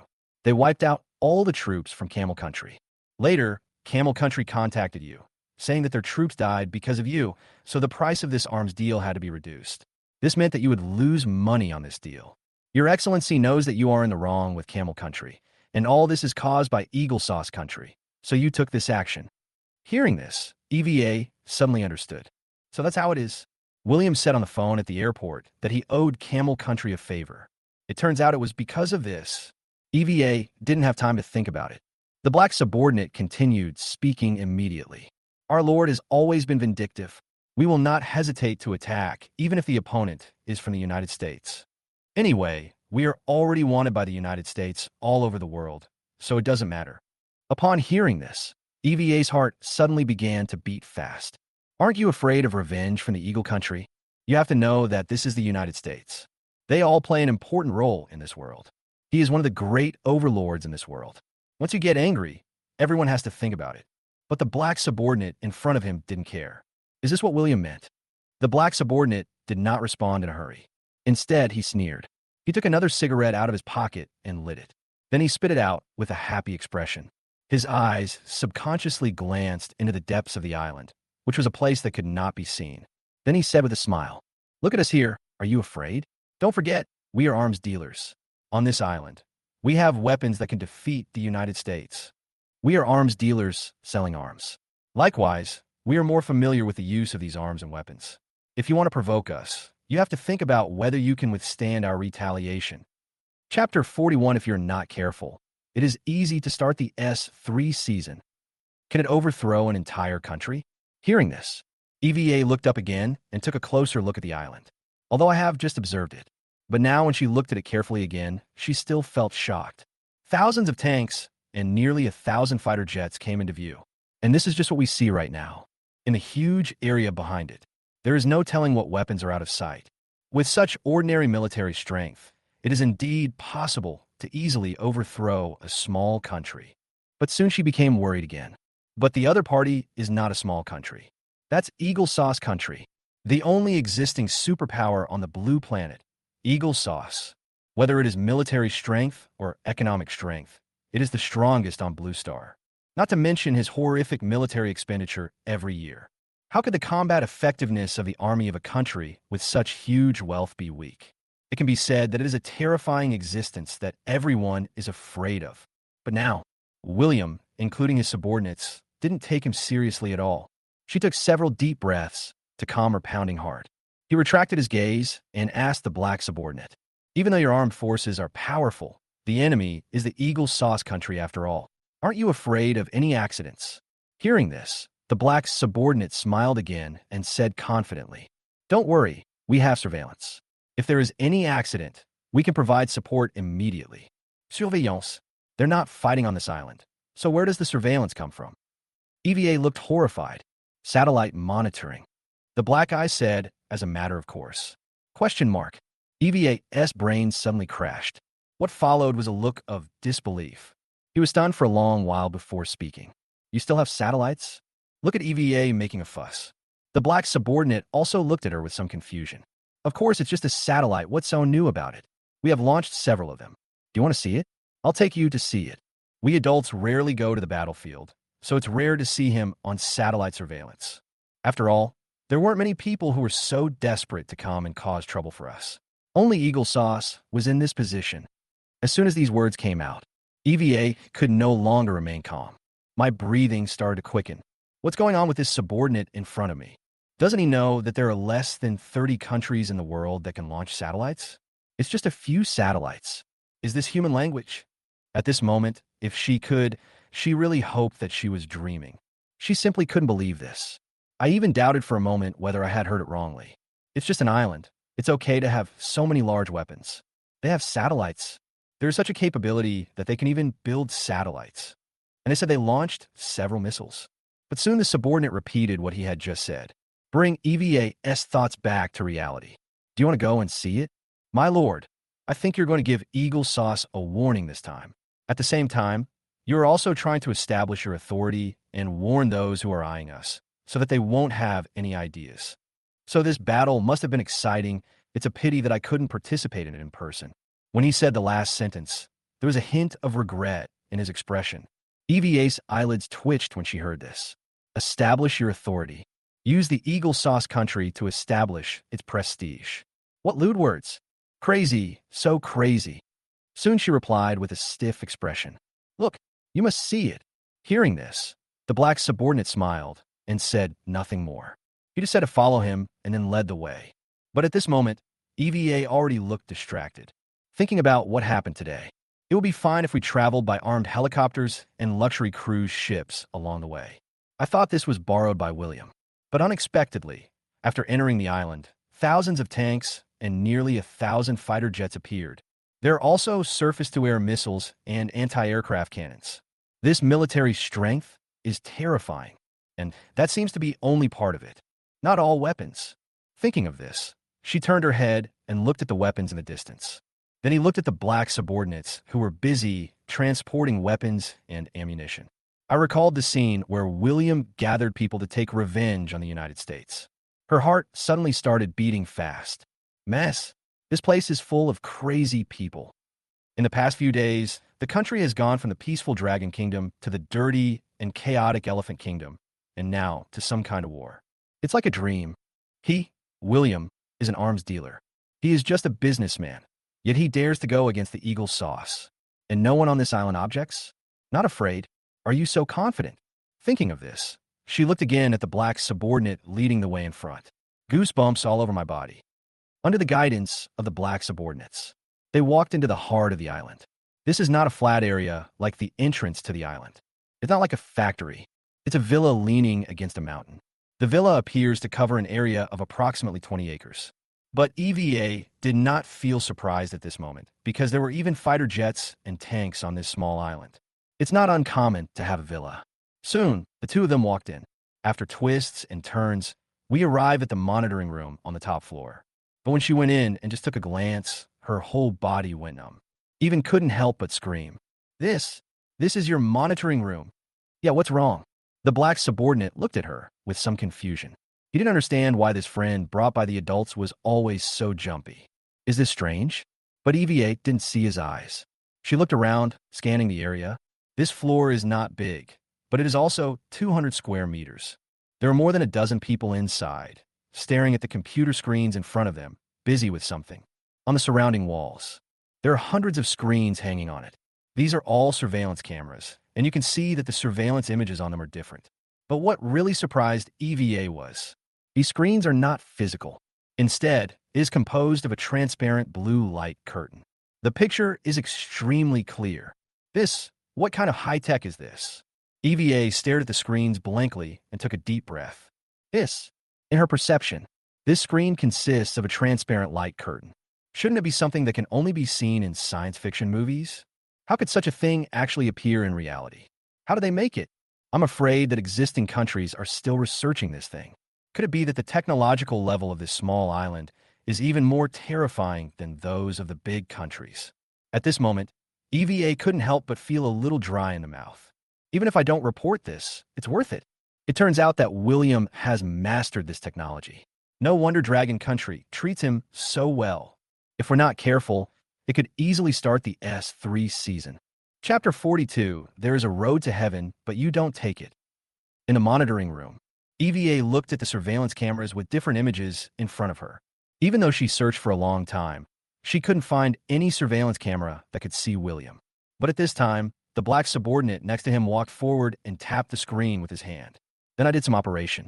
In an instant, several screens merged together to become a larger screen. 2 helicopters also appeared on the screen. Then the screen flashed again, gathered in the helicopter. This wave of operations left EVA stunned. This thing could be like this. But she didn't say this out loud, and her eyes returned to the surveillance camera. In the picture, William had already put on his equipment and seemed to be explaining something to a few younger brothers beside him. The younger brothers also nodded quickly, but soon EVA frowned, because there are only 2 helicopters in this scene that can only carry a dozen people. Are you going to take revenge on Eagle Sauce just like this? Is this possible? So she asked the black subordinate beside her. Is this number of people enough? The Eagle Country has an entire army. Hearing this, the black subordinate raised his eyebrows and smiled confidently. You'll find out if you keep watching. After hearing the reply, EVA stopped talking. Look at the other person's confident expression. She was also a little curious about what William and the others would do. In the picture, after a few hours of flying, night falls quietly. The helicopter landed in a secluded open space. Then William and others came down with weapons and equipment. Looking at the screen, EVA was stunned again, because it was already night. But the surveillance footage was incredibly clear. There is no blur at all. This made her extremely confused. How on earth did they do this? Could it be that the technological level of this small island is really higher than that of a large country? At this time, in a dense forest on the border of Camel Country, a troop equipped with American-style equipment is stationed there. This is exactly the Sea Dog Commando of the Eagle Sauce Country, and this is their camp. Although there was no movement near this dense forest, but they did not relax their vigilance. There were still 2 people in a group guarding the surroundings. In a simple tent in the middle of the camp, there were 4 people sitting upright. In front of them, a leader-like man was holding a document. After a while, he smiled with satisfaction and said, "We received a document from the higher-ups praising us. The higher-ups are very satisfied with our handling of the Camel Country troops." Hearing this, everyone below also laughed. They all knew what this document from afar meant. This means that they will definitely be promoted and rewarded when they return. But soon someone below started to worry.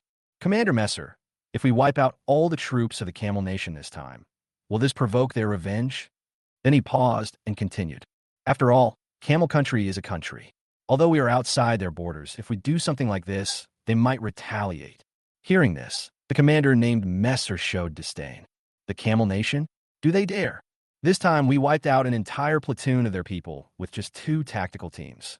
If this news gets back, I'm afraid they'll be so scared that they'll pee their pants. How dare they come to retaliate?" Hearing this, the 4 people below laughed. The worry in his eyes was gone, replaced by pride. That's the truth. 2 tactical teams.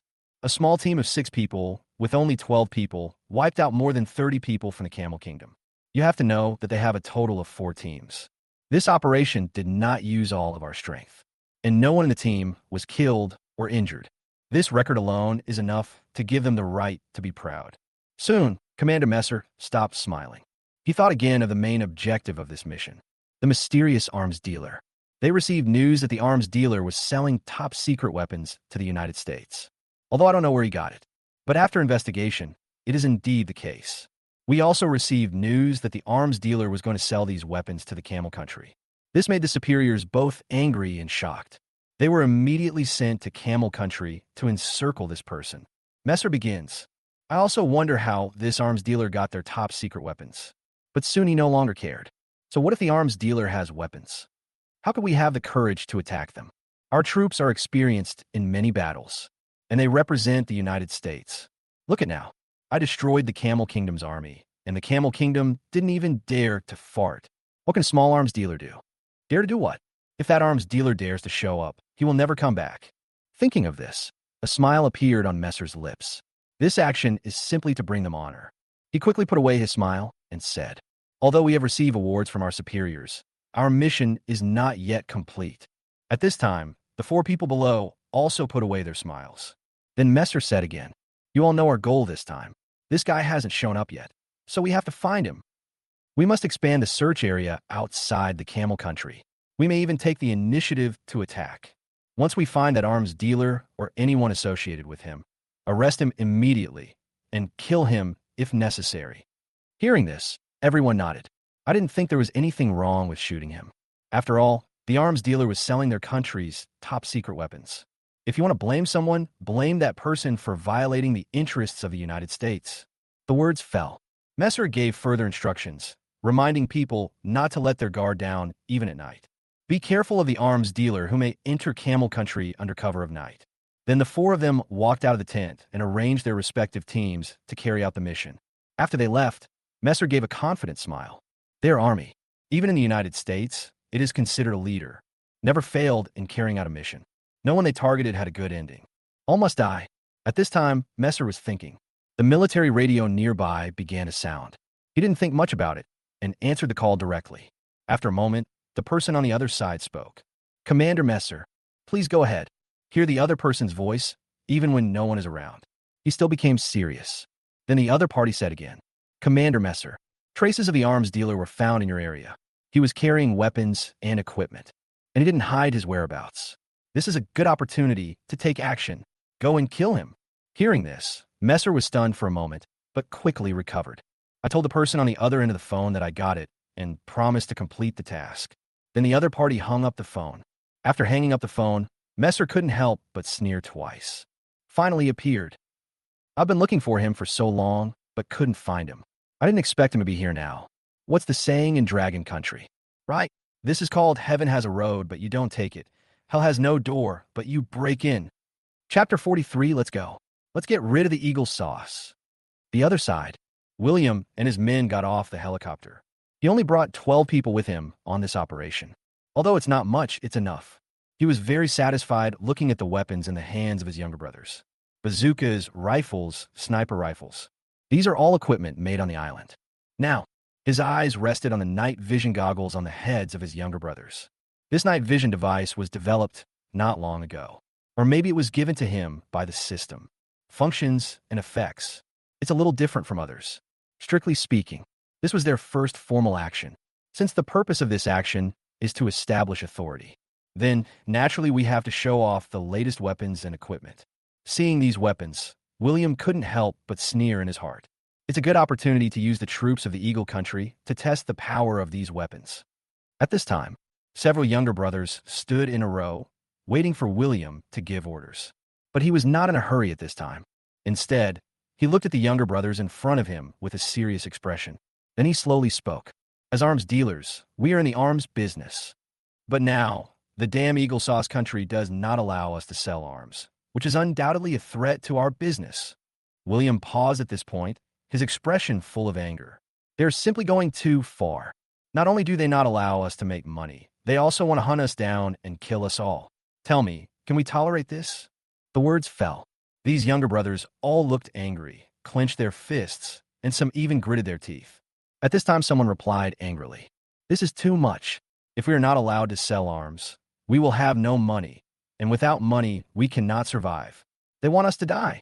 Damn Eagle Sauce. This is forcing us to death. The Eagles are going too far. Kill them. Revenge. We must take revenge. Seeing this scene, William nodded with great satisfaction. This is the kind of momentum he wants. At the same time, inside the island's monitoring room, EVA looked at the surveillance camera in front of her. William and his little brother got off the helicopter. Then he began to speak. At this time, the black subordinate next to him tapped on the screen a few more times. A sound was heard in the screen. This scene made EVA standing by stunned. What's going on? Can I still hear the sound? William speaking on the surveillance camera. But now, the damn Eagle Sauce Country does not allow us to sell arms, which is undoubtedly a threat to our business. They're simply going too far. This operation is to wipe out all of the Eagle Sauce's troops. Not a single one will be spared. We want the world to know that we are not to be trifled with. Hearing this, EVA was stunned again. What? The Eagle Sauce Country touch your cake. What you are selling is someone else's top secret weapon. The Eagle Sauce usually takes it out to tempt others and never sells it. You are so good, you just sell it as soon as you say it, and you sell it all over the world. I'm afraid other countries don't have the same. Would the United States of America agree to that? How can this touch your cake? It's obvious that you have touched the cake of the United States. EVA was speechless for a while. My understanding of William was refreshed again. Shame on you. So shameless. Besides, just sell them their weapons. Aren't you in the wrong? You want to beat them up now. What's the logic behind this? Is there such a truth? But soon she fell silent again. This is what she saw and heard on the island during this period of time.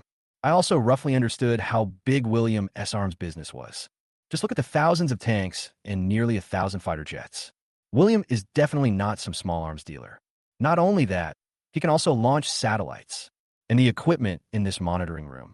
Thinking of this, EVA turned around and glanced at the monitoring room.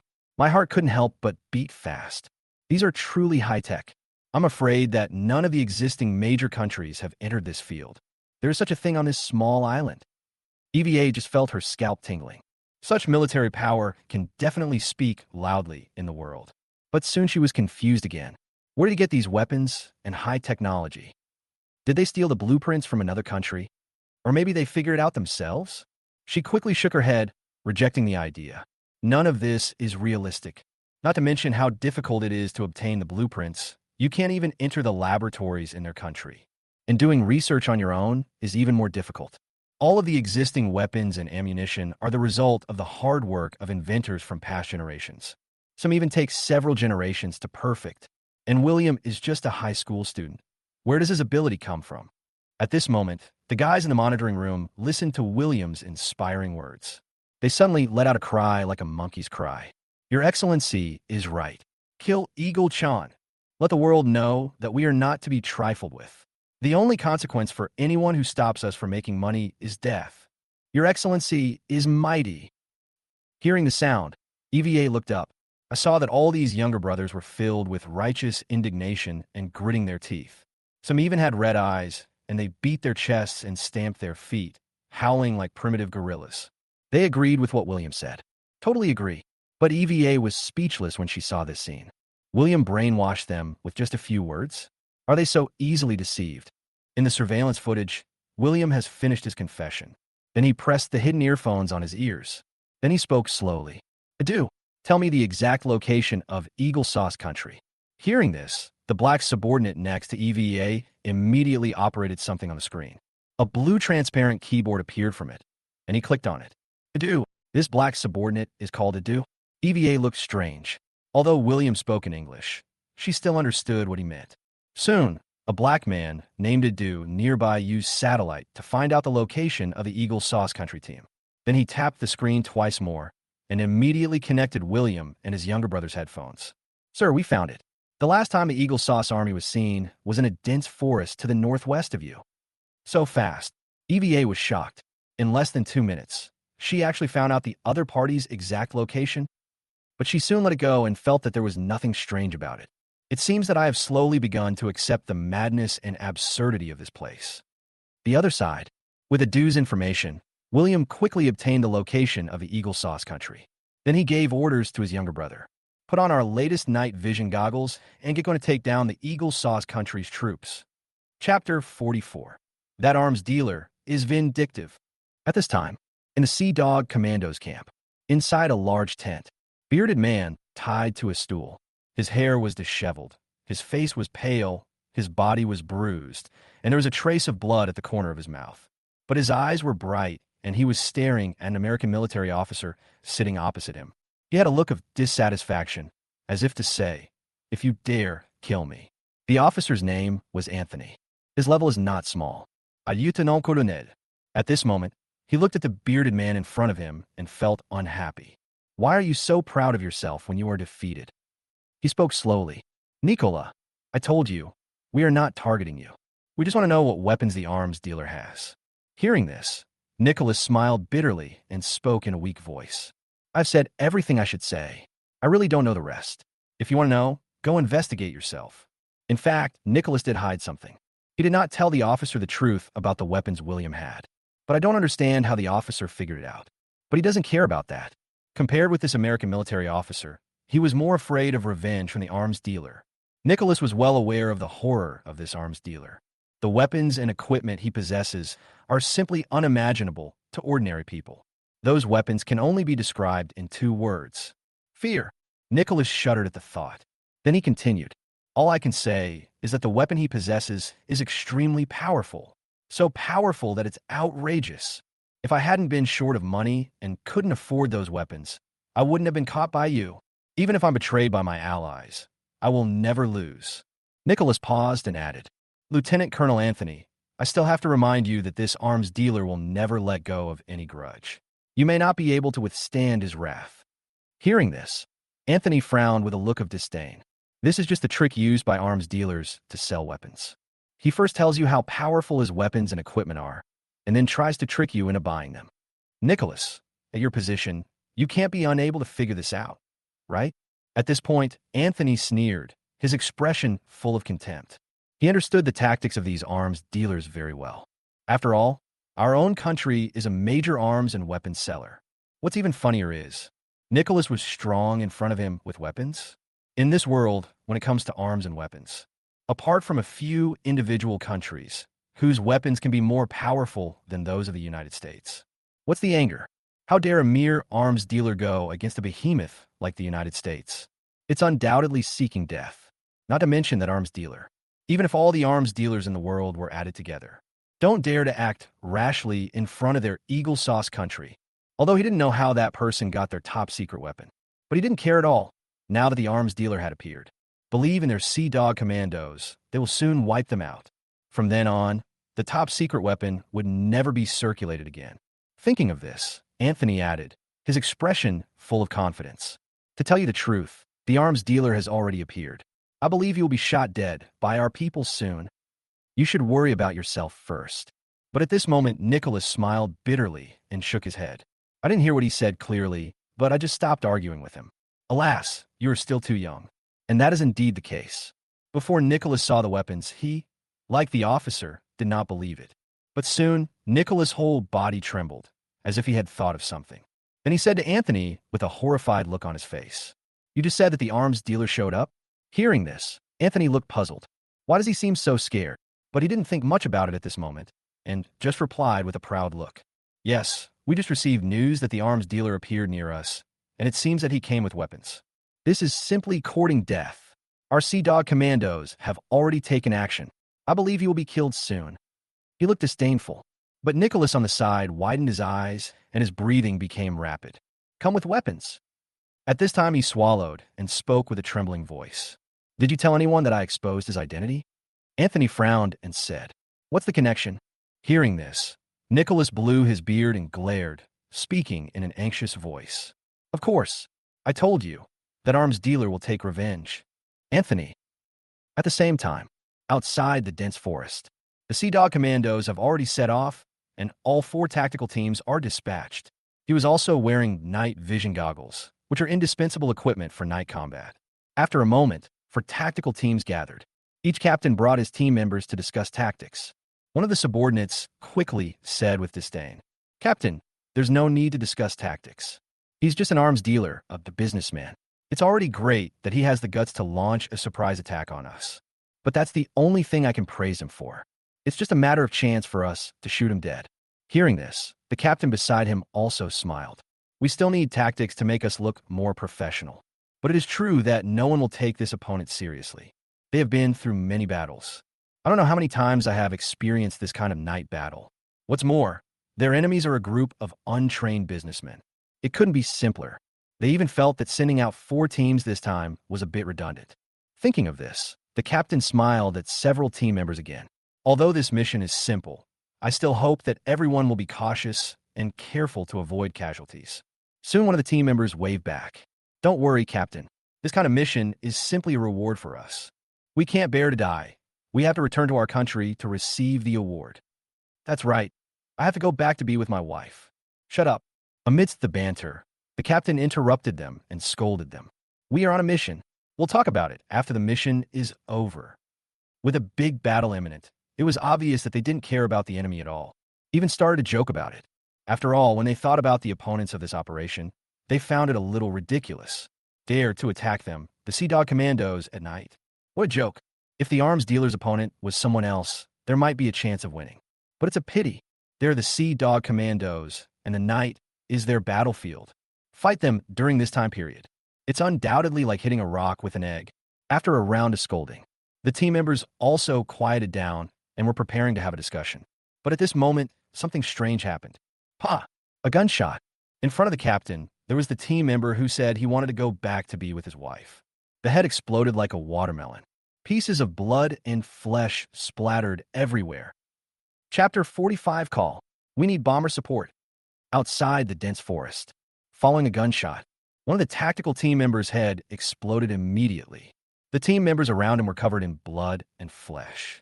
Even the battle-hardened captain was stunned for a moment. But he was just stunned for a moment. He quickly reacted and shouted to the others. It's a sniper. Hide! Hide! The other team members heard this. Without hesitation, they each found cover immediately. Then he became alert.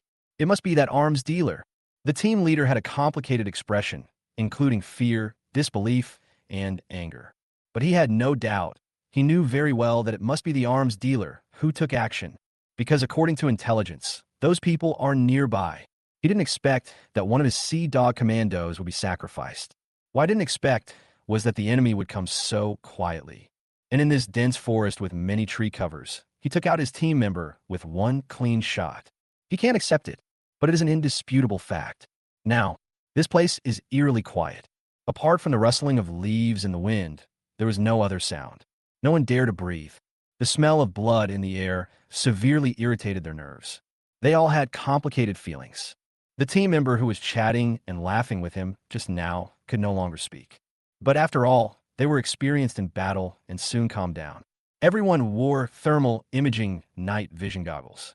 This thermal imaging night vision device is capable of seeing living things 500 meters away in the dark. But soon they were stunned. Looking up, there was no suspicious heat source. It's still pitch black all around.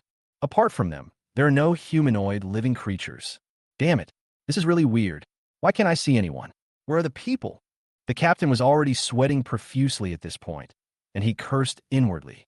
Where on earth are they hiding? He didn't understand why the thermal imaging night vision goggles couldn't detect any living creatures. It's already dark. A sniper without any light source. It is extremely difficult to lock onto and kill the opponent accurately. At this time, a team member who used the boulder as a cover asked on the walkie-talkie, "Has anyone seen the enemy? Answer me." After these words were spoken, everyone fell silent. No one can answer. They didn't see it. Seeing no one answered, the team member was about to ask again. But the words haven't been spoken yet. Bang! A gunshot rang out like thunder, and the bullet passed through all the cover, including flowers, plants, and trees. The boulder hit the player accurately. This boulder is as tall as a person, and its thickness is outrageous. But the boulder did not block the bullet at all, but was torn apart by the bullet. Go straight through and finally hit him in the chest, leaving a big hole in him. A team member died, just like that. The captain also saw this scene. He was standing nearby and heard the gunshots with his own ears. Then it penetrated the boulder and hit the team member. At this moment, his face was full of horror and disbelief. What kind of sniper rifle is this? With this kind of power, this isn't a cannon. Without time to sigh, he immediately looked up and searched for people with thermal imaging night vision goggles. Soon his heart skipped a beat. Still no heat source found. I can't see anyone.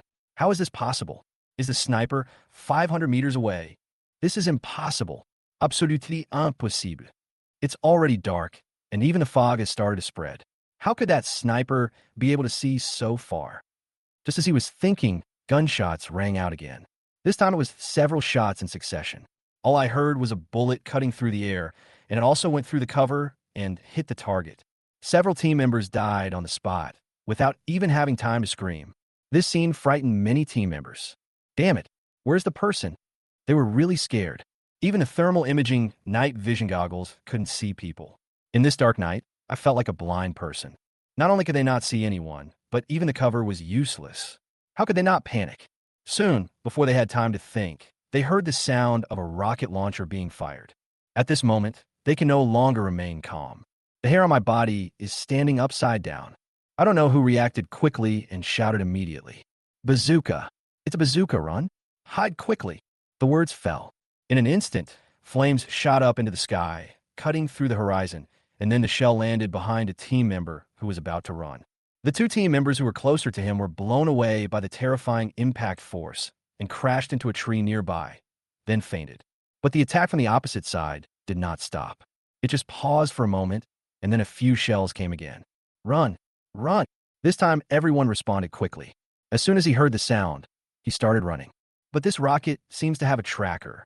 No matter how they dodge, I can always hit them accurately. How could this happen?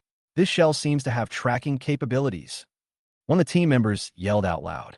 He saw with his own eyes that his good friend had clearly avoided the shell while running away. But the shell turned 90 degrees and hit back. At this moment, after several consecutive shells, there was a roar coming from the distance and a rattle of rifles. The voice was in English, but they knew clearly that this was not a member of their Sea Dog Commando team. Don't run away. You're not going to let me make money, are you? Hearing this, one of the team members stopped and looked back. But there was no one behind him, and it happened immediately before he could take a closer look. Another shell came and hit him hard. This scene made many people open their eyes wide. Me! Now, no one dared to stay, and they all ran away, with only fear on their faces. Fuck, what the hell is this? I only see the shells, but no people. What the hell? What the hell? Run.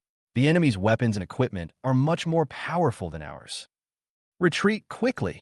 The captain also looked terrified and even ran ahead of everyone else. He had already started retreating when the second shell hit. The enemy's weapons are not on the same level as ours.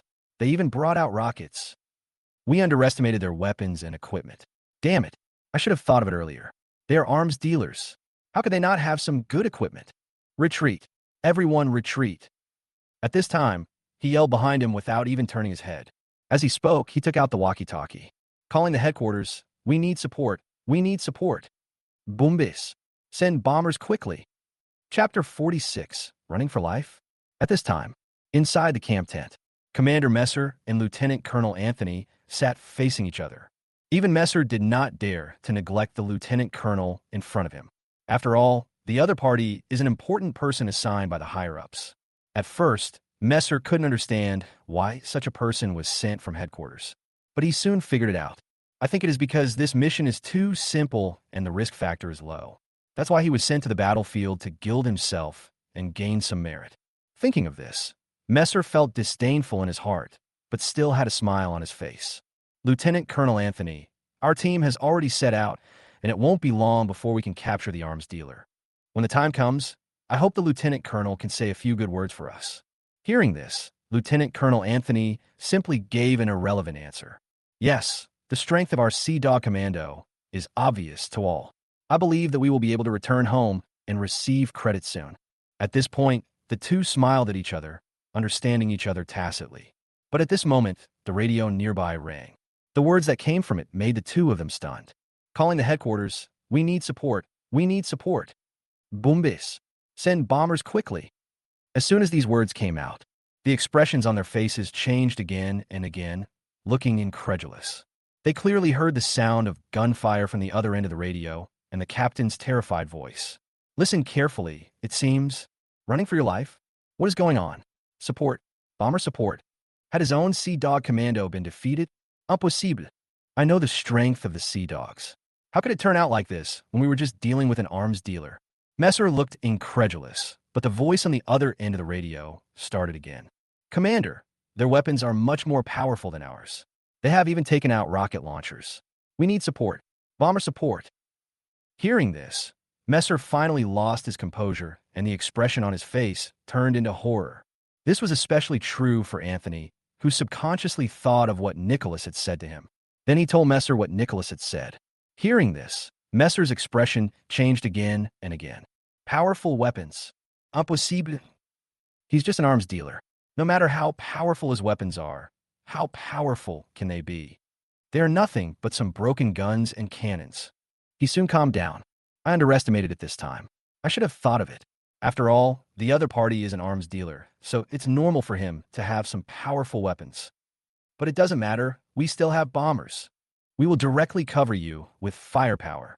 When the time comes, we will bomb you to pieces without leaving any slag. Thinking of this, Messer's expression eased a little. He just couldn't believe that a mere arms dealer with only some broken guns and cannons could deal with bombers. Then, there was no hesitation. A request for support was sent directly to the nearest military base. Soon, the military base responded. The bombers have taken off. After getting the reply, Messer's heart finally calmed down.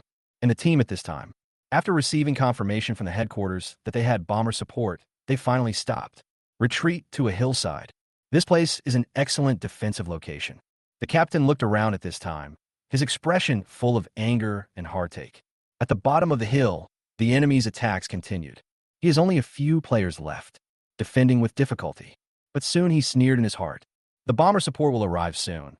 Let's see if you can survive. The other side, inside the monitoring room on the island. EVA was even more confused when looking at the surveillance video. From her perspective, the picture was crystal clear. In the picture, William is holding a rocket launcher and firing a shell when he raises his hand. Don't even aim. And several times in a row. But he happened to hit the other person. Screams and sounds of people running for their lives were heard. After a few shells were fired, He picked up the AK and rushed forward with his little brother beside him. He would fire a few shots and yell a few times from time to time. This is... EVA stared at the surveillance camera for a long time and was speechless. It's really because William and the others are too unprofessional. There is no tactics at all. He rushed forward with the weapon in hand, but for some reason, the opponent didn't even have a chance to fight back. It seemed as if William and the others were nowhere to be seen. I could only run away in panic as they chased me. EVA couldn't help but stare blankly at the scene in front of her. This is really the Special Forces of the United States. In her days, the black man Adu, standing by, turned serious. Then he immediately connected William as headphones and said, "Sir, we have detected a military base in the Eagle Country and have dispatched a bomber. The destination seems to be where you are." Upon hearing this, William did not react much and just told him that he knew. But EVA was stunned because the black guy next to her did not take any action, still staring at the surveillance screen. "Isn't this support for William?" "That's a bomber," EVA said anxiously to the black boy beside her. She knew very well that under the bomber's firepower, William and others would probably have no way out.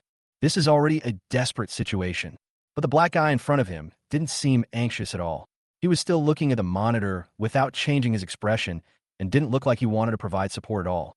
However, she quickly reacted as if she had thought of something.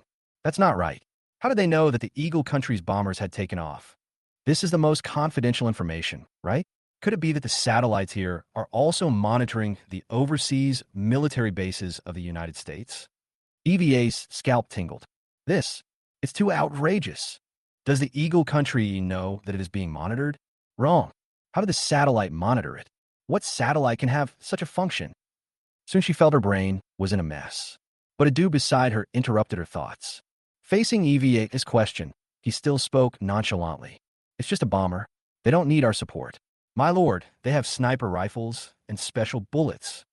After that, EVA became even more confused and asked with a puzzled look on her face. "Sniper rifle? Bullets? What use are they? They're for hitting people. Can they really shoot down a plane?" "Yeah, that's what they use for masturbation."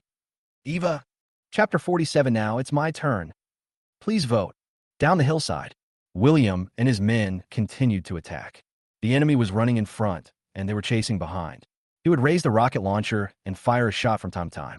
The opposing Eagle Country team was forced to dodge repeatedly and didn't even dare to fire more shots. The rocket shells were really strange, as if they had tracking capabilities. Once you're locked on, you can't escape. What's more, the enemy also has snipers who will kill you instantly if you show your head. They were angry, but there was nothing they could do, and they could only grit their teeth and hold on. After all, the weapons the other side carries are better than theirs. Damn it, if you have guts, don't use rockets. The captain gritted his teeth and roared, then continued running without looking back. At this moment, a roar was heard in the sky. The team members looked up, their bodies trembled, and tears filled their eyes. "It's here. It's finally here. Our support has arrived. It's a bomber. Our bomber. Ha ha ha. Support has arrived. Let's see which is more powerful, your bazooka or our bomber." The team members gritted their teeth and roared. This battle was really frustrating for them. They're always the only ones chasing after others. How could this situation happen today? It's really frustrating. Now seeing the support, they were even more excited, especially the captain. His expressions were distorted. "Great. The reinforcements have finally arrived. Blast them hard for me." At the same time, William and others also discovered the bomber in the sky. He waved his hand, signaling his men to stop chasing. Then he squinted his eyes and looked at the bomber slowly flying towards them in the sky. A sneer appeared at the corner of his mouth. "It's finally here. I've been waiting for so long." Then he turned and said to a younger brother beside him, "Replace the sniper rifle bullets with the armor-piercing bullets we developed." Hearing this, the younger brother replied and took action immediately. After a while, the sniper rifle with replaced bullets was handed to William. William took the sniper rifle expressionlessly, pulled the bolt, and loaded the bullet, all in one go. Finally, he raised his gun and aimed at the bomber in the sky. Now, because the bombers are coming, the tactical team of the United States finally got a chance to catch its breath. At this time, the captain picked up the telescope and was about to instruct the bomber on where to bomb. But soon the scene before him made him stunned. Then he couldn't help laughing, because he saw in the distance. A young man was holding a sniper rifle and aiming at the sky. The target happened to be their bomber. What is he doing? He's not trying to shoot down a bomber with this junk. The captain sneered. What a wild idea. You want to shoot down a plane with a sniper rifle? Stupid. Ridiculous. He knew very well the performance of this bomber. This bomber is one of the greatest masterpieces of their country. Its speed, power, and configuration. They are ahead of any other country. Not to mention whether you can hit the target with a sniper rifle. Even if you do hit it, it will be useless. Because the material layer used by the United States on this bomber is the latest research. Not to mention sniper bullets. Even a rocket launcher would be like a tickle. Thinking of this, the captain felt even more contemptuous of the young man raising the gun. That's right. How could a small arms dealer know about this new type of material? He has never seen any high technology. But at this moment, the other party pulled the bolt, loaded the gun, aimed, and followed. Pull the trigger. Moment. A gunshot suddenly rang out like thunder out of nowhere. At this moment, the world was quiet with only the sound of the gunshot left. The captain couldn't help but feel his heart in his throat. Is it really a hit? At this moment, everyone's eyes were focused on the bomber. 1 second, 2 seconds, 3 seconds passed, but nothing happened to the bombers in the sky, still flying freely in the sky. At this moment, the captain felt relieved and laughed. It seems that my worries are unnecessary. But you're also right. You want to shoot down a bomber with a sniper rifle? If you tell others about it, they will laugh to death. Then his smile widened.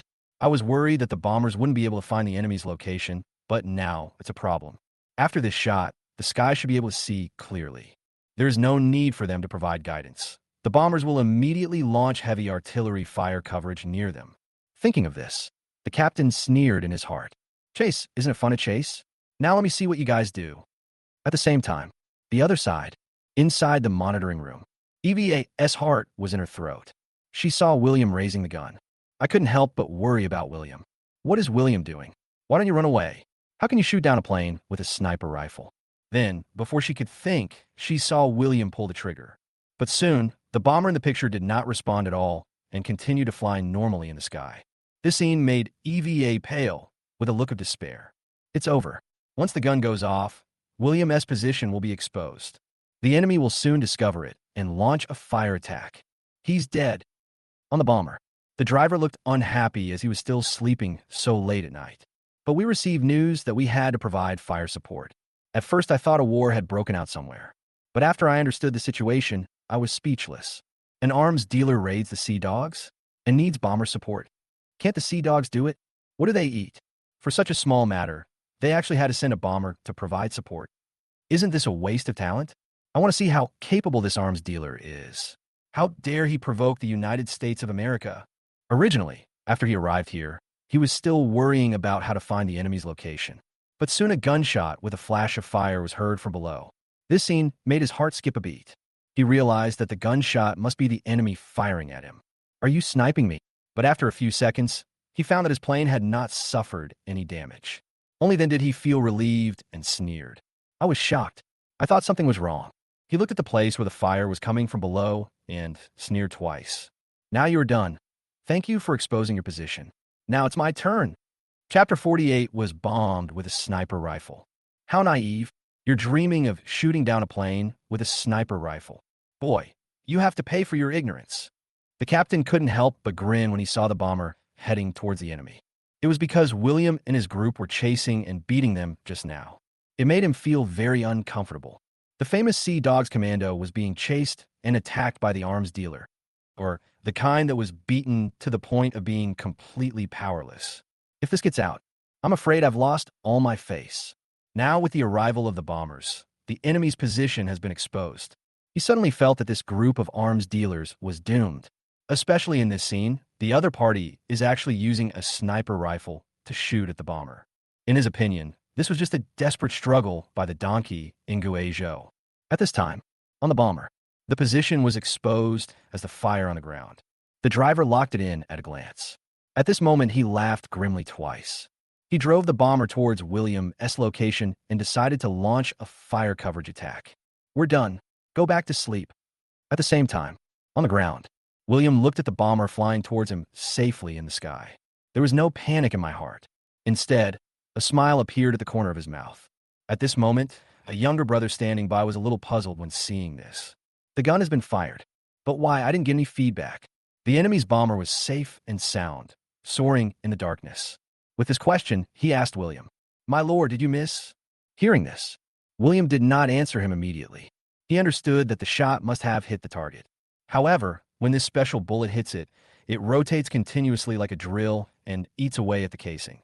And after penetrating it, it will not explode immediately, but there will be a delay. This is also to ensure that the damage to the target is maximized. But William didn't explain this at the moment. Instead, he just smiled and looked at the sky, then waved his hand before finally replying. "Don't be impatient. Let the bullets fly for a while." As soon as the words fell, in the darkness, suddenly, boom tilde tilde tilde. A loud explosion resounded in the sky. The bomber that was originally diving towards them in the sky suddenly scattered and disintegrated. It actually exploded in the sky like fireworks. In an instant, flames shot up into the sky, illuminating the dark earth by 1/3. The wreckage of the plane also fell everywhere. All eyes were on the sky. The whole audience is paying attention at this moment. This scene, William and their younger brothers didn't react much, because this was already within their expectations. Some of the younger brothers even showed an expression of as if it was their right when they saw this scene. The EVA in the monitoring room and the Sea Dog commandos on the hillside looked incredulous. The captain in particular looked at the fire in the sky as if he had seen a ghost. Impossible. How could this happen? This is a bomber. It was actually blown up by a sniper rifle. At this moment, his face was full of fear and his eyes were staring blankly at the sky. This scene had a huge impact on him. Shoot down a bomber with a sniper rifle? This is simply unbelievable.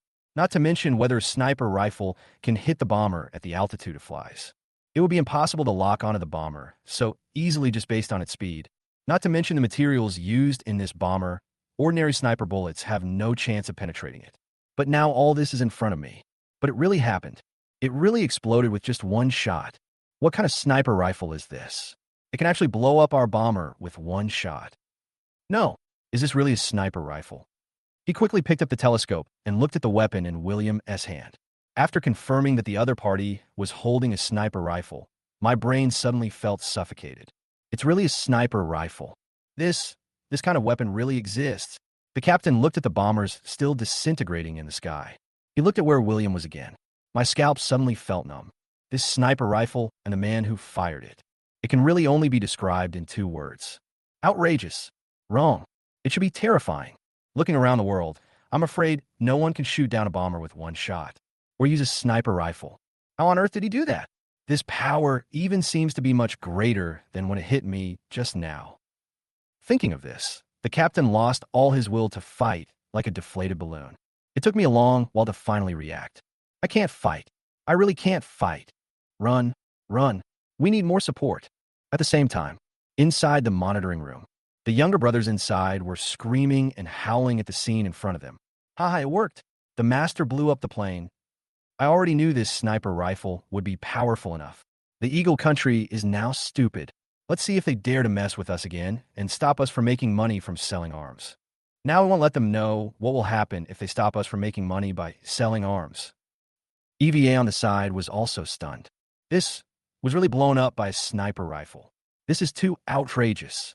She looked at the surveillance footage. Then he looked at the black man with a blank expression on his face and his younger brothers who were shouting excitedly. I just felt a little scared in my heart. This is a bomber from the United States. They were so excited even after the bombing. It's crazy, just a bunch of lunatics. This has completely created a feud with the United States. But when I thought of the large number of first-level weapons on the island, I felt relieved. She was originally still worried about William's decision not to retreat. But now this shot. But you have to tell her the truth. It seems that all the worries are unnecessary. At this time, on the hillside, the captain and members of the Sea Dog Commando reacted and stopped delaying. Pick up your weapons and go. This is the best time to retreat before the enemy launches a second attack. If I don't run now, I'm afraid I won't be able to run away. The enemy can even blow up bombers. How can this be played? This is so unreasonable. Damn it. Damn it. We really can't fight this. We must retreat. This is outrageous. Even the bombers were broken into pieces. When the team members thought about this, they felt cold sweat breaking out. Originally, I thought this mission was just a simple one to gain merit for them. Now it seems that this is not a way to gain merit. This is clearly an attempt to take their lives. If this bullet hits a person, there won't be even a bone left. And the captain, too. He retreated while yelling into the intercom. Commander, the enemy blew up our bomber. We need more support. Having said this, he seemed to feel that something was wrong and quickly added another sentence. They shot it down with their guns. Chapter 49, I will fight you if you come. At this time, the other side, inside the camp tent, Messer and Anthony listened to the report coming from the radio. His expression was first one of shock, then turned into horror, and finally into disbelief. After a long silence, Messer finally came back to his senses. His expression was as if he had seen a ghost. God, please tell me, did I hear wrongly? Our bomber was attacked by them, or was it blown up with a sniper rifle? Impossible. Absolutely impossible. This is fake no matter how you look at it. That's a bomber from the United States. Just blow it up when you say so. And it was blown up with a sniper rifle. Who would believe this if I told others about it? You know, the bomber shell is made of the latest developed materials. Forget about sniper rifles. Even rockets can't hit it. And now, his subordinates actually said that the bomber was blown up by a sniper rifle. How could he believe this? So he confirmed it again with the team leader on the other end of the radio with doubts. But judging from the panicked tone of the person on the other end, it didn't sound fake at all. Double check. Mercer and Anthony were completely stunned. It's actually true. The bomber really exploded. Fuck, how did they do that? What kind of gun could have such a strong attack power? Now, they immediately thought of Nicholas. I thought about what I said before about the arms dealer coming with weapons. And when he talked about how powerful, terrifying, and unbelievable the weapons of the arms dealer were. Nicholas's subconscious look of fear. It all combines. It seems that Nicholas was not bragging. The weapons controlled by this arms dealer are indeed stronger than they imagined. Thinking of this, Messer's face darkened. Then he thought for a moment and gritted his teeth. Since bombers don't work, let's send out more powerful weapons. Then Messer no longer hesitated. He turned around, picked up the military radio, and contacted the military base. Military base, I'm ordering now that we need more powerful weapon support. The bombers don't need to come. What we need this time is fighter jets. Send the fighter jets directly over. The words fell. The other party was obviously stunned for a moment. Then he didn't think much about it, because it was an order given by the commander of the Sea Dog Commando. So he quickly agreed. And tell him that fighter jets will arrive at the battlefield soon. Hear the other party's affirmative response. Commander Messer's expression relaxed slightly, but still gritting his teeth. This fighter jet is more powerful and faster than the previous bomber. The materials and weapons used are all on a completely different level. This time, I will make sure that these arrogant arms dealers won't even be able to fire their guns. After saying that, he waved his hand, contacted the team leader, tell him to hold on a little longer or fighter support will arrive soon. Now, inside the island's monitoring room, the younger brothers calmed down after yelling for a while. After a moment, the black Manhwa in front of the monitor's expression changed. Then he operated on the transparent keyboard. It's like discovering something. Didn't think much about it. He immediately connected William's headset and reported calmly. Sir, we detected another plane taking off from the Eagle Sauce Country's military base. This time it's not a bomber, it's a fighter. As soon as these words came out, EVA's expression on the side changed again and again. But I wasn't too surprised. Fighter planes. Is this necessary? They even sent out fighter planes. This time, the United States really wants to kill William and his gang. But soon she sighed in her heart and her face returned to calm. William and his team also have fighter jets. If you think about it carefully, it doesn't seem to be that new. William used just now, it was able to blow up a bomber. With that kind of power, even a fighter jet might not be able to withstand it. But the one coming now is a fighter jet. Its speed and power are definitely greater than those of a bomber. Thinking of this, she pursed her lips and couldn't help but worry again. Will they survive this time? The other side, William naturally received the report from the black man. But at this moment, he remained calm. There was no expression on his face. But I couldn't help but sneer in my heart. That's fine. I'll beat you all in one go.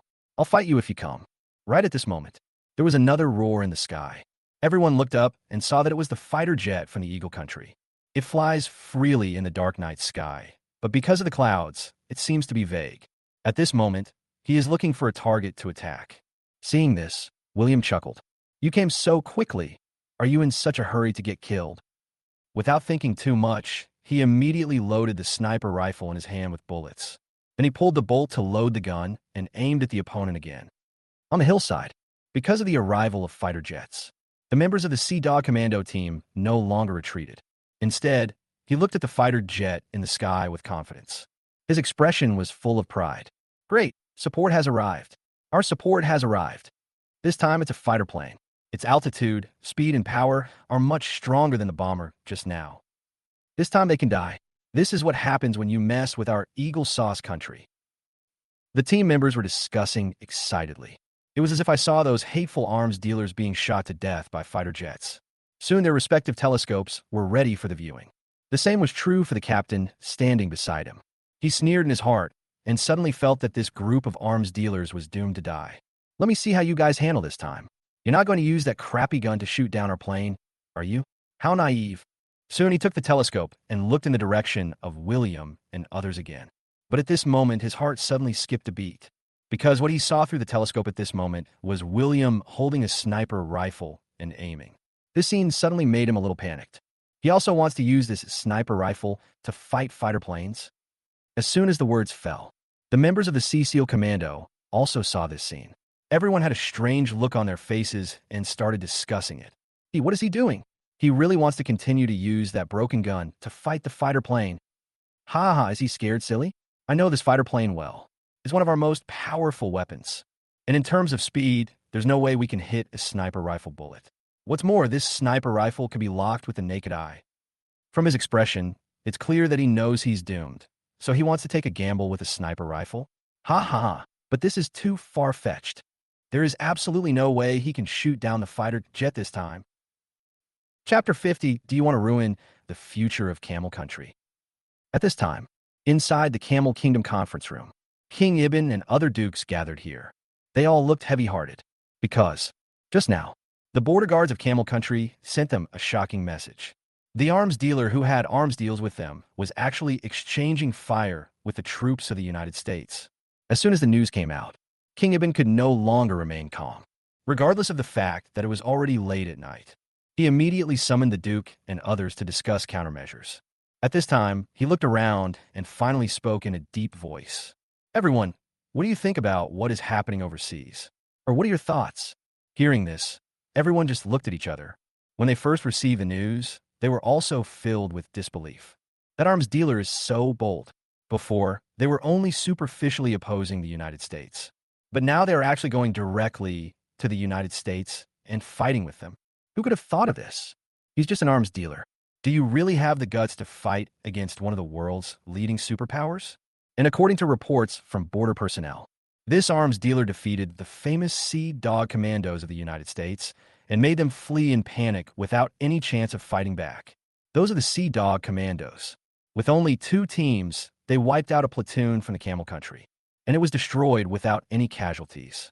And this arms dealer actually beat them so hard that they fled in panic. Who would believe this if I told them? An arms dealer who does business. And he's also a high school student.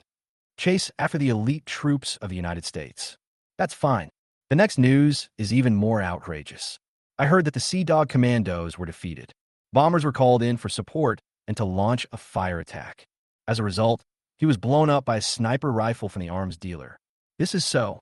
What the hell is that? Is the information reported by the border personnel accurate? Shoot bombers with sniper rifles. How outrageous this is. So they confirmed it again and again. But the person who reported at the border insisted that it was really shot down with a sniper rifle. After this news was confirmed, the king and everyone else were really stunned. At this time, seeing that everyone was silent, King Ibn was the first to break the silence and spoke. Everyone, now that arms dealer and the Eagle Sauce country have completely forged a feud, I think we have to give up on the arms deal with him. After all, we can't withstand the wrath of a behemoth like the Eagle Sauce country. Hearing this, most people express their opinions. Yes, the king is right. The arms dealer is alone, so he is not afraid of revenge from the Eagle Sauce country. That makes sense. We are different. We are a country with millions of people standing behind us. It seems that this arms deal really cannot continue. Listening to everyone's discussion, only Rashid frowned. Although King Ibn was right. Now to save their own country, it is indeed not appropriate to get too involved with that arms dealer anymore. Otherwise, by then, the Camel Kingdom will really be in trouble. What's more, the arms dealer shot down other people's bombers. This is undoubtedly a declaration of war against the United States. And the United States will definitely not suffer this loss in silence. They will definitely take revenge crazily, if that time really comes. Will the Eagle Country also take care of the Camel Country? After all, the Camel Country was also involved in this incident, and they had exchanged fire with the Eagle Sauce Country's troops, although his own troops were completely wiped out. But in the final analysis, they did participate, and they can't refute it because it is a fact. After a moment, King Ibn was about to make a decision when he saw that no one objected. But this time, Rashid stood up and spoke. "Your Majesty, I have some ideas." Hearing this, everyone looked at him. King Ibn also frowned at this time, but she motioned for him to continue. "I think this transaction must be conducted with that arms dealer." As soon as these words were spoken, everyone shook their heads to express their incomprehension. But Rashid ignored him and continued talking to himself. "Everyone, you also know the intelligence. Outside the country, the arms dealer not only defeated the Eagle Country's Sea Dog Commando without any chance of fighting back, and he even used a sniper rifle to take out the Eagle Country's bomber with one shot. Don't you want to know what kind of weapon that sniper rifle is? In other words, if every member of our army is equipped with such a sniper rifle, do we really need to be afraid of the United States? And the arms dealer has more weapons in his hands, right?" When they said this, everyone looked thoughtful. Rashid paused, glanced at everyone, and finally fixed his eyes on the king's face. Then he continued, "So, Your Majesty, I think the weapons in the hands of the arms dealer are more powerful than we thought. We really can't let this deal fall through like this." After hearing this, everyone remained silent. But soon Rashid seemed to have made up his mind and spoke through gritted teeth. "Your Majesty, before the meeting started, I had already sent people to support the arms dealer." "What?" Hearing this, everyone in silence was horrified. King Ibn even stood up from his seat. He stared at Rashid, his face livid, and said angrily, "Rashid, do you know what you are doing? How dare you support the arms dealer without consulting us? Are you trying to ruin the future of Camel Country?" The other side, inside the Longwa military factory, Chen-Yi sat in his seat with a document in his hand. This is described above. This is what William did outside the Camel Country at this time. Seeing the end, Chun even took a breath of cold air. "My heart was shocked beyond words. What is this? Sniper rifle can blow up a bomber with one shot. Outrageous. This is outrageous." As the commander of the Dragon Country military factory, he also knew some data about the bombers of the Eagle Country. The ability is shown in the data. It's simply not something a sniper rifle can handle. But now the intelligence says that it was solved by a sniper rifle. Only one shot. But he soon thought of the rocket launcher with exaggerated data that Williams sold to Camel Country. Suddenly, he felt that it made some sense. In this case, it is not impossible. After a moment, he put the document down and couldn't help but fall into deep thought. "I underestimated William. It seems that I don't have a clear understanding of the weapons he sells. Not only does he have the Eagle Country's top-secret weapons, he even has weapons that are more powerful than the top-secret weapons. That sniper rifle is outrageous. It's absolutely outrageous." Chunni looked strange, but soon his face darkened again. The Eagle Country is a country that will not suffer any loss. Now, they have even sent out bombers. Who knows what measures they will take next? In this case, will William be in danger? That's fine, but William is from Dragon Country after all. Will the war with Eagle Country affect Dragon Country's international situation? Thinking of this, Chun-Yi paused and finally made a decision. "No, this matter is of great importance and needs a decision from above. We must hold a meeting immediately to discuss countermeasures." Chapter 51, A Real Man Never Looks Back at the Explosion. At the same time, on the fighter plane, the fighter pilot is flying freely in the sky. He took a long breath and looked down. What came into view was the wreckage of the bomber that was still burning. His expression couldn't help but become solemn. The bomber was actually dealt with. In fact, when he received this mission, he did not know that the bomber had been destroyed. Just a little surprised. The Sea Dog Commandos, who had never called for support before, actually called for support twice in a row. Unbelievable. The elite troops that were invincible in the past would actually call for support. He was a little surprised at first, but now he was no longer surprised when he saw the wreckage of the bomber on the ground. It seems that the enemy has weapons that can shoot down bombers. No wonder the Sea Dogs called for support. It seems that they were short of intelligence and were crushed by the enemy's weapons. As he was thinking this, he soon stopped caring. He snorted coldly. Humph! Even if we have weapons that can shoot down bombers, what can we do? This is a fighter jet. Its speed, configuration, and flight altitude are many times stronger than that of the other fighter. Not to mention that the hull of my fighter plane has been reinforced and is even harder than that of the bomber. Thinking of this, he continued to search for the enemy below with pride in his expression. But at this moment, a gunshot that echoed through the sky suddenly rang out. The sound was like thunder coming out of nowhere, and the sound echoed in every corner of the earth.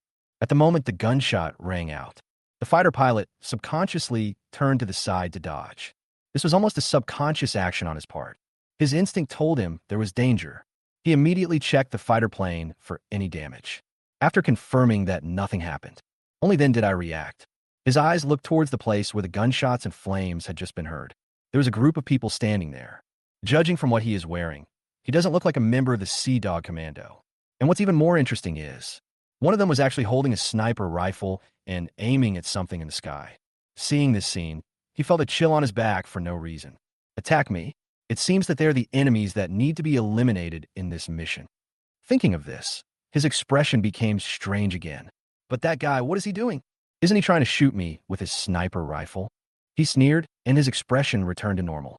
You think you can shoot down my fighter plane with this broken gun? Are you scared? Is there something wrong with your brain? Ha ha ha. He didn't think much about it at this moment. He immediately locked onto the group of people on the ground in his fighter jet, ready to eliminate them all at once. On the ground, William fired a shot. He immediately put down the sniper rifle in his hand. Even the fighter jet in the sky is still flying freely. He no longer looked around, but just spoke to the younger brothers behind him. Let's go. Let's continue the pursuit and kill all of them today. After saying that, he no longer looked at his younger brother beside him, but picked up his equipment and walked forward. And at this moment, the fighter plane in the sky swooped down towards them. The younger brother next to him finally couldn't help but shout out in surprise. Sir, that fighter plane is flying towards us. Hearing this, William just waved his hand and said, Don't worry about it, just move forward. Having said this, he paused but did not turn back. With a smile on his face, he spoke meaningfully. A real man never looks back at an explosion. As soon as the words fell, boom tilde tilde tilde, the fighter jet in the sky was diving towards them. Suddenly, there was a loud noise. What followed was another burst of fire shooting up into the sky. Because the distance is not far, these black eyes could even feel a heat wave coming towards them. In the sky, the fighter plane was blown to pieces. The wreckage of the plane scattered with flames, falling all over the ground like fireworks. Seeing this, the black brothers withdrew their gazes. At William's back without looking back, there was an inexplicable fanatical admiration in his eyes. As expected of an adult. At this time, on the hillside, the team leader and his team members widened their eyes. Everyone looked terrified, looking at the fighter jets scattered in the sky. It took a long while before a team member screamed, "Oh my God, the fighter plane!" The fighter plane was also blown to pieces. As soon as these words came out, the team members who were originally in a daze also reacted, especially the team leader, who was looking up at the sky in a daze. How is it possible? How could this happen? He saw all of this clearly through the telescope. Watch the arms dealer raise the gun, pull the bolt, load the gun, and fire. Watching the fighter jet circling in the sky at a speed that could not be captured by the naked eye. But even so, the bullet still hit the target. The other party only used one shot. He saw it clearly. The young man even put down his sniper rifle after firing the first shot. He didn't even look at them, let alone pick up other weapons to attack. He really used a sniper rifle to kill bombers and fighter jets in succession. Only one shot was used. Am I dreaming? Thinking of this, the team leader's mouth twitched, and then he pinched his arm hard. Finally, he took a deep breath. It's not a dream. It's real. The fighter plane was really blown up. There's something strange. There's something strange about their weapons. Inside the island's monitoring room, the younger brothers started to scream again. Some even climbed onto the table. His expression was full of excitement and fanatical admiration for William. Ha ha, good fight. You're worthy of being an adult. This shot of yours was so cool, especially the last line. A real man never looks back at the explosion. It's even more exciting. Now the United States of America knows how powerful it is. This is what happens when we are not allowed to make money by selling arms. Let's see who dares to stop us in the future. Hearing this, EVA didn't look at the younger brothers who were getting excited again. Instead, his eyes were fixed on the surveillance screen in front of him, watching the fighter jets being blown up in front of me like fireworks. At this moment, she was too tired to complain. All this happening seemed to make her a little numb. She was still surprised, though, but I was just surprised in my heart. She has really become accustomed to these scenes. Think back to this night. First, the Sea Dog commandos were beaten and fled away in panic, unable to fight back. Then another bomber that came to support was shot down by William. That's all. Now even fighter planes are being shot down with one shot. If I remember correctly, William is still a high school student. Think about this. EVA couldn't help but be stunned. Perhaps he may really have a good position in this world in the future. Chapter 52. Complete annihilation of the Eagle Sauce Force. Outside the dense forest. Down the hillside.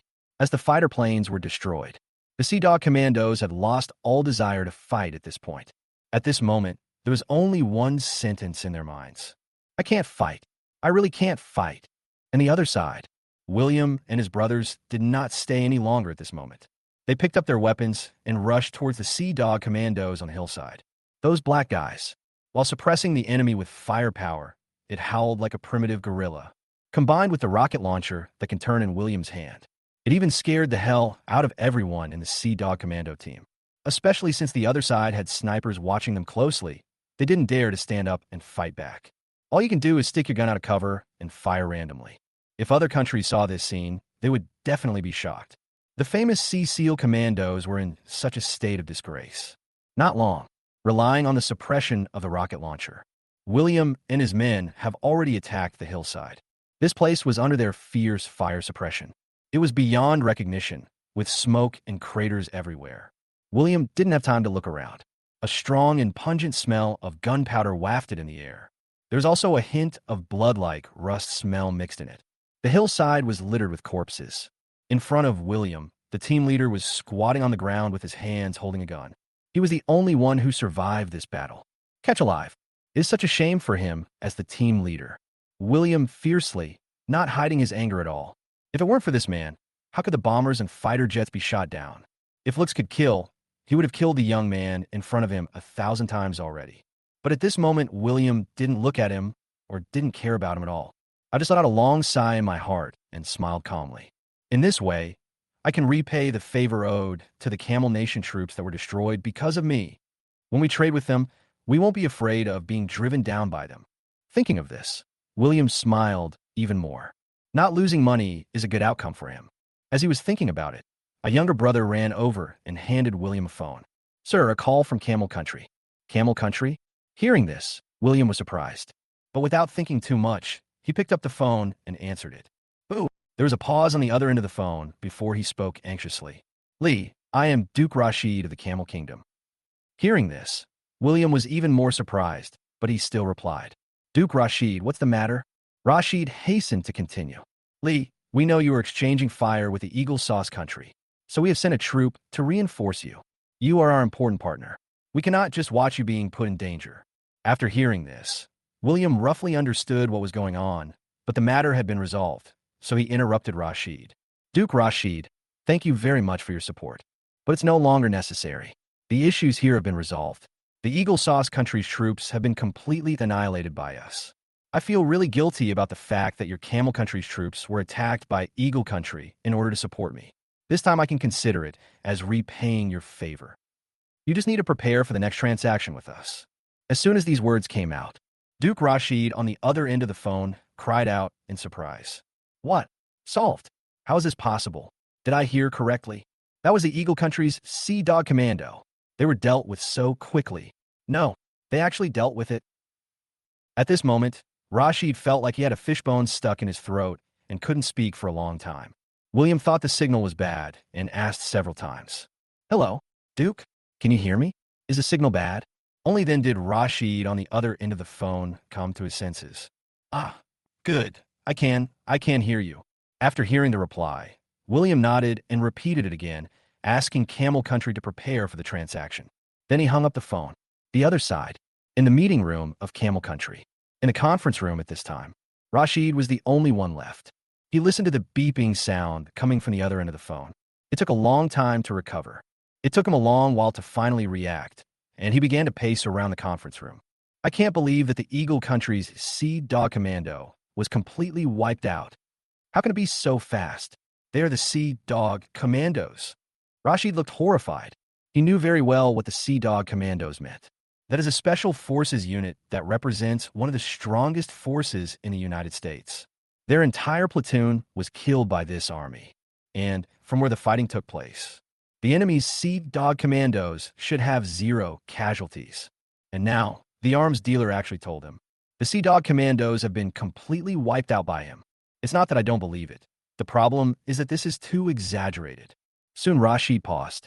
I thought of the information reported from the border before. The arms dealers. The bomber sent by the United States was shot down with 1 shot. Thinking of this information, he took a deep breath. In that case, with such a powerful weapon, it seems that it is not impossible to wipe out the Sea Dog Commando.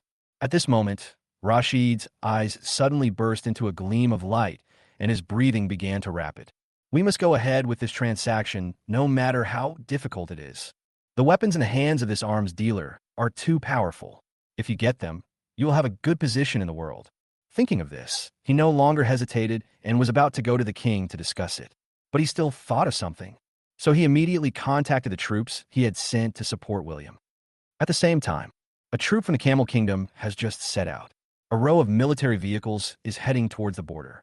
They received a mission to support the arms dealers who were engaged in a firefight with the United States at the border. At first, they were a little puzzled. What kind of arms dealer is this?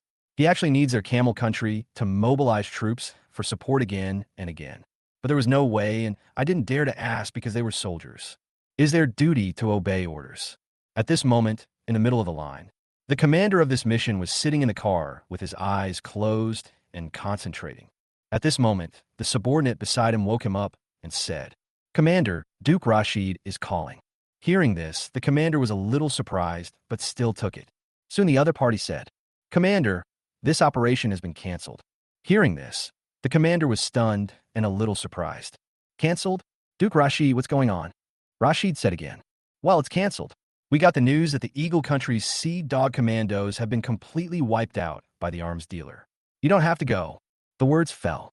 Rashid didn't say anything else, just said he had something urgent to do and hung up the phone. At this time, the commander felt his brain buzzing and his face was full of disbelief. The Eagle Country's troops were completely wiped out. So quickly. How was this possible? He knew very well that it was dark now, and even for his special forces, it would be extremely difficult to fight in such an environment. And that group of untrained arms dealers. In such an environment, they completely wiped out the troops of the United States. And they are the ace special forces of the United States, the Sea Dog Commandos. Chapter 53. A conspiracy that makes the whole world afraid to move. The other side, military-industrial island. William and his younger brothers dealt with the Sea Dog Commandos at the border of Camel Country. After capturing a prisoner, he returned here. The reason why I rushed back so anxiously, the main reason is that there are still some things that need to be prepared before we can trade with the Camel Kingdom. Now, inside the villa, William sat with his chin in his hand, deep in thought. Next to him were Blackadoo and EVA. EVA didn't dare to look at the young man in front of her. I don't know why. Maybe it's because of what the other person has done recently. It really made her feel that her identity was completely different from that of others. William killing people with a gun in the surveillance video, she didn't even blink. Thinking of what he had done to William before, he was frightened and broke out in a cold sweat. He wouldn't want to do anything to me. I know too much, and he wants to kill me to silence me. EVA's heart skipped a beat, and her face turned pale. After a moment, William turned his gaze to EVA and finally spoke. "EVA, didn't you want to expose my news before?" Hearing this, EVA's hair stood on end. She immediately sat up straight and waved her hands quickly. No, I don't want to do that now." But William smiled and said, "It's okay, I allow it. You can report all the news here, including the fact that the Eagle Sauce Army was completely wiped out by me. You can report it." After hearing this, EVA was stunned. William, with a puzzled look, and finally said anxiously, Are you crazy? If this matter is reported, do you know what the consequences will be?" She couldn't understand why William had refused to let her know these secrets. But now it's the opposite. And in EVA's opinion, Reporting this news would not do him any good. It will only bring endless trouble. The first and biggest trouble will definitely be the revenge of the United States. This is also something that I was troubled and entangled with before. She was afraid that if the news were reported, it would have incalculable consequences for William. She stared at the young man in front of her and was about to say something, but the other party spoke first. "Don't worry, the Eagle Country won't dare to touch us." William smiled calmly and continued. "I've already thought about it. What's happening here will be discovered sooner or later. I might as well take the initiative to report it myself. Besides, why did we eliminate the Eagle Sauce Country's troops? Isn't it just to establish our authority? This power cannot be shown only to the Eagle Country." At this point, William showed a sly smile, and no one knew what he was thinking about at the moment. He then said to the black brother, Edu, standing beside him, "Edu, get ready immediately and spread the news that we have completely wiped out the Eagle Sauce Country's troops." Edu did not hesitate and did not ask anything. He just said okay and walked out of the room. The next day, overseas online, suddenly a hot search topped the list. The title displayed above is, "Outside the border of Camel Country, the elite troops of Eagle Sauce Country were wiped out by an unknown arms dealer." The emergence of this hot search immediately aroused the curiosity of the majority of netizens, and they began to discuss it. What is this? Who is spreading rumors? The Eagle Country's troops were completely wiped out. Haha, I wouldn't even bother to make up a rumor. Not to mention how powerful the Eagle Country's troops are. I just want to ask, who dares to attack the Eagle Country's troops? What the above person said is right. No superpower in the world dares to attack the troops of the United States at will. How could there be such a hot search? Does it cost nothing to spread rumors? After a while of discussion, someone finally clicked on this trending search. But when they clicked in and saw the content, they were stunned, and then their faces were filled with horror and disbelief. The content is a video. In the picture, a bomber was circling in the sky, and a young man on the ground was aiming with a sniper rifle. The target was exactly this bomber. After a while, a shocking gunshot rang out. The bomber in the sky exploded without any warning. Then the scene changed, and another plane flew in the sky. It can be seen in the video that this plane was obviously not a bomber. It's a fighter plane, but the young man on the ground still had the same posture, loading the gun, aiming, and firing. After a loud gunshot, the fighter planes in the sky suddenly exploded. Then the scene in the video changed again. This time it was on a hillside, and there were corpses everywhere. Some netizens quickly recognized the uniforms they were wearing, and one commented, This is the Eagle Country's Sea Dog Commando. How were they all dealt with?" At this moment, in the picture, a team member who looked like a captain was squatting on the ground with a gun in both hands. His eyes were full of anger and unwillingness. And in front of him was the young man who shot down the plane. The video ends here. Now, after watching this video, everyone on the internet was horrified. The content of this video really subverted their cognition. A frenzy of discussion ensued. Is the content of this video true? That young man actually shot down fighter jets and bombers with a sniper rifle. What a magical operation. And in this video, judging from the uniforms on the bodies, they seem to be the Eagle Country's Sea Dog Commandos. It was him. He led the team to wipe out all the Sea Dog Commandos. The invincible Sea Dog Commandos actually lost. Who on earth is this young man? He doesn't look very old, but he actually dared to engage in a firefight with the Eagle Country's Sea Dog Commandos. If this video is true, the Eagle Country suffered a huge loss this time. Not only did they lose a fighter and a bomber, they also lost a Sea Dog Commando. And from what I saw in the video, one of the team members was even captured alive. This is a shame for the Eagle Country. Who released this video? This is a provocation. He is openly provoking the United States. At this time, the other side, inside the Camel Kingdom conference room. At this time, all the dukes and kings gathered together in the conference room again. Soon King Ibn spoke first. "Everyone, what do you think about this video on the internet and the arms dealer's blatantly provocative behavior?" Everyone was silent. "Since you guys won't say anything, I'll tell you what I think." King Ibn spoke next, his expression serious and his tone solemn.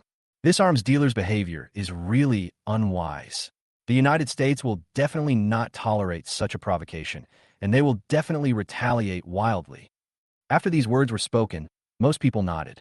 Then King Ibn said again, "After all, this arms dealer is just a young man.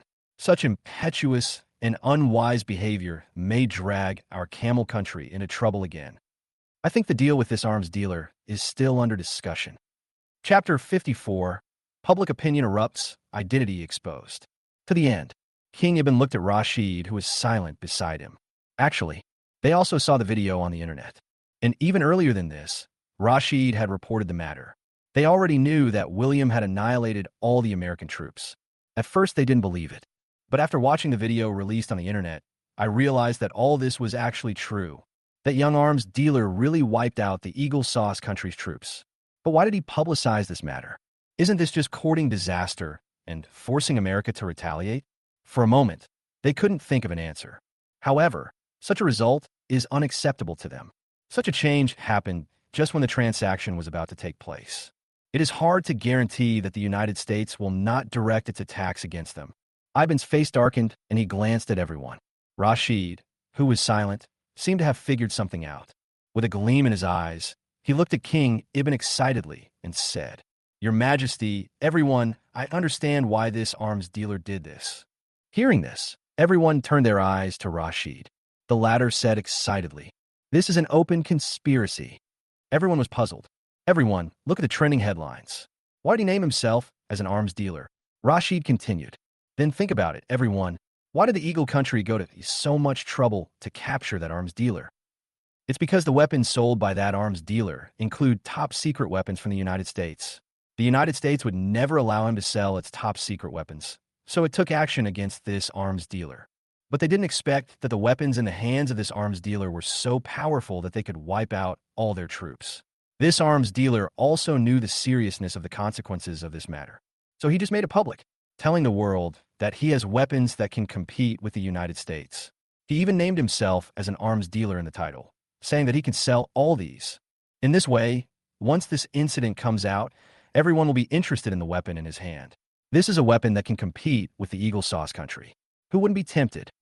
Having said this, everyone, no matter how stupid they were, understood. This is indeed an open conspiracy. He told the world that he had the weapons in his hands to fight against the United States. No one would not be tempted by this. But these people did not dare to forcibly seize the weapons from the arms dealer, because even the United States suffered a great loss. But they will not allow the United States to take action against this arms dealer. The reason is that they don't want to let this arms dealer have such powerful weapons. All fell into the hands of the already powerful United States. And this is the arms dealer's conspiracy. If anything happens to this arms dealer, everyone will point the finger at America. At the same time, in a meeting room at the Longwa military factory, everyone sat in their seats, looking at the trending search on the screen. Everyone was thoughtful. After a moment, the man sitting in the main seat finally spoke. "Commander Chun, what do you think?" Chun-Yi looked solemn, but soon a smile appeared on his lips. This young arms dealer is really good at scheming. The person sitting in the main seat also smiled faintly. Yes, the young are formidable. This conspiracy has made the whole world afraid to act rashly. At the same time, the other side, Dragon Country Forum, the trending search that shocked the world. It also appeared in the Longwa Forum. Soon this hot search topped the forum list. After everyone saw the content of this hotly searched video, they couldn't help but be shocked and started discussing it. Oh my God, when did something like this happen in the world? Someone actually fought with the Eagle Sauce country's troops. This is outrageous. Looking at the content of this video, it seems that it is the Eagle Country's Sea Dog Commando. They are the Eagle Country's ace special forces. How could they all be wiped out? Who on earth is the young man in this video? He actually dared to engage in a firefight with the special forces of the United States. And from the looks of it, the other side seems to have no power to fight back. Is this really the Eagle Country's Sea Dog Commando? How can they be so vulnerable? No. What kind of incredible weapon is that sniper rifle in this young man's hand? How can he shoot down fighter jets and bombers? This is too exaggerated. This video can't be fake. I've never seen anything like this before, shooting down bombers and fighter planes with a sniper rifle. This is really weird. The content of this video is too unbelievable. It concerns a superpower like the United States, and it has caused it to suffer a great loss. Everyone is paying attention. For a while, this video was forwarded to various website forums. As the video content spread, people soon recognized the young man in the video. Isn't this the young man who was arrested at Magic City High School before? What's going on? Did I make a mistake? Or am I dazzled? How'd he go abroad? And he fought with the Eagle Sauce Country. He even shot down 2 of their planes. Now that you mention it, I have an impression of him. It seems that he is really the young man who was on the hot search a while ago. Isn't he a student? Can someone tell me what's going on? My brain is so confused. A high school student went to war with the Eagle Sauce Country, and he beat them back step by step. Can anyone explain it to me? At the same time, inside Moto High School, the students also noticed this trending search titled, "Outside the border of Camel Country, the elite troops of Eagle Sauce Country were wiped out by an unknown arms dealer." Soon they clicked on the video. As the video plays, they recognized at a glance the young man with a stern expression and a sniper rifle in the video. I couldn't stop exclaiming, "Why does the guy in this video look like William? I must be seeing things. How can they look so similar?" Hear the sound. Some students enlarged the screen and watched it frame by frame. After a moment, they were stunned. Some people even jumped up from their seats and exclaimed, "This is really William. I won't make a mistake. I would recognize him even if he turned into ashes." Oh my God, what is going on? Can anyone explain why William fought with the Eagle Sauce troops in Camel Country? Could it be that the reason why the X-Men came to arrest him before was because of this? Is he really an arms dealer? Murder. William killed someone. So many bodies. When these words were spoken, all the students were horrified. They are all still students, and William has already dared to go to the battlefield. 1 shot and 1 plane, and the opponent is the troops from the United States. How could they not be terrified by this man, especially in video content? William looked at the corpses on the ground without even blinking, as if he was used to it. Their hair stood on end in horror. I even subconsciously let the phone in my hand slip to the ground. There is such a genius hiding beside me. Fear. Too scary. At the same time, in the principal's office, Johnson and Zhang Zonwang both looked grave. They naturally knew that this trending video had spread too widely and had international implications. Watching the video, especially seeing William shoot down a plane one by one, both of their hearts trembled. They couldn't help but look at each other. After the video ended, the two looked at each other in silence, with complicated feelings. After a long while, Zhang Zonwang finally spoke. No wonder the major and the commander came to see him before. It turns out William is such a person. Perhaps what he said before about selling arms overseas is true. Then perhaps everything that has happened recently makes sense. Hearing this, Johnson didn't say anything, but just nodded with a complicated expression. Chapter 55. Overt Conspiracy? Then we will use conspiracy. Please vote. At the same time, in Dongyang community, Lin Shulan naturally also noticed this hot search that shocked the world. This trending search is so popular that there are very few people who don't know about it now. Especially the title of this hot search is very eye-catching. Outside the border of Camel Country, the elite troops of Eagle Sauce Country were completely wiped out by an unknown arms dealer. She watched the young man in the video charging in a battle with an expressionless face.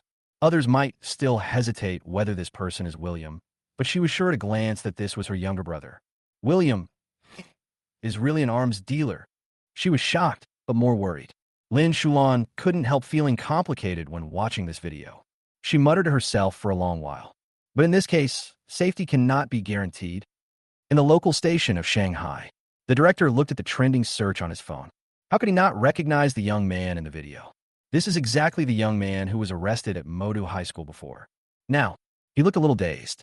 Subconsciously, I thought of EVA. Previously, EVA had insisted that this young man must have some secret. Even despite his opposition, he was determined to follow William out of the country. Looking at the hot searches now, the director can't help but sigh. That little girl from EVA was right. This young man actually has such a big secret, but soon the director began to feel anxious. In the video, the young man fired the gun decisively. Faced with the corpses lying on the ground, his expression did not change at all. But that would have been fine, but he thought that the corpses on the ground were from the special forces of the Eagle Sauce Country. You know, this is a fight with the United States on the battlefield. That could really kill people. Thinking of this, he felt a chill in his heart. This made him worry about EVA. It won't be dangerous for EVA to be with him. At this time, Eagle Sauce Country, General Headquarters, in a large conference room. The district commanders gathered here. Everyone's face looked unhappy. This incident is simply a disgrace to them. Especially this shame Now the whole world is almost going to know about it. How could they not be anxious?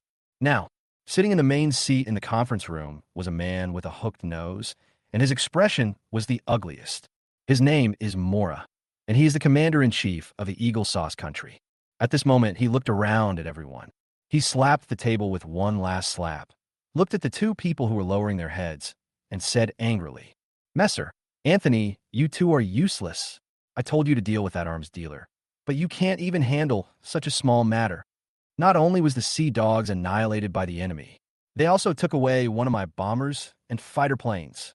Even the leader of the Sea Dogs was captured alive. How did you command? Why didn't you two die at the border of Camel Country? Why did you come back here to embarrass yourself?" Anthony and Messer were both pale and lowered their heads, not daring to speak. Not only that, no one dared to speak. This matter is really embarrassing. The whole world knows about the huge loss suffered by the United States, and this has brought shame to the whole world. How could this not make the commander-in-chief angry? After a moment, Commander Mora let out a long breath. He said with a gloomy face and a cold tone, "Listen to my orders. Gather the troops. Hunt down this arms dealer with all your strength, at any cost." As soon as these words came out, the district commanders' faces changed drastically as they realized this.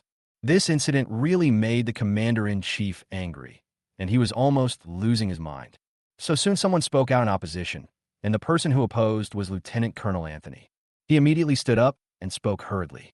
"Commander Mora, I'm afraid this is inappropriate." Hearing this, Mora looked at him with a gloomy face. But Anthony still said it with gritted teeth. "Commander-in-chief, now is not the time for revenge. This is a scheme by the arms dealer.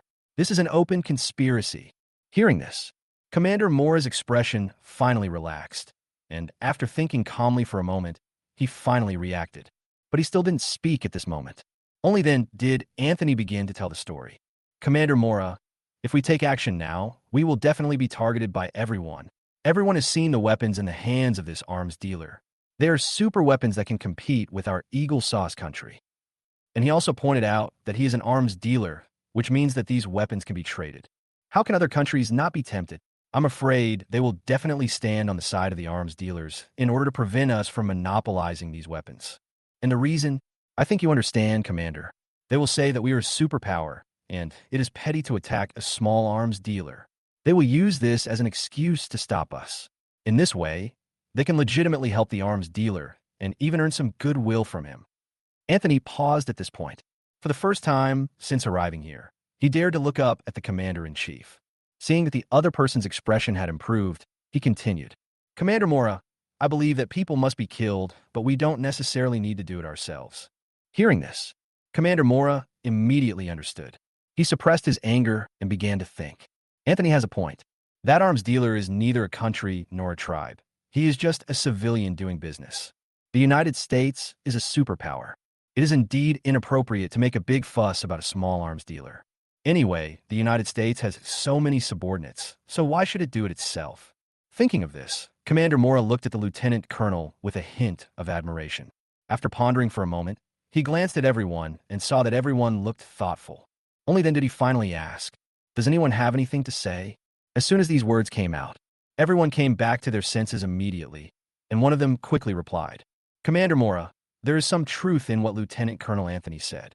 It's really embarrassing for a big country like ours to take action against a small arms dealer.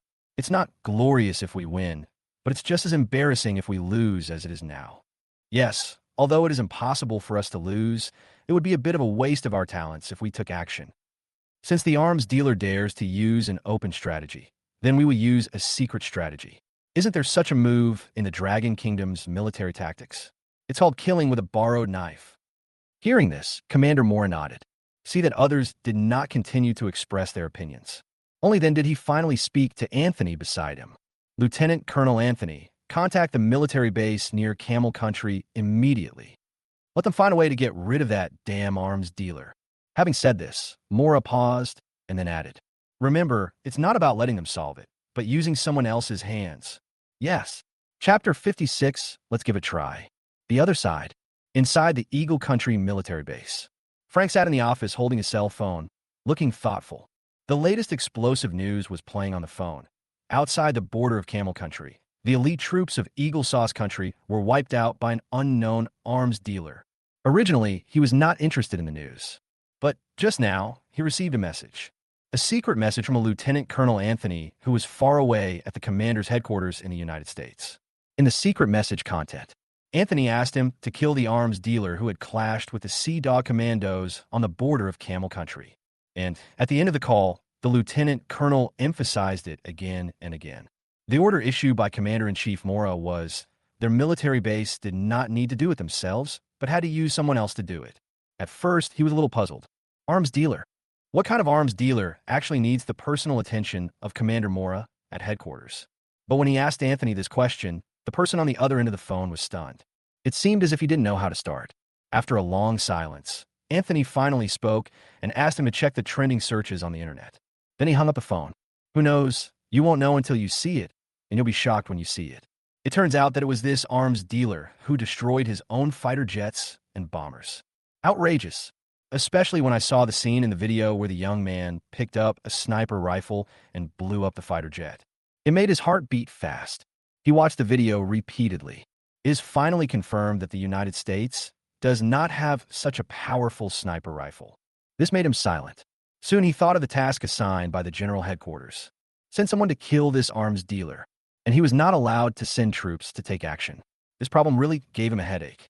The opponent's weapons are powerful. How to get rid of this arms dealer? If we really need to borrow someone else's help, who should we ask? For a moment, Frank didn't know what to do.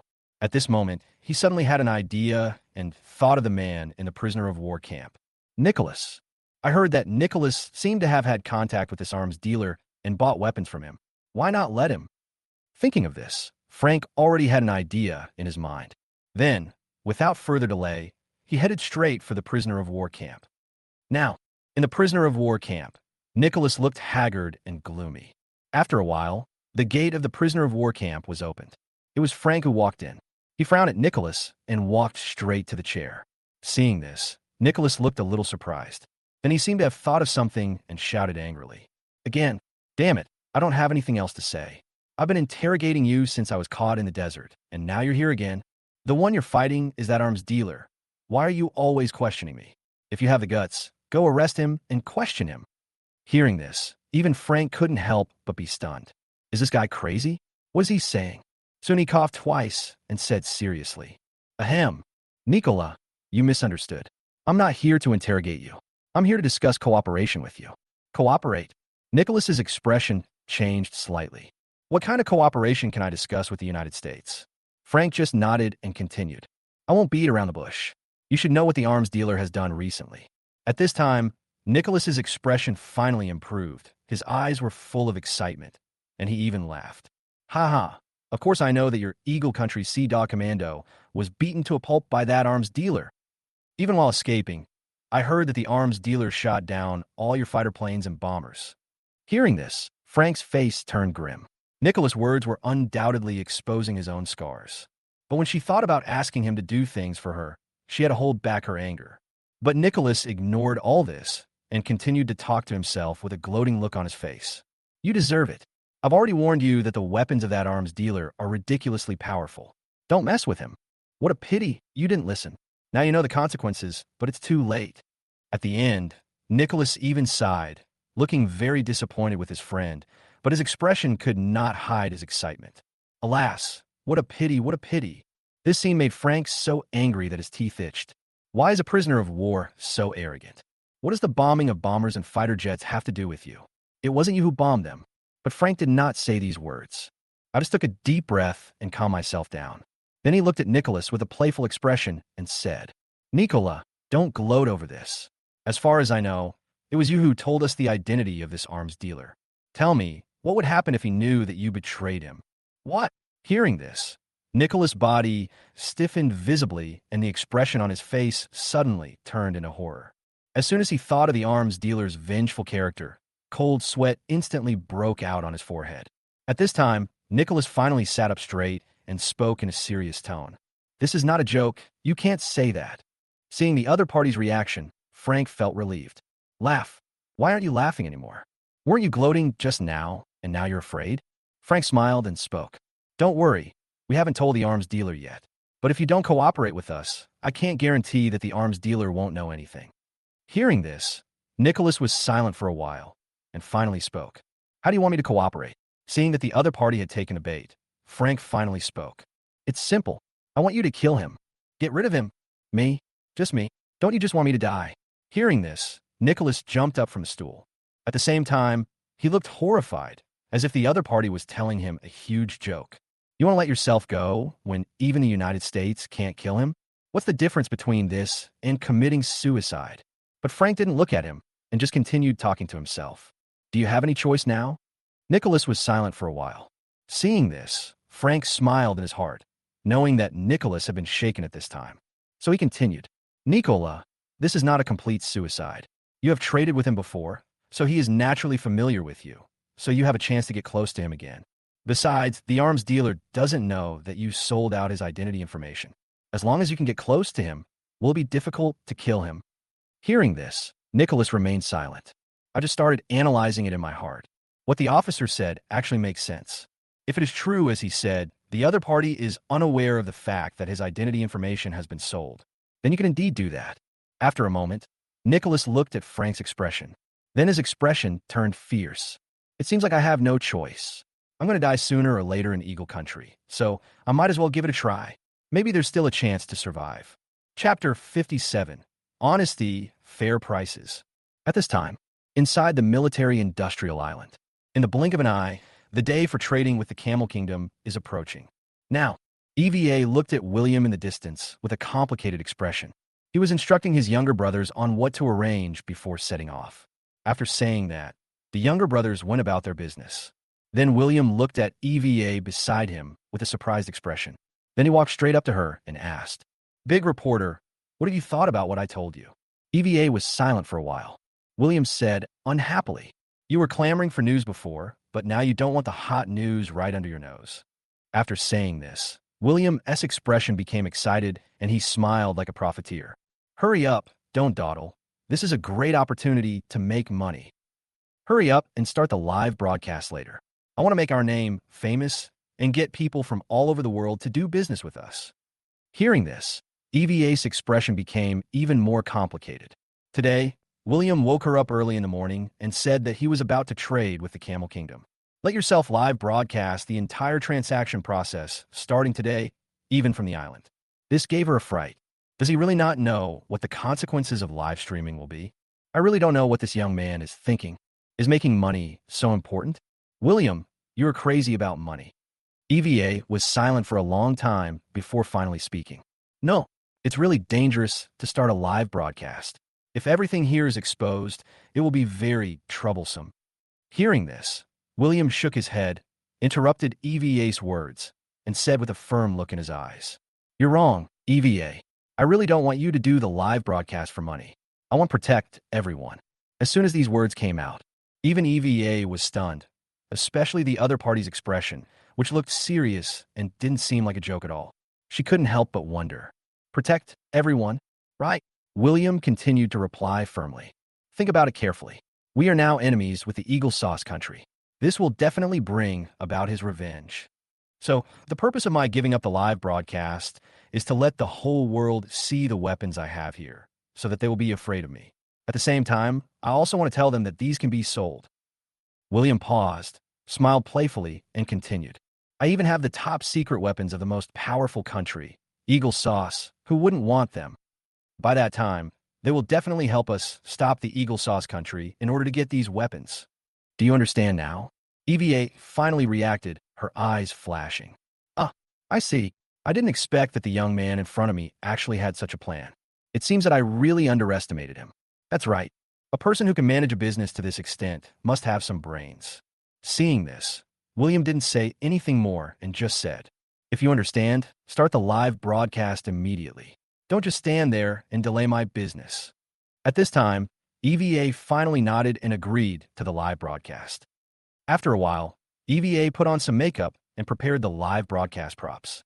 Then, at the entrance of the island, turn on your phone and officially start the live broadcast. EVA is indeed the most popular reporter of Shanghai TV. A lot of viewers came in within a few minutes of the live broadcast starting. All of a sudden, barrage of comments came pouring in. Sister EVA has finally started live streaming. I'm really not used to not seeing Sister EVA for a long time. Huh? Where's this? Is this on the island? Is the reporter broadcasting live abroad? It seems that this live broadcast should be very interesting. People kept pouring into the live broadcast room. Then did EVA begin to introduce herself. Hello, everyone. I'm a reporter from the Magic City local station. My name is EVA. Yes, you are right. I am indeed on a private island abroad. As it spoke, EVA turned the camera that was originally facing the entrance of the island and aimed it at the rows of fighter jets and tuckers on the side.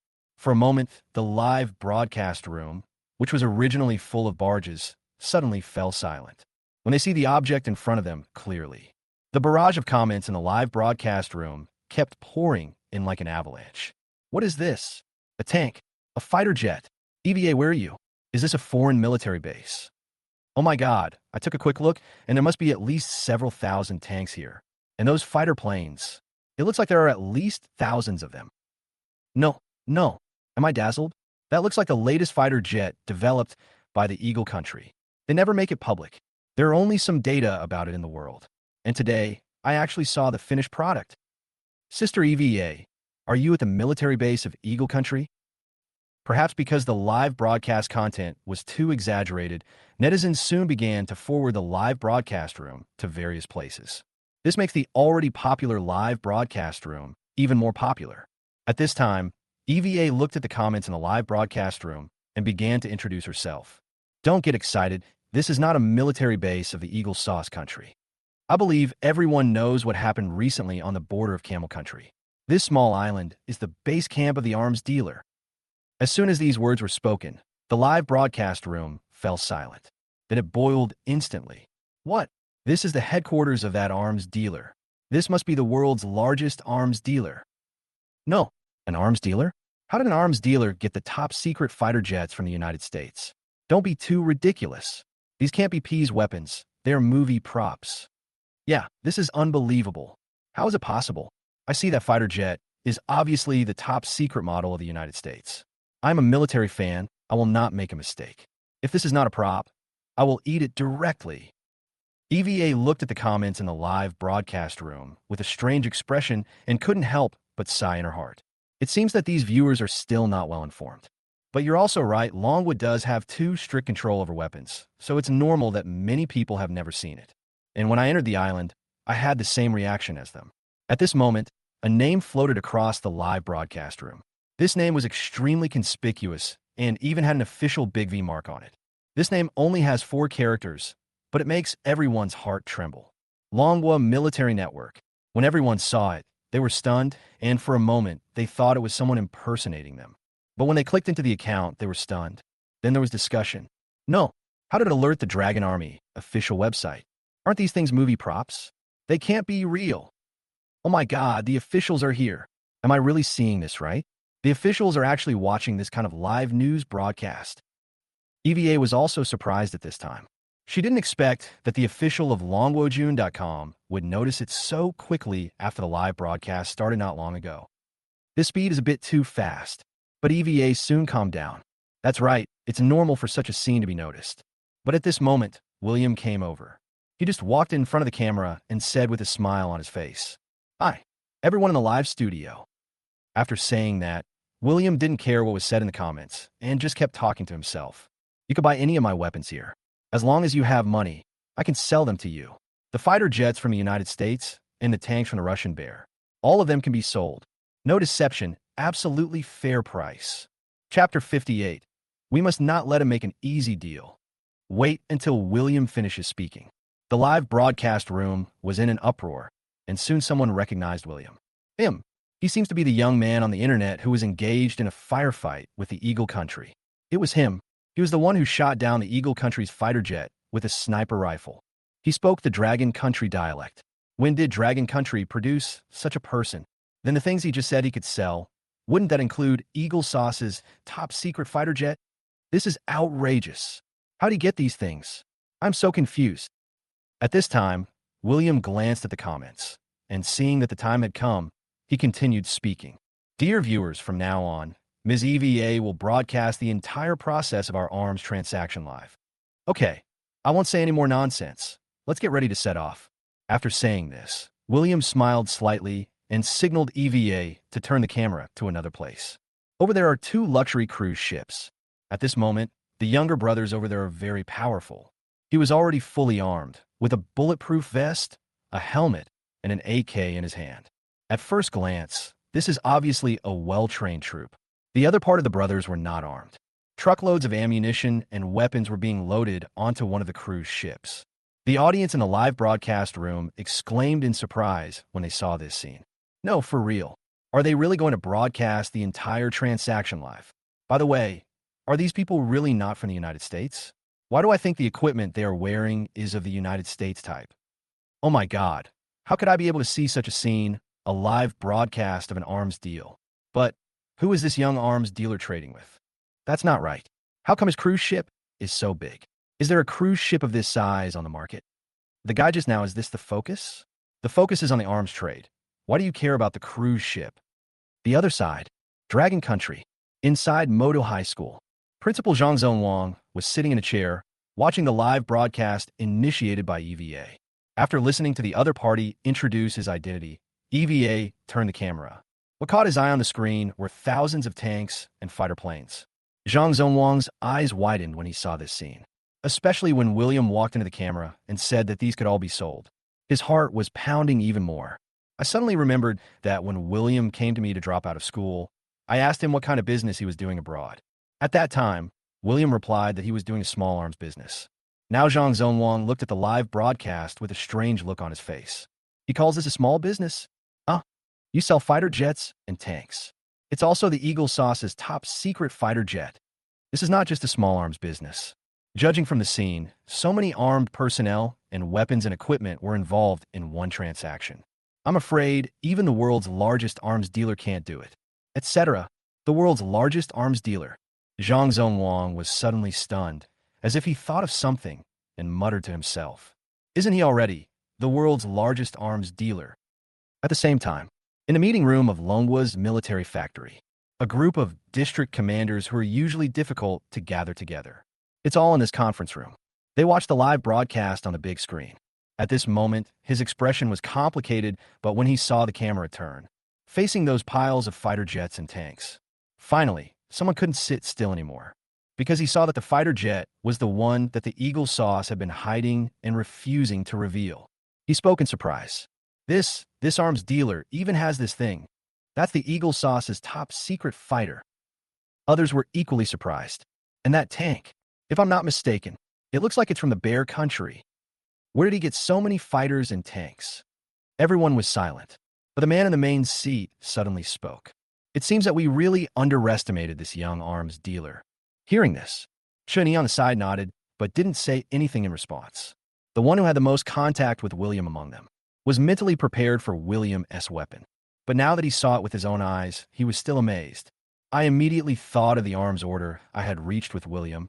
I should have been bolder when discussing the arms order. Who knew he had so many good things? Chun-Yi sighed in his heart. He was the commander of the military factory. How could I not recognize the weapons in the live broadcast? The more I looked at him, the more frightened I became. This kid really has it. William before was still too conservative and too small in scope. From a live broadcast, it seems that this kid has all kinds of weapons.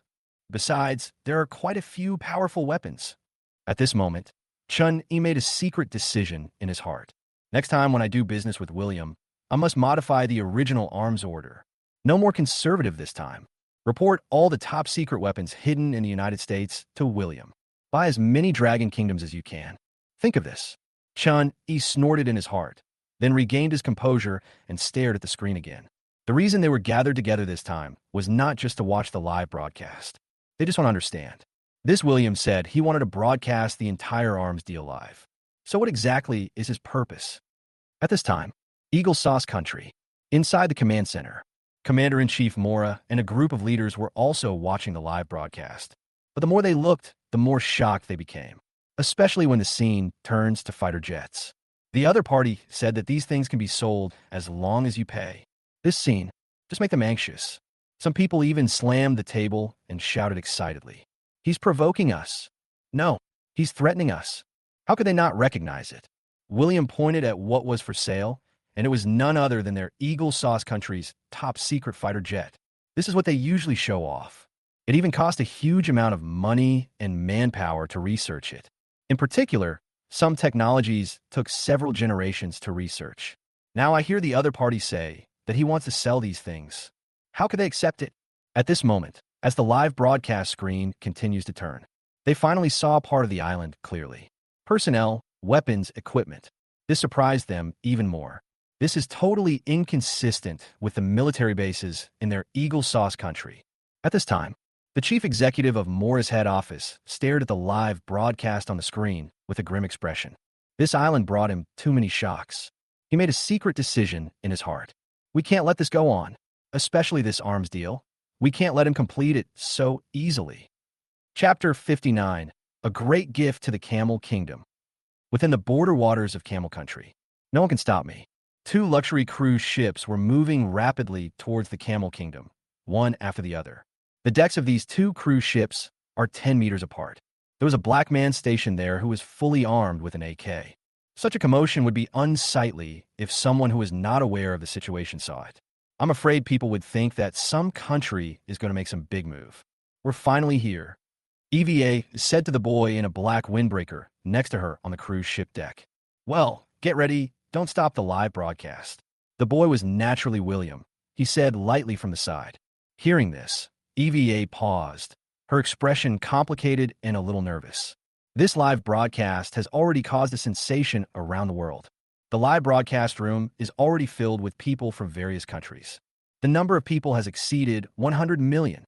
The comments above are so dense that the live broadcast screen is blocked and cannot be seen clearly. EVA had never seen such a scene before. Even though she was a reporter, she felt a little nervous at the moment, especially when she saw the comments in different languages in the live broadcast room. I became even more worried. William, is it really okay to broadcast the entire arms deal live? Nothing will go wrong, right? EVA looked at William with worry in her voice. Don't worry, nothing will happen, William said lightly. Not long. While the two were talking, the cruise ship was approaching the Camel Kingdom's pier. This place has long been heavily guarded and isolated from all civilians. William took a quick look and whispered something to the black man beside him. Then he strode off the cruise ship. You are here, my friend.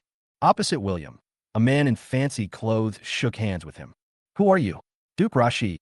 William paused at first, then immediately determined who it was from his voice.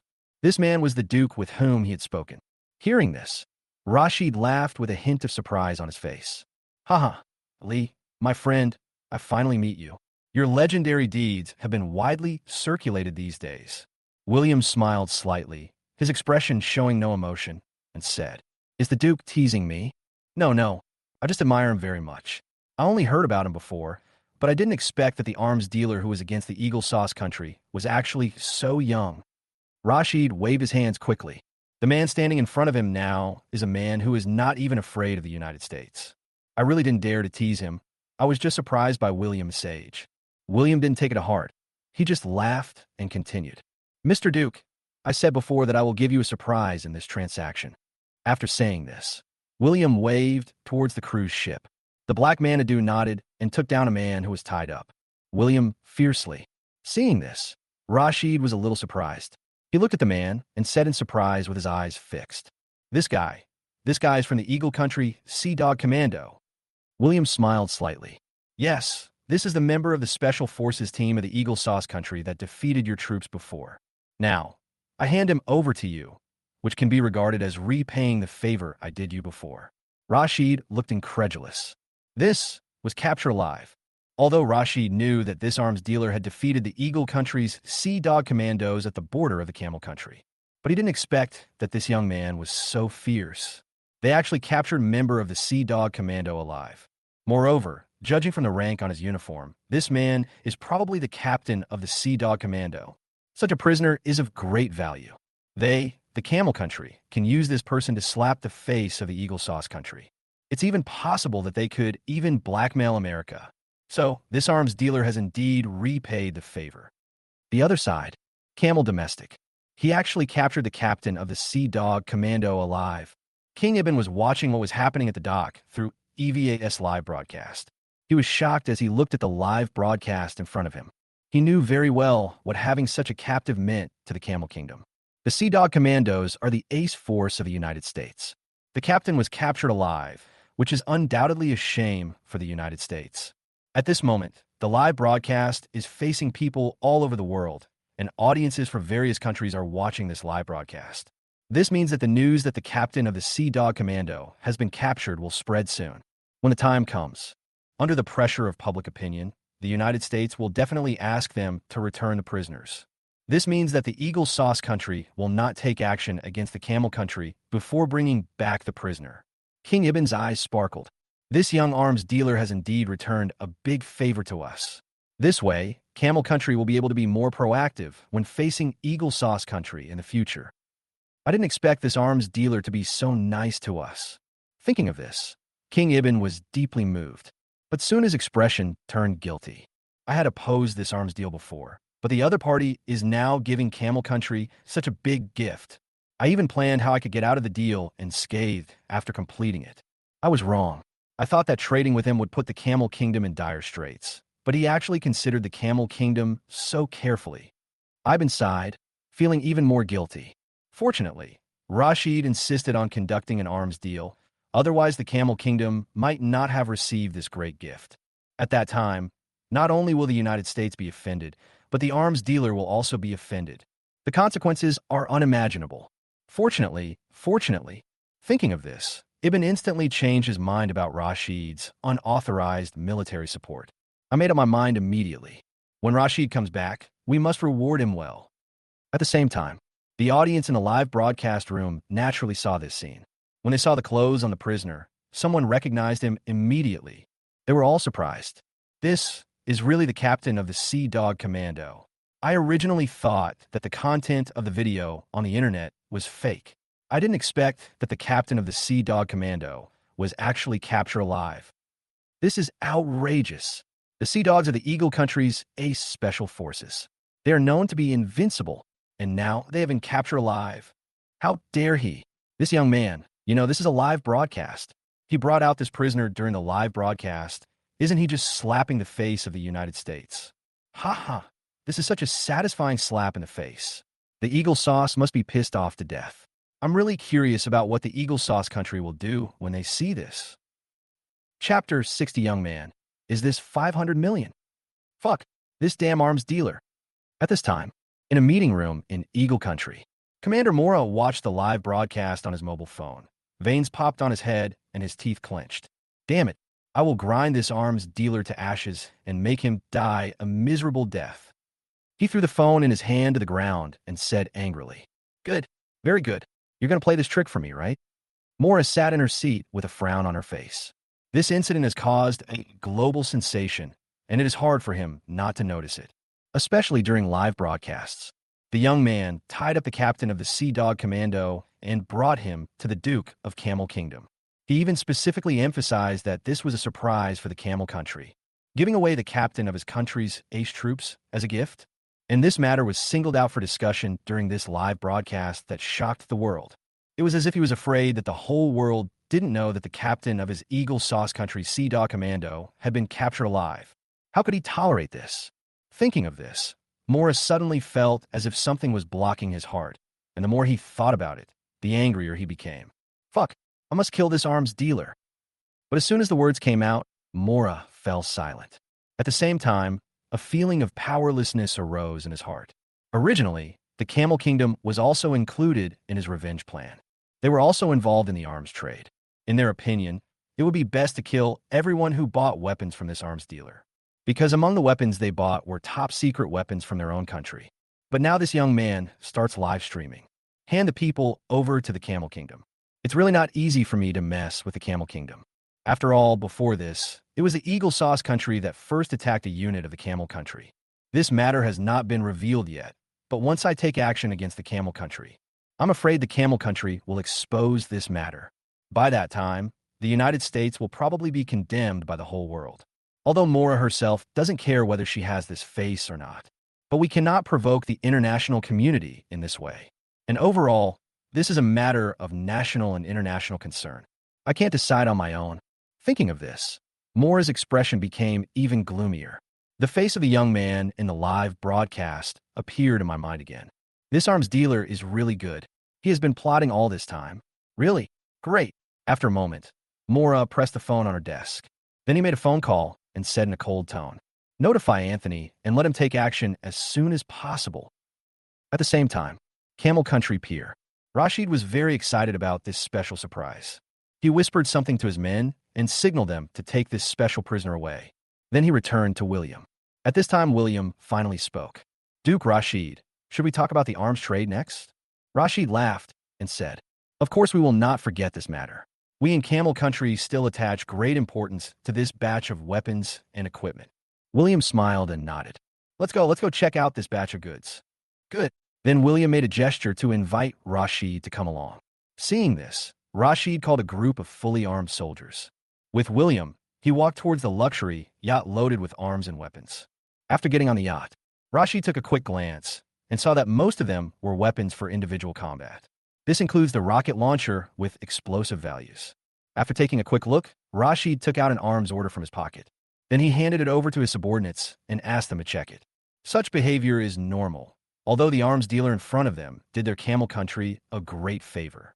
But overall, this is still a deal, and he has to consider the Camel Kingdom more. William saw all this, but didn't say much. Rashid on the side seemed to have thought of something and glanced at William out of the corner of his eye, only to see that he had no expression on his face. He smiled and spoke to William again. "Lee, I know you're an honest businessman, but we still have to go through the proper procedures." "Yeah, I know." Hearing this, William just nodded and replied calmly. In his opinion, there was nothing wrong with all this. When doing business, one should talk openly. After that, William lit a cigarette and started talking to Rashid. The topic, naturally, is the United States. There is still a lot of room for discussion between the two on this topic. Rashid, in particular, looked very angry when he talked about the annihilation of his team. After a while, the soldiers from Camel Country had completed the inspection. One of them walked straight up to Rashid and began to report. "Mr. Duke, we have checked it, and it matches everything. There is no problem." At this time, Rashid nodded with a satisfied look, then turned to William and asked, "Lee, since there's no problem, let's talk about the price directly. I wonder how many billions you plan to get for this batch of goods." As soon as the words came out of his mouth, Rashid was stunned, because after he turned his head, William was wearing a pair of gold-rimmed glasses without him noticing. The whole person's aura was like a completely different person. At this moment, Rashid's heart skipped a beat, because William now looked like a profiteer. You have to know that William had just given a big gift to the Camel Kingdom, and it was the Camel Kingdom that applied to purchase this batch of arms first. If the other party asked for a huge amount of money right now, I'm afraid it would be difficult for him to refuse. Rashid felt uneasy, even sweat broke out on his forehead, and he thought something was wrong. This arms dealer isn't trying to cheat me, is he? In front of Rashid, William looked serious, pushed his glasses, and then slowly stretched out 5 fingers. Seeing this, even Rashid was stunned for a moment. Then he swallowed and asked cautiously, "Young man, this is 500 million?" "Yes, 500 million. This batch of goods from me needs at least 5. William said with a serious expression, as if there was no room for negotiation. "Make a deal." But before William could finish speaking, Rashid excitedly shook William's hand and interrupted him. "So refreshing." William looked at the Duke in front of him with a puzzled look, but the other party immediately added, "I say deal. 500 million euros. 500 million? Eur?" Upon hearing this, William's brain buzzed, and he even wondered if he had heard it wrongly. But he looked at Rashid and smiled excitedly. It's as if he had gotten a huge bargain. Even he couldn't help but be stunned for a moment. He originally held up 5 fingers, just wanted to tell the other party that he wanted 500 million US dollars. But the 500 million mentioned by the other party turned out to be euros. He was still thinking about the gift of prisoners he had just given to the Camel Kingdom, and was preparing to double the reward to trick the Camel Kingdom. But now it seems this is not even doubling. This is simply super double. I know that the Camel Country is rich. But I didn't expect that I still underestimated the economic strength of the Camel Country. At this time, William came back to his senses, took a deep breath, and his eyes were full of fanaticism. As if fearing that the Duke in front of him would go back on his word, he immediately held his hand. At the same time, he shouted at the black man, Adu, standing beside him. "Deal! Quick! Bring me the contract. Chapter 61. The deal with the young man is really a good deal. On the yacht, William suddenly shook Duke Rashid's hand. The excitement in his eyes was undisguised. The attitude changed so quickly before and after. It made Rashid stunned for a moment. The look on his face when he looked at the other person just paused. I thought that the arms dealer was dissatisfied and wanted to raise the price even higher. But I didn't expect that the other party would agree directly. Although I don't know what happened. But he didn't think much about it and turned to look at the weapons on the yacht. I'm very satisfied. Although these weapons are not extremely powerful, but it is very important for the current situation of the Camel Country. After all, the war could break out at any time. No one would complain about having too many weapons. The main reason is that they never thought that the United States really wanted to take action against them, and also spread the word. No person or country is allowed to buy or sell weapons to their Camel Country. This series of operations caught them off guard. As a result, they were unable to buy weapons, even at high prices. Something that money can't buy? This is unthinkable for the Camel Country. Fortunately, this problem has finally been solved. At this moment, the stone in Rashid's heart finally fell to the ground. Rashid thought to himself, with this batch of arms and weapons, I feel more confident when facing the attacks from the Eagle Sauce Country and its minions. It's only 500 million, which is a drop in the bucket for Camel Country. This deal is really worth it. This is not an exaggeration. You should know that the Camel Country attaches great importance to this transaction. No one sells them weapons now, so they're willing to pay a high price to buy it. And the funds they prepared at the beginning for this transaction were 10 billion euros. Now that he can get it for 500 million, he is really satisfied. And William brought it to them. It's not just the arms that come as a timely help. There is also a captain of the Sea Dog Commando from the United States. This is of great value. The weapons and the captured captain cost only 500 million. For Camel Country, this is already a great value for money. Thinking of this, Rashid's heart suddenly skipped a beat. He looked at the smiling young man in front of him. He won't regret it later, will he? Ahem. Soon Rashid coughed twice and spoke hurriedly to his subordinates beside him. Quick, transfer the money to young Masterly now. 500 millions euros, not a cent less. After saying, a subordinate nearby answered yes and immediately got off the yacht to get the money. William, who saw this scene, raised his eyebrows and asked, Duke Rashid, why don't you wait for the contract to arrive and take a look at it? Rashid smiled and waved his hand quickly, saying, No, we believe in you, young man. William always felt something strange at this moment. Are the people in this Camel Country stupid and rich? This is too straightforward. I haven't even received my contract yet. Just ask someone to prepare to transfer the money. If everyone acted like the Camel Country, it would be much easier to sell arms. But he didn't think much about it. As long as he had money, it was enough. EVA, who was standing by, listened to their conversation and her eyes widened. There's a storm in my heart. She live broadcasted all the transaction processes. Suddenly, the audience in the live broadcast room was in chaos. The barrage of comments is flying all over the sky like snowflakes. 500 million, or euros. This is too outrageous. I didn't know selling arms was so profitable. And this transaction was done too quickly. It's only been about 10 minutes from the beginning to now, and a deal worth 500 million euros was done. I'm so confused. Is money not money anymore? 500 million. A 500 million deal was finalized in just a few minutes. The world of the rich is really unimaginable. I've heard that Camel Country is extremely wealthy. I didn't believe it before, but now I see it's really that wealthy.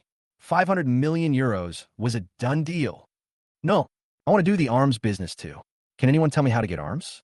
Then we can make Eli Fu bigger and stronger. The comments were full of garbage, but EVA on the side had no interest in watching.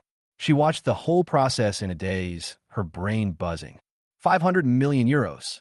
I can never make that much money in my lifetime, and they negotiated it while chatting and laughing. EVA still can't believe it. The scene before us is actually an arms deal. How can this be considered an arms business? Is that the deal? It's even easier than going to the market to buy vegetables. Even in the vegetable market, you have to bargain. This 500 million euro deal was finalized in just 10 minutes. After a moment, the black man, Adu, came trotting over with the contract in hand. The subordinate Rashid sent out to prepare the money also came back with a bank card.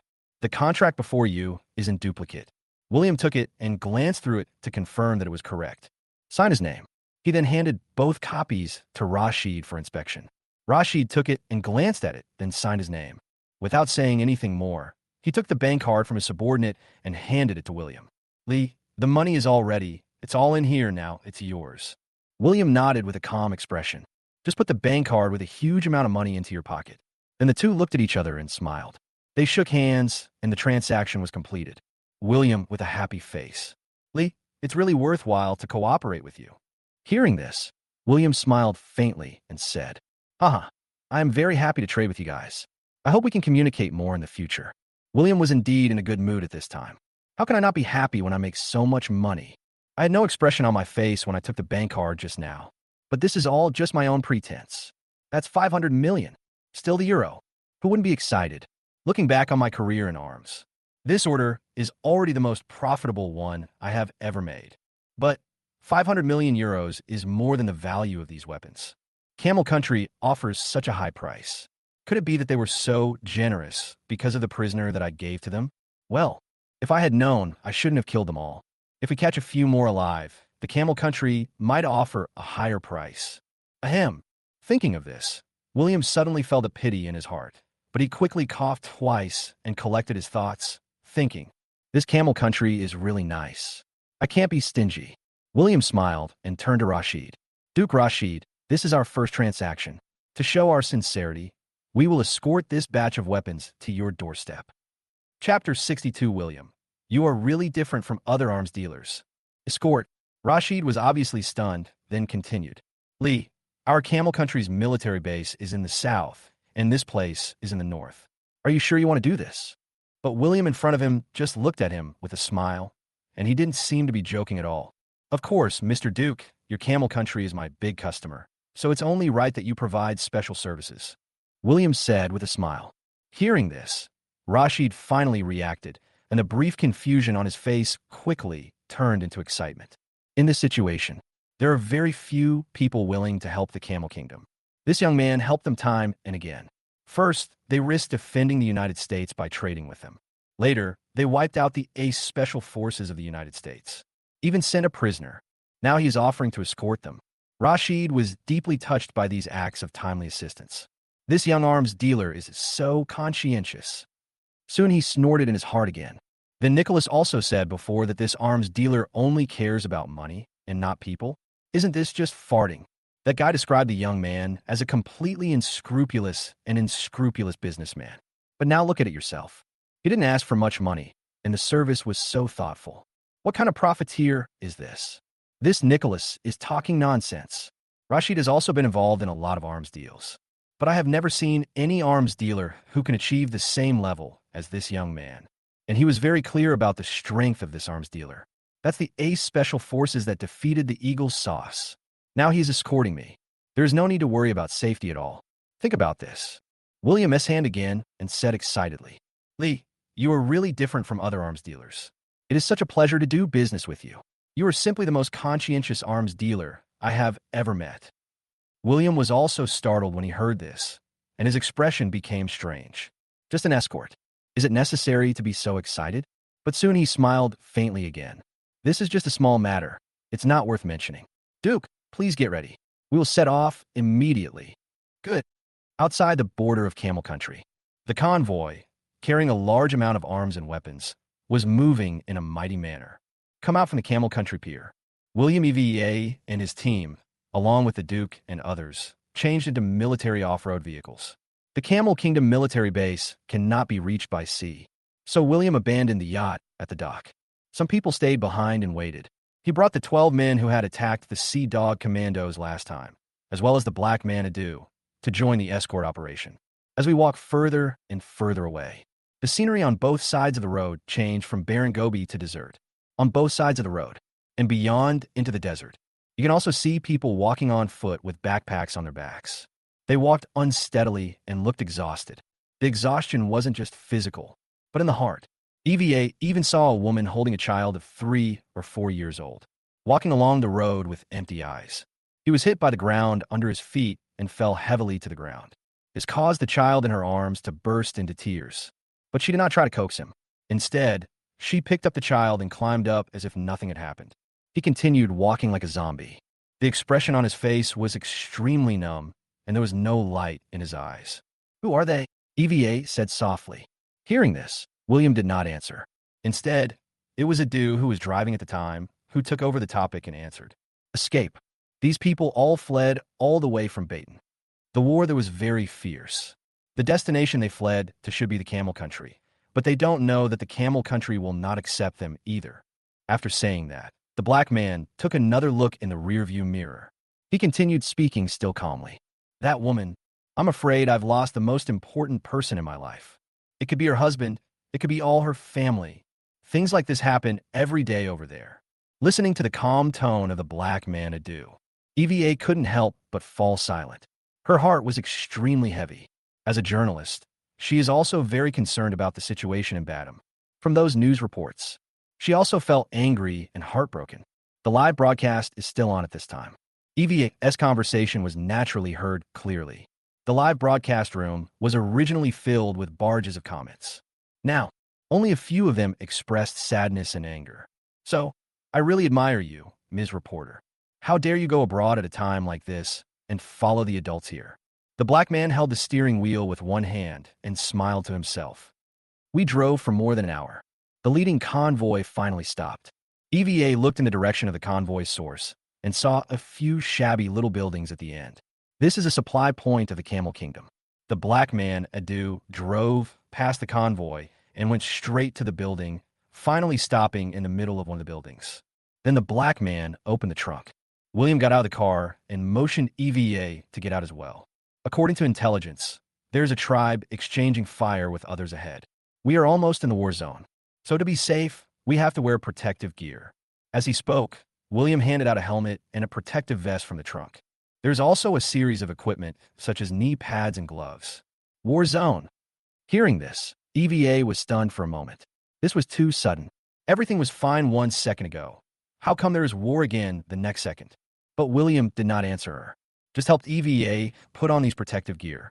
After finishing, EVA saw William take out a pistol from a backpack beside him. Then he stuffed it into the dazed EVA's hands. EVA blinked, her expression full of shock. "This," before she could ask, William explained. "Take it for self-defense."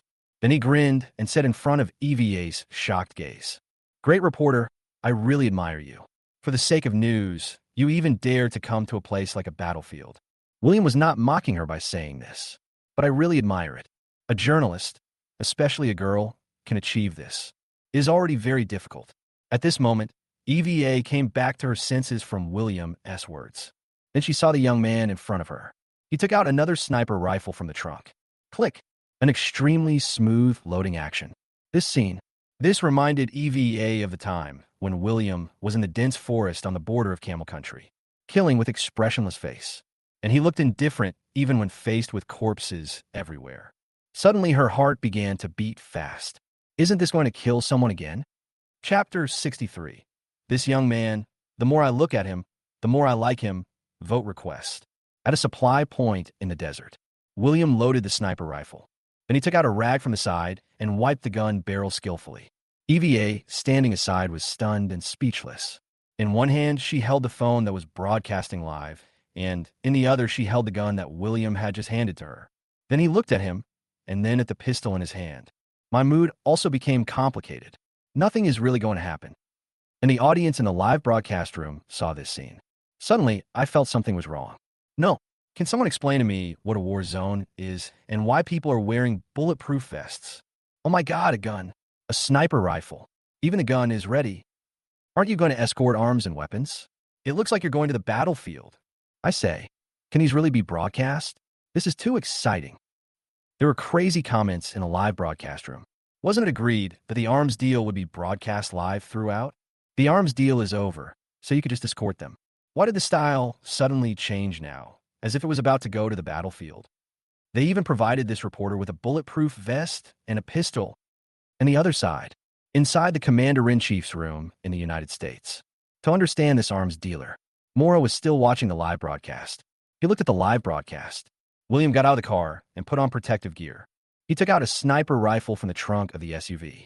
2 clicks as the gun was loaded. Mora was stunned when she saw this scene and muttered to herself, Why does this sniper rifle look a little familiar? Suddenly, he seemed to remember something. Then his eyes widened, and he suddenly jumped up from his seat. This sniper rifle. Mora picked up the phone and enlarged the picture. He stared at the sniper rifle in William's hand. Suddenly, he cried out in surprise. Isn't this sniper rifle the latest one developed by our Eagle Country? No way. How is this possible? We have only revealed a little data about this thing internationally and have never shown the finished product. Also, as I recall, this sniper rifle is only a semi-finished product. How did it end up in his hands? Mora stared at her phone, her breathing quickening. He was very sure that this sniper rifle belonged to their country, the United States. At that time, after the semi-finished product was developed, he also took a look at this powerful sniper rifle with great interest. He definitely had no mistake about this appearance.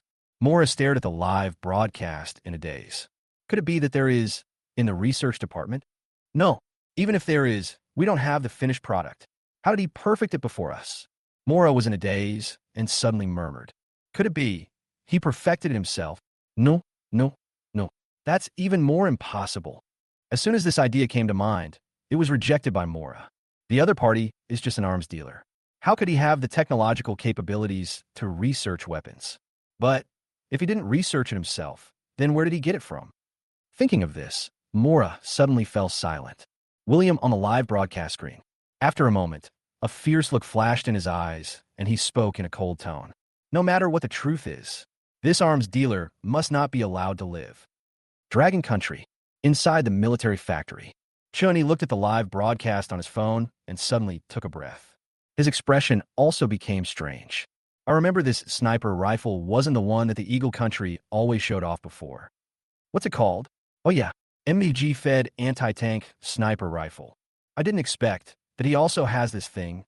If we had known he had so many good things, we should have asked him what weapons he had first, and then we would have placed an arms order. At this moment, Chun-Yi's face was full of regret. I'm still a little anxious. Why are you in such a hurry to place an order? I should have had a good talk with William. But soon Chun-Yi regained his composure. When William returns home, we must add this thing to the arms order and get it to Long Country together. Hey, Eagle Sauce, don't you like to pretend? Do you like to show off? Just wait. Long will buy your latest weapons soon. Thinking of this, a smile appeared on Chun-Yi's lips. His eyes were back on the live broadcast.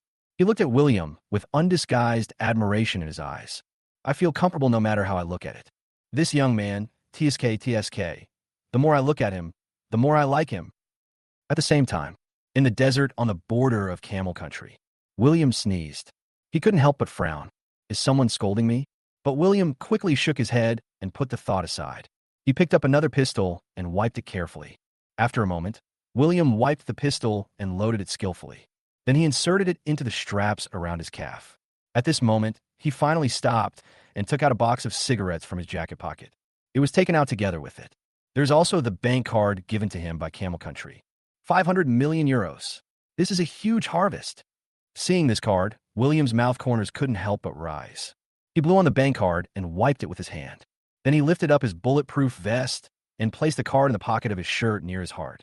In the end, he couldn't help but pat his pockets. Only then did he nodded contentedly. Then he lit the cigarette, took a deep puff, and exhaled with a happy expression. His eyes then turned to a road in the desert. That was the only way they had to take this time. William looked over there and suddenly frowned. There's a commanding height next to the road. There are a lot of green plants around, and there are also several boulders several meters high on the side. Such a location is definitely an ideal ambush site.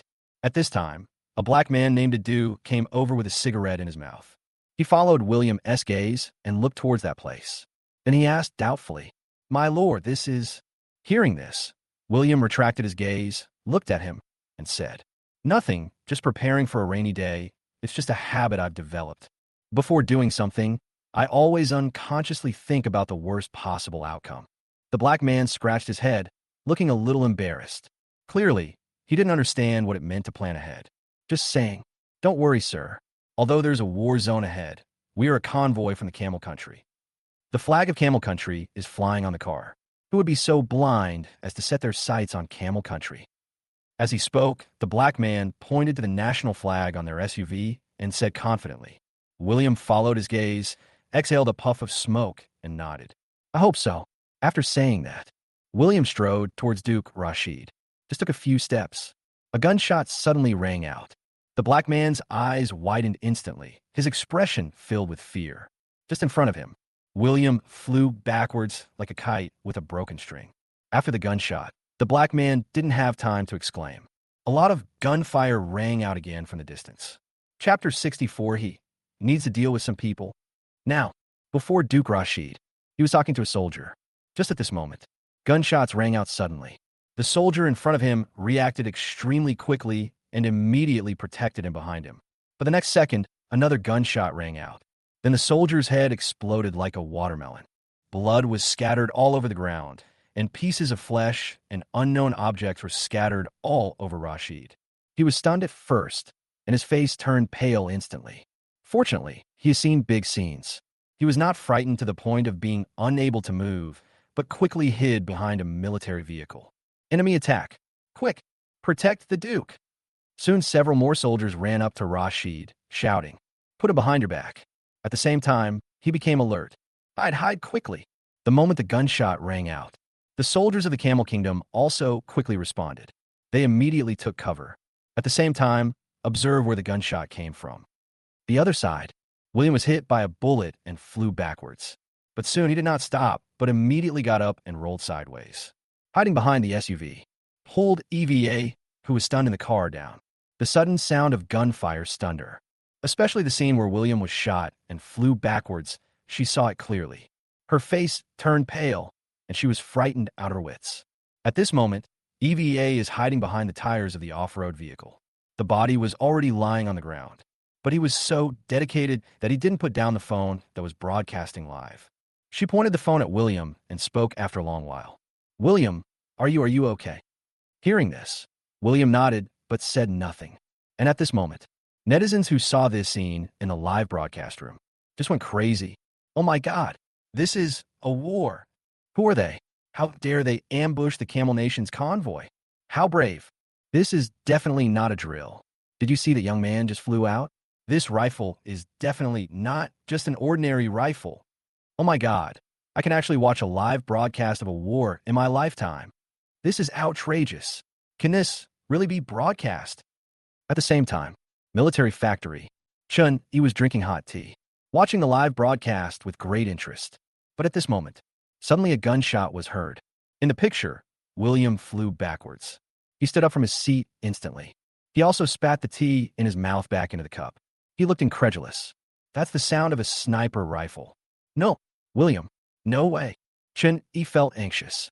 Now William's identity is no longer just a dragon citizen. He is Longwa's most important partner now. He has become an important person that cannot be lost.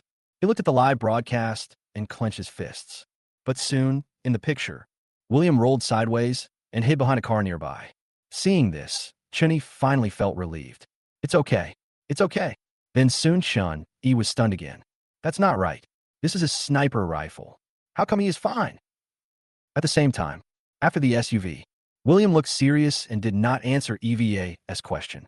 Instead, he pulled out the pistol that he had just put in from his calf, opened the safety expertly, a look of alert, carefully identify the direction of the gunshot.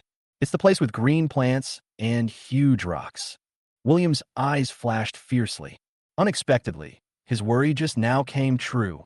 There was indeed an ambush there. At this time, the black eye also dodged over. William with horror on his face. My lord, are you okay?" William nodded and replied calmly. "I'm fine. It seems that the sniper's shooting skills were not very accurate. He missed my head. Fortunately, I'm wearing the latest bulletproof vest developed on our island this time. Otherwise, I'm afraid I'll die from this shot." As he spoke, William's expression turned cold. "Shoot him with the first shot. It is obvious that they are not coming for the Camel Country at all. But yourself. But who is it?" Gradually, while William was thinking, the gunshots in the distance strangely stopped slowly.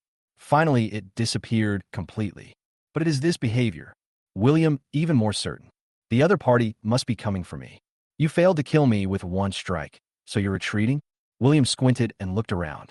His eyes unconsciously stared at the bodies on the ground. Someone is dead. Another person died. These are the people of Camel Country. Moreover, there seemed to be more corpses in the area closer to him than elsewhere. Anyone with a discerning eye can guess it at once. These people are coming for him. William couldn't help but fall silent. How will this end? He looked at the bullet hole on his chest and unconsciously touched it, thinking, this sniper rifle is quite powerful. They're not ordinary bandits or troublemakers. They should be trained troops. Could it be someone from Eagle Country again? But at this moment, William was suddenly stunned, and his hand stopped at his chest. The whole person froze in place. Then he seemed to have thought of something. He took off his bulletproof vest like crazy. This action made EVA and Blackadoo on the side stunned. The black man Adu couldn't help but wonder. Sir, what are you doing? But William said nothing. He just took out a handful of plastic fragments from the pocket near his chest. Bank card. Only then did the black man Adu react, and his eyes widened. He swallowed.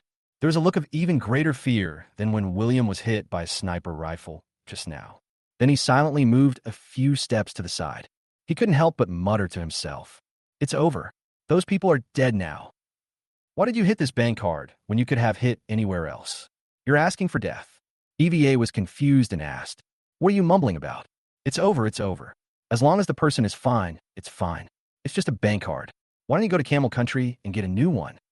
Hearing this, William, who was standing by, twitched involuntarily. It's easy to say. Just ask the Camel Country for it. I agreed to escort this batch of arms to the military base. But now, many people have died in the Camel Kingdom. If they knew that the people who attacked them were coming for them, how can this be resolved peacefully?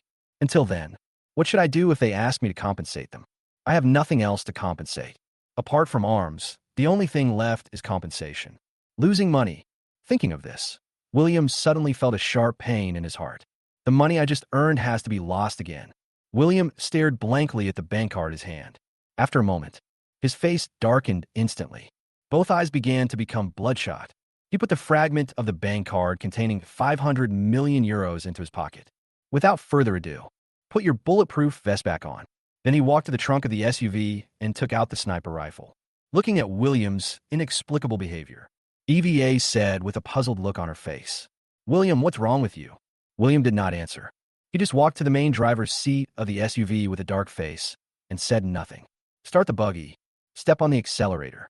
They ran towards the place in the distance where they had just been fired upon. EVA was left with a confused look on her face. The black man was so scared that he didn't even dare to breathe. At this time, EVA asked the black man Adu again. What is he going to do? The black man Adu's burly body trembled visibly. Silently utter a few words. The master has gone berserk. We need to go and take care of some people. Eva. Chapter 65. This arms dealer is nothing more than a paper tiger. EVA stared at the black man in surprise. You mean, William is going to kill those people who just attacked us? As soon as these words came out, the live broadcast room exploded instantly. Did I hear correctly? One person is going to wipe out the troops that attacked Camel Country. This arms dealer is a bit too arrogant. He thinks he's making a heroic movie. Young people are still too impulsive. They were just shot by a sniper rifle. Why don't they learn their lesson? Running over there like this is no different from throwing yourself away. This is no joke. There are corpses lying on the ground. This is a real battlefield. Alas, the other party dared to attack the Camel Country. They must be no good. This young arms dealer is really in danger now. Now, EVA looked at the black man Adu who had a calm face and did not move, and said anxiously, Aren't you going with him? It's dangerous for him to go alone. The black man looked at EVA and his expression became strange. Danger? What danger could he be in? The ones in danger now are probably the ones who attacked. Ahem. The black man Adu coughed twice and said, Don't worry. The master is more powerful than you think. We'll be fine when we go over there later. Besides, if I go there now, it would really disturb your mood. The other side, on an open space, Duke Rashid had a gloomy face, and in front of him stood a man who looked like an officer. He spoke with a hoarse voice. How many people died in total? 13 people. After hearing the answer, he nodded and closed his eyes. His face was full of pain. He couldn't understand who was so bold, in broad daylight, dared to launch an attack on their Camel Country. Could it be the Eagle Sauce Country again? Suddenly he opened his eyes. His gaze was firm, and he spoke through gritted teeth. Investigate. We must find a way to find out. No matter who they are, we can't let them off so easily. Contact headquarters immediately and report this matter. Hearing this, the officer-like man replied in a serious manner. Yes, Just after the officer left, Black Manadu came over with EVA and the 12-man team on the island. They were already fully armed. The Black Manadu walked straight up to Rashid without saying anything. Instead, he clasped his hands together and bowed to the corpse on the ground. Then he spoke. "Mr. Duke, our lords have gone after those who attacked." Hearing this, Rashid looked at the Black Manadu and the people behind him. Then he said with some surprise, "He went alone?" Adu nodded and continued. "We are ready to go together. We have agreed before that we will escort this batch of arms for Camel Country, so we can't break our promise." Hearing this, Rashid was moved. Unexpectedly, he was attacked. The arms dealer was even more anxious than himself. He even chased after him alone. These arms dealers provide such thoughtful service. "Then you guys go quickly. I really don't know what to say. I am so touched by him. You must protect him," Rashid said sincerely. Hearing this, the Black Manadu looked strange again, but he just nodded and said nothing more. He took EVA and a team of 12 people and asked for a few off-road vehicles. Then he chased after the place where William left. At this time, Longwa Military Factory. Chun-Yi became interested immediately when he saw the live broadcast. "Are you going to take action?" But there was an unconcealable worry in his expression. On the one hand, he was worried that it would be dangerous for William to rush towards these terrorists alone. On the other hand, he heard that William was at a place on the border of Camel Country before, killed the ACE Special Forces of the United States. A bomber and a fighter were also shot down. There was even no casualties, and a captain of a Sea SEAL commando was captured alive. He really wanted to know, William, how on earth did he do it? At this time, the other side, on a road in the desert, two trucks were driving madly. The truck's passenger seat. A man scratched his hair in annoyance and said, "What the hell? Such a great opportunity, but we missed it. We failed to kill the target. It was only 1,000 meters away, and I couldn't even hit his head. Maybe my aim has dropped." The man couldn't help but feel a little annoyed as he spoke. Hearing this, the people behind the truck offered their comfort. "It's okay, Deputy Commander. They still have a long way to go to the Camel Country military base. Yeah, we still have plenty of chances. Besides, if he's hit by a sniper rifle, he'll be seriously injured if not killed. Yes, this time he was just lucky. Let's wait until night and make another surprise attack under the cover of darkness. That arms dealer will surely die." Speaking of which, the Camel Country's troops really have no combat effectiveness at all. Did you just see that? After we opened fire, they could only dodge frantically. They didn't even have a chance to shoot. Ha! As the team members' words of comfort rang out, the deputy head of the group finally looked a little better. The image of the Camel Country soldiers being beaten and running away in panic appeared in my mind again. A smile appeared on his face, and he said, "Yes, but this time our mercenary group's mission is to kill the arms dealer. As for the people from Camel Country, we should try to kill as few as possible." What the deputy leader said is true, although we in the unyielding mercenary group are too lazy to bother with the people of Camel Country. But bullets cost money anyway. Killing them is a waste of ammunition. As soon as these words were spoken, the team members on the truck all laughed. Huh, how can you say that? Even though they were beaten so badly that they had no power to fight back, they're still warriors of the Camel Nation after all. And that arms dealer is even funnier. I've heard about him. He also wants to escort the people of Camel Country to their destination safely. What was the result? All the people shot by our deputy commander flew away. So tough. He didn't even fire a single shot at us. Ha ha. As the group members continued to joke, the truck was filled with a joyful atmosphere. In their view, this was just an escort for the arms dealers of Camel Country. It's just a paper tiger. That's all. An arms dealer, a businessman. How shameless. And you threatened to escort me? Where does he get his confidence from? Think of this. The deputy head also sneered, but he soon put away his smile and spoke seriously. Okay, stop talking. Although this operation has not been completed, I still need to report to the leader. Everyone be quiet. I need to report. Upon hearing this, the team members in the car immediately fell silent. Only then did the deputy head of the group pick up the intercom and speak slowly. Captain, we hit the target with a sniper rifle during the operation, but judging from his actions, he should not be dead. But this time, we have already tested the opponent's strength. We plan to take action again at night. Over. Chapter 66, I saw him being beaten away with my own eyes. At the same time, the headquarters of the indomitable mercenaries. In a room, two men sat opposite each other. One of them had blonde hair combed back. The other one has a distinctive beard. He is Nicholas. But at this moment, for some reason, he has given himself a new name. His name is Ali. At this time, the man with blonde hair was the first to break the silence and spoke to the bearded man in front of him. Alid, are the things you promised before true? As he spoke, his eyes unconsciously glanced out the door. There, parked is a weapon that is powerful enough to dominate the land. Nicholas, who goes by the alias of Alid, smiled slightly, lit a cigarette skillfully in his hand, and said, Fei Luo, you know I never lie. As long as you complete the mission, the Eagle sauce tank outside the door will belong to your indomitable mercenary group. However, the premise of all this is that the mission must be completed. The arms dealer must die. After he finished speaking, the man named Pharaoh smiled and said, Don't worry, he's just an arms dealer. Killing him is as easy as killing a chicken. Don't be so confident, Captain Pharaoh. Nicholas frowned, exhaled a puff of smoke, and said, Let me warn you first. This arms dealer is not ordinary. Hearing this, Pharaoh sneered. I didn't take Nicholas' words to heart. In his opinion, how extraordinary can an arms dealer be? Those people are nothing but war merchants obsessed with money, even if they have something to do with the word war.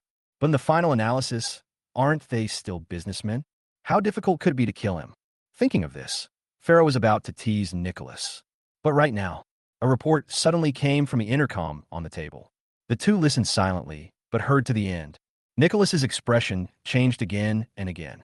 Then the fear turned into anger in an instant. He stood up from his seat and said angrily, Pharaoh, what have our people done? Hearing this, Captain Pharaoh sat there in his seat with a confused look on his face. Then his expression turned cold, said in an unhappy tone, Allah, what do you mean? It's just a failure. Didn't you hear my team members say that they have already tested the opponent's strength? The other party is obviously vulnerable. Moreover, they all said in the report that they had hit the arms dealer with a sniper rifle, but missed the head, so he is not dead. But I'm sure that if he's hit by a sniper rifle, he will be seriously injured if not killed. And they have already made their next plan and are preparing to launch another surprise attack at night. Now that the arms dealer is seriously injured, how close is he to death? But Nicholas didn't buy it and continued gritting his teeth. Probing, who told you to test it? And at night, do you think that damn arms dealer will give you time to attack him again? You didn't die even after being hit by a sniper rifle? Do you want to listen to what you were saying? I've said it before, if you're not absolutely sure of killing the arms dealer, don't act rashly. Now tell me what to do next. Pharaoh felt something was strange when listening to his words. He didn't understand the man in front of him. Why did his temperament suddenly change? And from his words, it seems like he has some fear of that arms dealer. He quickly calmed down and asked in confusion, What do we do next? Ollie, are you crazy? What's wrong with you? My team members all said that the arms dealer was hit by a sniper rifle. Don't you understand? Listen to what the other person says. Nicholas was silent. After a moment, he sat back in his seat and forced himself to calm down. The young arms dealer, even the Eagle Country's ace special forces, the Sea Dogs, were destroyed by him. Can this small mercenary group that I found really deal with him? Being shot by a sniper rifle, but not dying. It doesn't sound right at all. How could this be possible? I've never heard of anyone surviving being hit by a sniper rifle. After pondering for a moment, Nicholas looked at the man in front of him and said slowly, Fei Luo, contact your people immediately and ask them to report all the details of the arms dealer being shot by a sniper rifle. Hearing this, Pharaoh did not take any action, but just looked at Nicholas with a puzzled expression. Only then did Nicholas slowly explain. Fei Luo, I know what you were thinking, but I want to tell you one thing. The Eagle Country's Sea Dog Commando was once completely wiped out by this arms dealer. He even shot down fighter jets and bombers sent out by the Eagle Country. And this arms dealer and his team suffered no casualties. They even captured the captain of the Sea Dog Commando alive. As soon as these words came out, Pharaoh took a deep breath instantly. Sea Dog Commando, of course he knew what that was. They are known as the Invincible Special Forces. He is the ace killer of the United States. Now, they're completely wiped out by an arms dealer. The captain was captured alive? No. How is that possible? He immediately denied himself. But Nicholas' expression in front of him was serious. There was no sign of joking at all. So Pharaoh asked again, Are you serious? Nicholas nodded and continued. This arms dealer has powerful weapons in his hands. He is also a vindictive person. If he is not dead, he will definitely come for revenge. This is why I told you, if you are not sure of killing, don't take action. Listen to what Nicholas says. Pharaoh couldn't help but look strange. Why does this sound a bit fake? But looking at the other person's expression and behavior just now, it doesn't seem like he is lying. For a moment, he was a little confused about what was going on. But he knew one thing. If it is really as the bearded man in front of me said, it's better to be cautious. At this moment, Pharaoh nodded, then turned on the intercom and spoke slowly. Deputy Captain Lima, this is the headquarters. I'm Pharaoh. I require you to report in detail the details of the arms dealer being hit by a sniper rifle. Headquarters confirms with you once again that the target has been identified and has been seriously injured. When asking this question, Pharaoh felt a little unnatural. How can a person not be injured if he is hit by a sniper rifle? It's ridiculous. At the same time, on the truck, the intercom suddenly rang. The voice coming from the other side was the voice of the leader of their indomitable mercenary group. But after hearing this, everyone in the car looked strange. One of the group members couldn't help but mutter to himself. What does the captain mean? That shot sent the man flying. How could he not be seriously injured? After these words were spoken, all the team members looked at each other in bewilderment. Isn't this question just about taking off your pants to fart? What does it mean? For a moment, they couldn't guess. What exactly does the team leader on the other end of the walkie-talkie want to know? After discussing for a long time without any results, the deputy head had no choice but to pick up the intercom and reply awkwardly. Captain, the arms dealer has been confirmed to have been hit by a sniper rifle. I saw it with my own eyes and pulled the trigger myself. Through the telescope, I clearly saw him being shot and sent flying backwards. Chapter 67, I finally found you. Please vote. At this time, on the road in the desert, two trucks were driving slowly, one behind the other. The group members on the truck are looking for this habitat. On the truck, the team members were still puzzled by the questions the team leader had just asked. They discussed it in confusion. Tell me, what does the captain mean? I don't know. I didn't understand either. I already told him that the arms dealer was hit by a sniper rifle, but he asked again if the other party was seriously injured. Isn't this ridiculous? Yeah, who would be okay after being shot by a sniper rifle? The person was thrown out, and you still ask if he's okay? If he's not dead, he's half dead. While they were discussing, William was driving the military vehicle with the flag of Camel Country, rushing along the road quickly. At this moment, his accelerator was like stepping into the fuel tank. The car speed reached an astonishing 180 miles per hour. After a moment, William looked at the silhouette of a truck gradually appearing in the distance. An extremely cold smile appeared on the corner of his mouth as he murmured, I finally found you. After saying that, he stepped heavily on the accelerator twice. The off-road vehicle quickly rushed towards the two trucks in front. When there was about 1,000 meters left, William held the steering wheel with one hand and picked up the sniper rifle beside him with the other. It hit the glass of his SUV directly. Load the gun with one hand and aim. Then he said in a cold tone, one shot. As the two words came out, a shocking gunshot suddenly rang out. The bullet directly penetrated the glass of the SUV and shattered it. And the other side, in the truck, Deputy Captain Lima, who was sitting in the passenger seat, did not discuss with him, just silently looking at the scenery outside the window. But at this moment, Deputy Captain Lima suddenly saw something appear in the rearview mirror. He was so frightened that he looked carefully, and then his eyes widened immediately. Now, behind them, an off-road vehicle was approaching them rapidly. This scene made Lima scream out loud. Oh no, the people from Camel Country are chasing us. As soon as these words came out, everyone in the truck looked out the window at the same time. There really was an off-road vehicle with the flag of the Camel Country in the distance. At this moment, it was about 1,000 meters away from them. Then Deputy Captain Lima reacted quickly and picked up another walkie-talkie.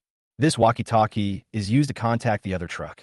He said hurriedly, Number two, there is a military vehicle from Camel Country behind you. It is approaching you quickly. If necessary, find a way to destroy it. But he had just finished speaking. Suddenly, a thunderous gunshot rang out from behind.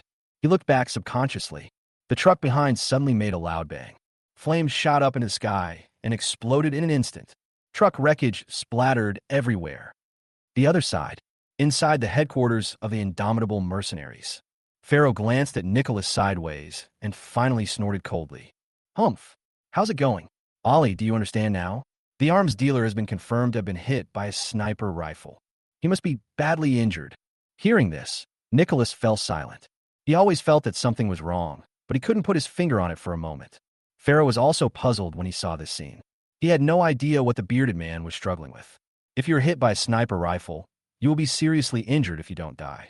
Not to mention, this was clearly pointed out in the deputy head of the delegation's report just now. The ammunition was blown away by the impact of the shot. At this moment, Pharaoh frowned and was about to say something. But Nicholas in front of him spoke first and said to him, Fei Luo, keep asking. How did they know for sure that the arms dealer is not dead? Hearing this, Pharaoh finally couldn't help it. He stood up suddenly, glared at Nicholas, and yelled, Alid, don't go too far. I've already given in many times. You don't believe in the strength and tactics of our indomitable mercenary group? My team members are working hard to make money, and no one is allowed to question them during the mission. At this point, a fierce look flashed in Pharaoh's eyes. He stared at Nicholas and continued, Or do you want to default on your debt? You never intended to give us the American tanks. Now, Nicholas was also stunned by his sudden angry roar. He quickly waved his hands and explained, No, Captain Pharaoh, you misunderstood me. It's not that I don't trust your indomitable mercenary group, but we really have to be cautious with this arms dealer. I've already said that as long as the mission is completed, the tank will be yours. I won't deny this. Hearing Nicholas' words of weakness, Pharaoh snorted coldly and sat down again. His expression finally improved a little, but he still didn't look at Nicholas in front of him. He keeps losing his temper for no apparent reason at this person in front of him. He had already reached his limit of tolerance for the man who inexplicably questioned the strength of their indomitable mercenary group. No matter what, their indomitable mercenary group is also a well-known and powerful presence in this area. They have their own pride. Nicholas looked at Pharaoh in front of him and couldn't help but smile bitterly in his heart. I asked so many questions just to be on the safe side. As for that arms dealer, I don't know if it was because I betrayed him. I always feel a little scared. After a moment, Pharaoh remained silent. But Nicholas couldn't help it. He really wanted to know. How did the team members on the battlefield confirm that the arms dealer was not dead? He was the first to break the silence. Captain Pharaoh, how about this? In addition to the Eagle Sauce tank, I will personally add another $1 million to the reward. How about that? As soon as these words came out, Captain Pharaoh's expression finally changed, but he was not a fool. Knowing that the other party would definitely not see him lose his temper, he suddenly added $1 million. So he asked, What do you want? Hearing this, Nicholas knew that this was an opportunity. He chuckled and continued, I just need you to confirm with your team members.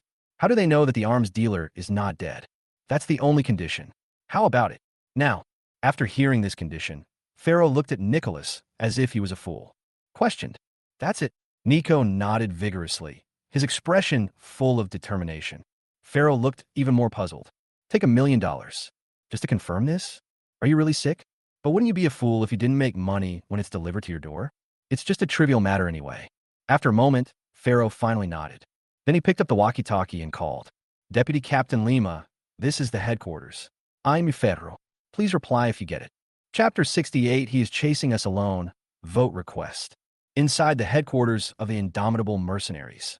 Pharaoh picked up the intercom and called the deputy head of the group, but received no response. This scene. Nicholas' heart skipped a beat. I always feel like something bad has happened. Pharaoh glanced at him and also noticed Nicholas's bad expression. So he quickly picked up the walkie-talkie and continued calling. Deputy Captain Lima, this is Pharaoh. Please reply if you hear me.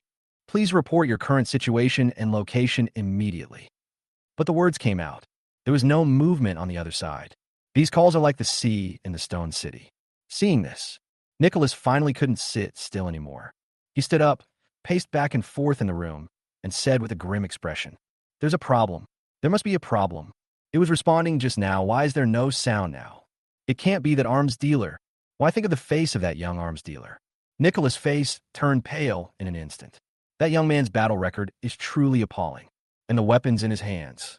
He saw it with his own eyes. The weapons in the hands of the arms dealer. It's no exaggeration to say. It's simply against the will of heaven. Now, Pharaoh, who was standing by, saw Nicholas pacing around the room. He couldn't help but frowned and said with some displeasure, Alid, I've told you. Don't question the strength of our indomitable mercenary group. My team members have already made it very clear. The opponent's strength is not as exaggerated as you said. Although he couldn't understand why his subordinates suddenly lost contact. But he is very clear about the strength of his indomitable mercenary group. Even if the other party wants to kill those elite members of his team, it's definitely not easy. At this time, on the desert road, following a shocking gunshot. A bullet cut through the air and hit a truck hard. The iron sheet on the truck was torn apart easily, like paper. A strong, penetrating force directly pierced through the truck's fuel tank. Before the sound of bullets had completely stopped, the truck exploded. The truck's debris mixed with some unknown objects were scattered everywhere. This made Deputy Captain Lima, who was in another truck, feel a tingling sensation on his scalp. Oh my God, what the hell is this? He stared blankly at the fire in the rearview mirror. The faced businessman couldn't help but be surprised. Oh my God, a truck was blown up with one shot. Are you kidding me? I clearly heard gunshots. How come the power when it hits the truck is as strong as a cannon? Is this reasonable? It's totally unreasonable. Lima looked in the rearview mirror. All I saw was an off-road vehicle with a flag of the Camel Country and no windshield. Jumped out directly from the fire. He looked carefully and was stunned.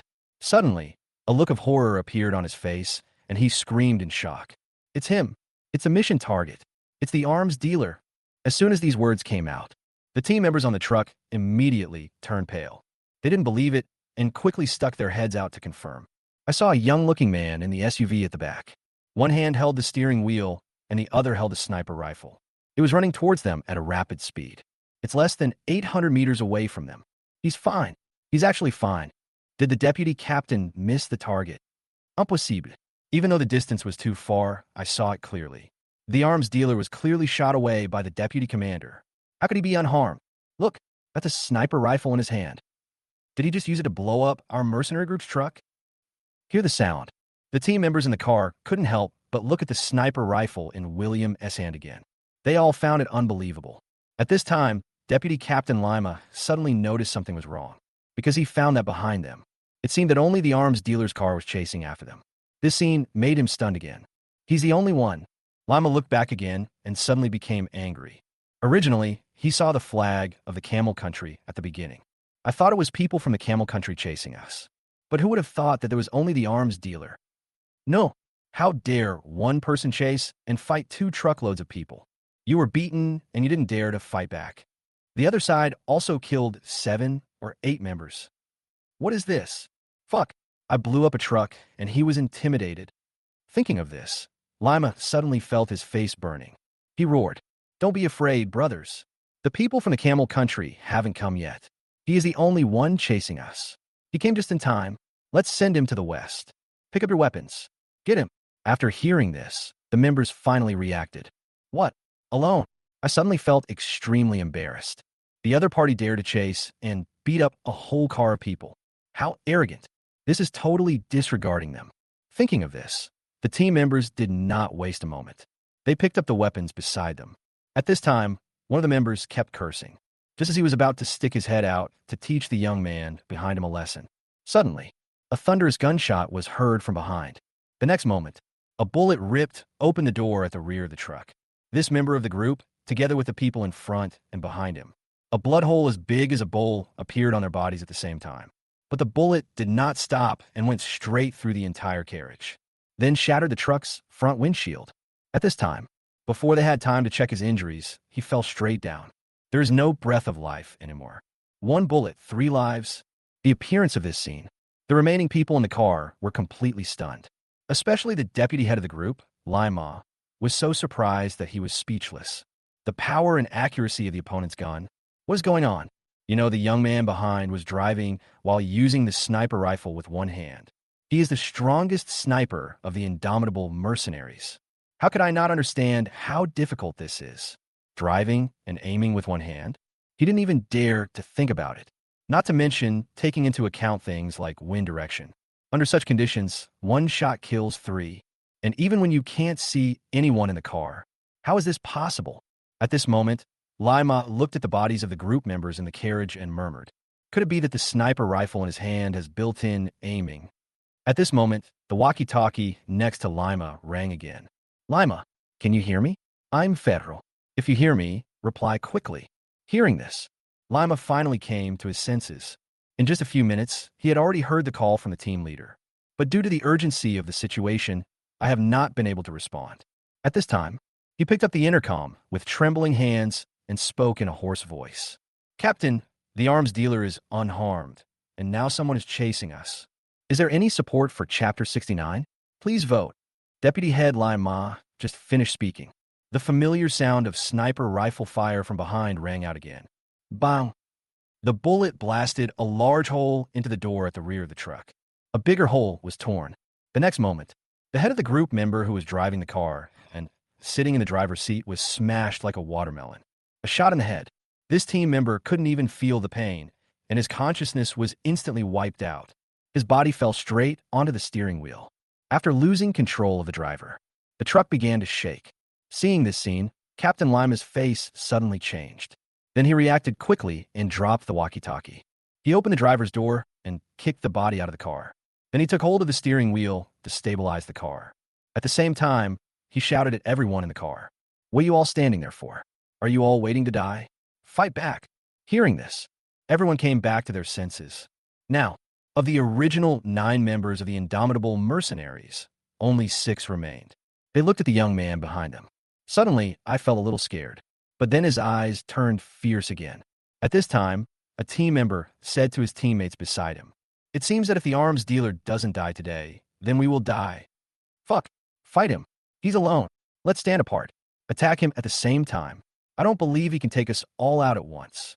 The one who's still alive, his head must be chopped off." Hearing this, several members looked fierce and agreed. It's time to do this.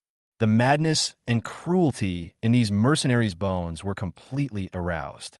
Yusti, it would be a great success if we could drag this arms dealer down with us.